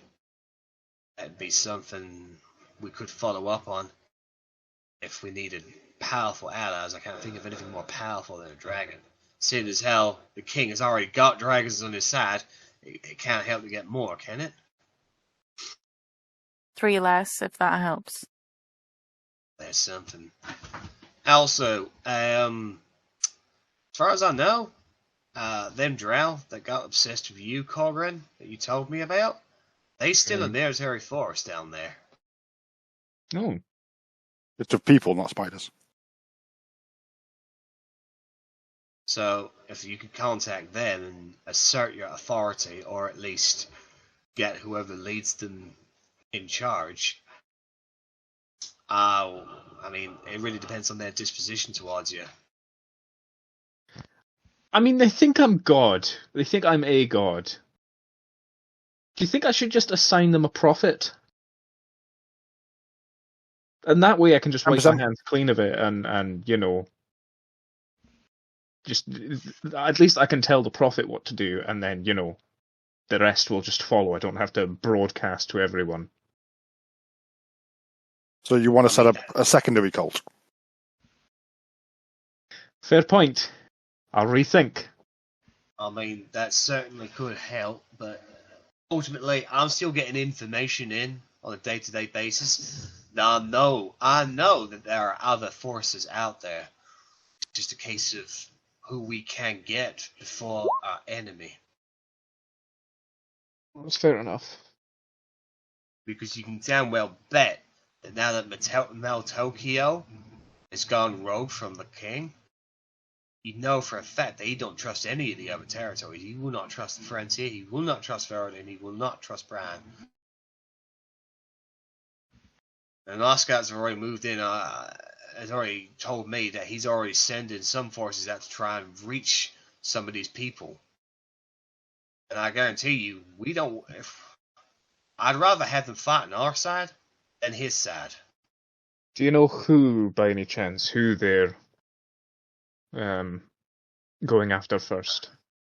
I couldn't tell you. I just know that they are moving. Okay. You want to consider moving Greenfold here? But it does leave Greenfold empty. It does, but it leaves the people of Greenfold safe. It's just what's in Greenfold is the issue. Exact. That's what I'm saying. If we could find, I would suggest we keep a military presence in Greenfold just to protect that Goliath of your grandmothers. Well, this is if there is a way to try and get the free folk on board, then between Valenstar and Freefold, there's enough people there to make it look like day-to-day going round. We could potentially do that.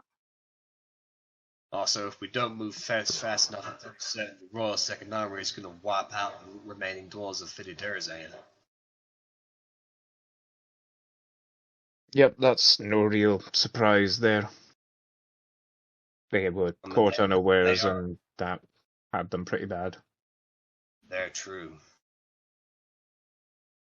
Now, I'm still getting in information, so as soon as I know of any other particular forests, either inside of Windward or out, I will let you know.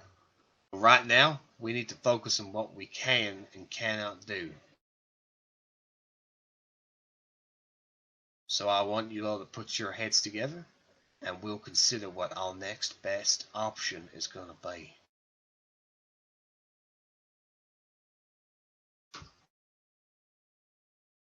So,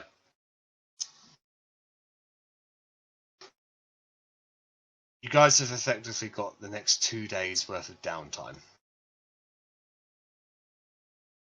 So I mean, that it's not basically really gives you going to be guys- downtime, is it? If we're going to be discussing war plans, 2 days of war plan planning. Yeah, war plan planning, basically. So basically, what you guys want to do, based on the information you have currently now, don't mistake me. There is more information that will be developed as it goes on, but there will be a certain point where you will have to decide if you have enough versus if the enemy has too much. The longer you wait, it could be beneficial or very unbeneficial for you. It really depends, but you guys need to decide when you want to march your forces out and who you're going to attack first. The end game is obviously to take Jaroshikai, take down the king.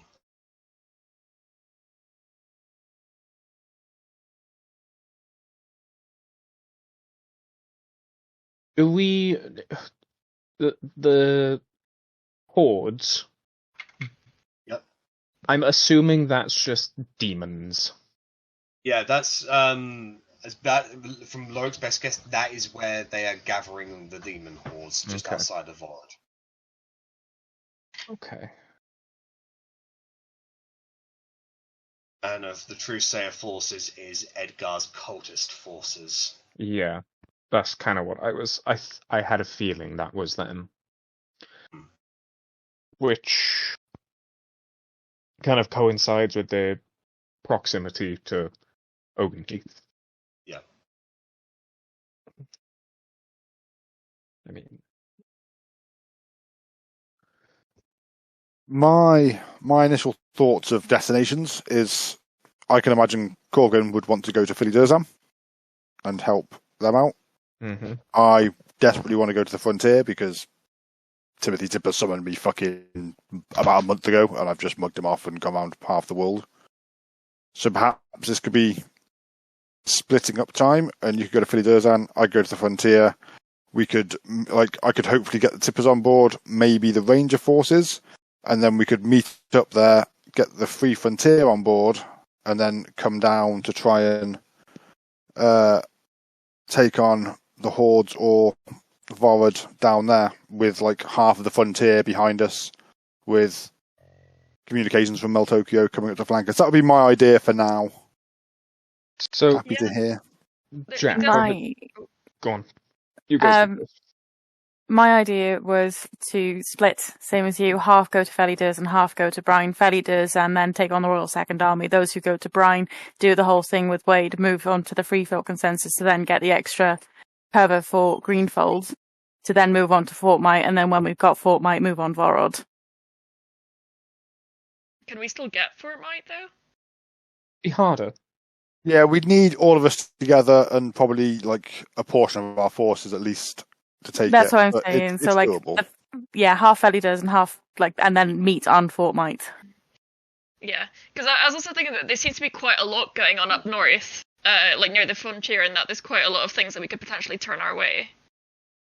But I feel Rennas is definitely going to be heading to the frontier, and at this point, even if he has to do it alone, because I just kind of have to, because I was summoned ages ago, and I do still respect the Tippers, and plus Timothy Tipper has got loads of knowledge. I've just found out that Blade knew my my father. So there's so much shit that I really want to get from there that would definitely be top of my list of where I want to go. Unless we split into 3.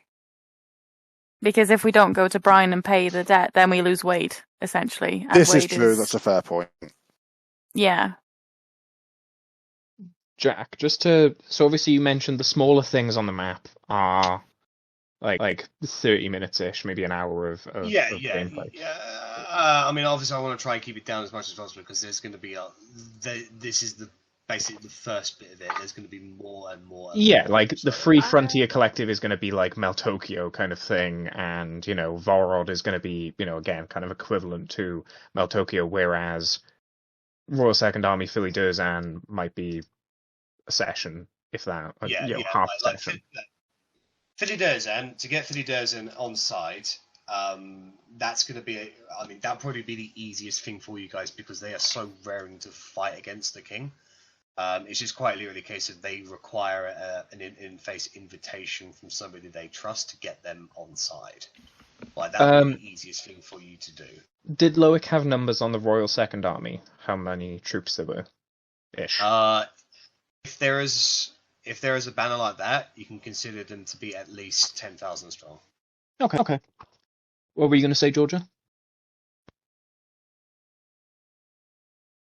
During the 2 days downtime while everyone else is making plans, I can just go to Brian by myself and get back real quick.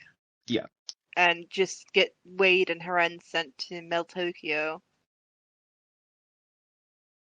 So then Lady Verity can start paying. Well, that's certainly something we'll be able to, we can roleplay on the next session. So I'm just saying that's just a quick thing Verity can do by herself, and maybe talk to the. I'd still Brian? suggest taking someone with you. I know it's like a nice quick thing to Brian, but I as much as separating the party is bad, single party things are worse. Minimum, I think we'd probably need 3 groups of 2, the absolute minimum. One person going off by themselves is not going to end well. No, I mean, we could have like one caster and one kind of martial or half caster per pair, and then we at least have the ability to heal everywhere and that kind of thing. Yeah, there's spells everywhere. That makes sense. I'll let you guys discuss it over the course of the next week or so. Right. What it is you want to do. At the end of those 2 days, 7 o'clock in the evening comes. Are you guys going to want to do that? Right. That's the rest of you. I mean, yeah, it would just depend on. Obviously, Korgrin can do that by himself wherever, whenever. Obviously, just at 7:04 on that day. It's just whether it's with everyone about to immediately disperse knowledge or. I mean, I'll assume Verity will be back in that time, regardless of any outcome. True. Yeah, and I would be with you no matter what, because that would be something that would be playing on my mind for like the whole 2 days. That's fair. Then, I mean, if that's something you want to do with us now, Jack, obviously I'm conscious of the time. Yeah. Then That's fine. It'll be a quick thing. Then obviously I've got some things in the 2 days, but that is everything. That is something that we can all be a part of, the scry. So yes, let's go for it. I will scry at 7:04 in 2 days' time. Okay. So when the 7 o'clock comes around, you all gather. You prepare the spell.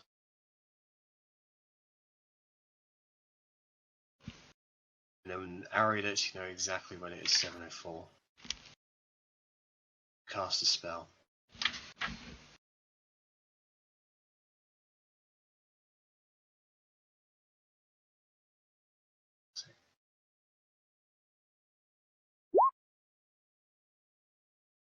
Your spell save DC. Does she have any pluses to that 414? Why would she resist? She's literally told us to do it. No, you can't not resist it. Like, It's just something that happens. Oh, okay. I did not know that. Does she have any pluses? No. Then that is a failure. My spell save is 16.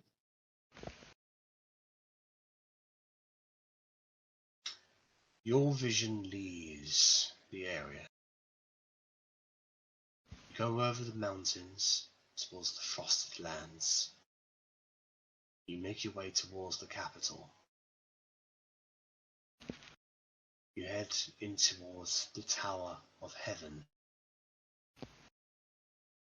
Go amongst various white marble corridors. And eventually you come to a dark room. Inside this room there is a large table, round. You can see Princess Ariel is hurrying back to her seat.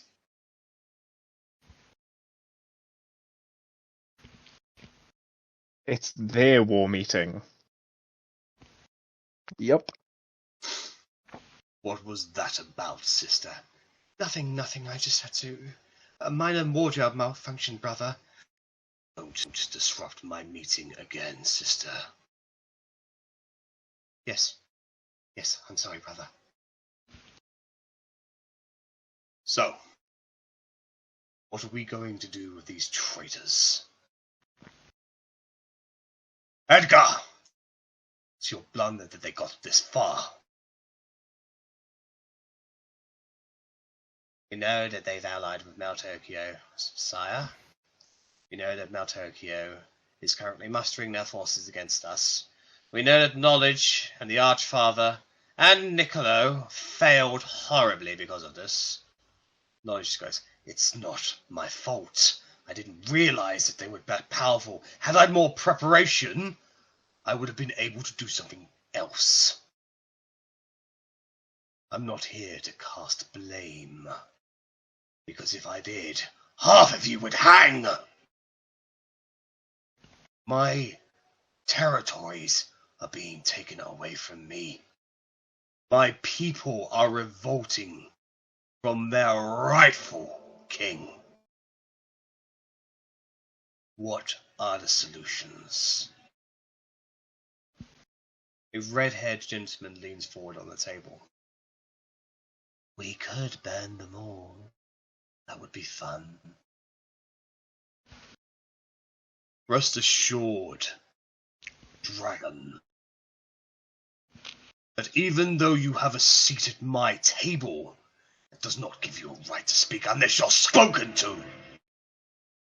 I could burn everyone in this room. At this point, Edgar leans in and says, I cut your head off before you even had a chance, lizard. Everyone in this room is powerful in their own right. What about that one over there? Rubor has proven himself to be an exceptionally skilled individual, very trustworthy, and, of note, he is the progeny of Marcus, and he's promised us his blood, the ritual. You do your country a good service, Rubor. It's my honor, my king, to be amongst your presence. Good loyalty, that's what I like. I want loyalty from every single one of you. I will not tolerate this. I will not tolerate treason. I fought too hard and I have sacrificed too much, gained too much to let it all go. We nearly lost with Melchiah. We will not lose with Zaphus. Ariel, he was your pet project. How did he get out again? It was the traitors, my lord. They released him. And how did they know he was there? I can answer that one, my king. They simply cannot resist rescuing people. It's a weakness of theirs. How are we going to turn that into our advantage? We need them. The chances of them dying in a war are higher. Rest assured that everyone in this room knows precisely why they need to stay alive. And I will kill anyone who changes that. I have a secret weapon to use against them. And if they get a little bit too uppity, I'll use it.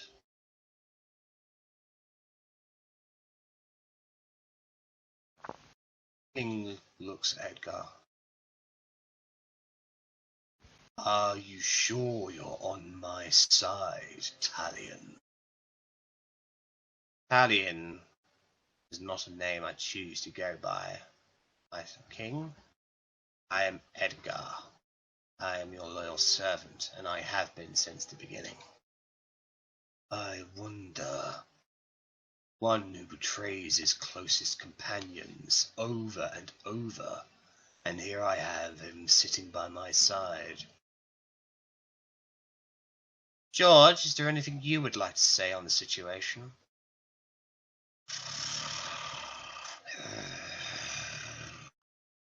Yes, I thought so.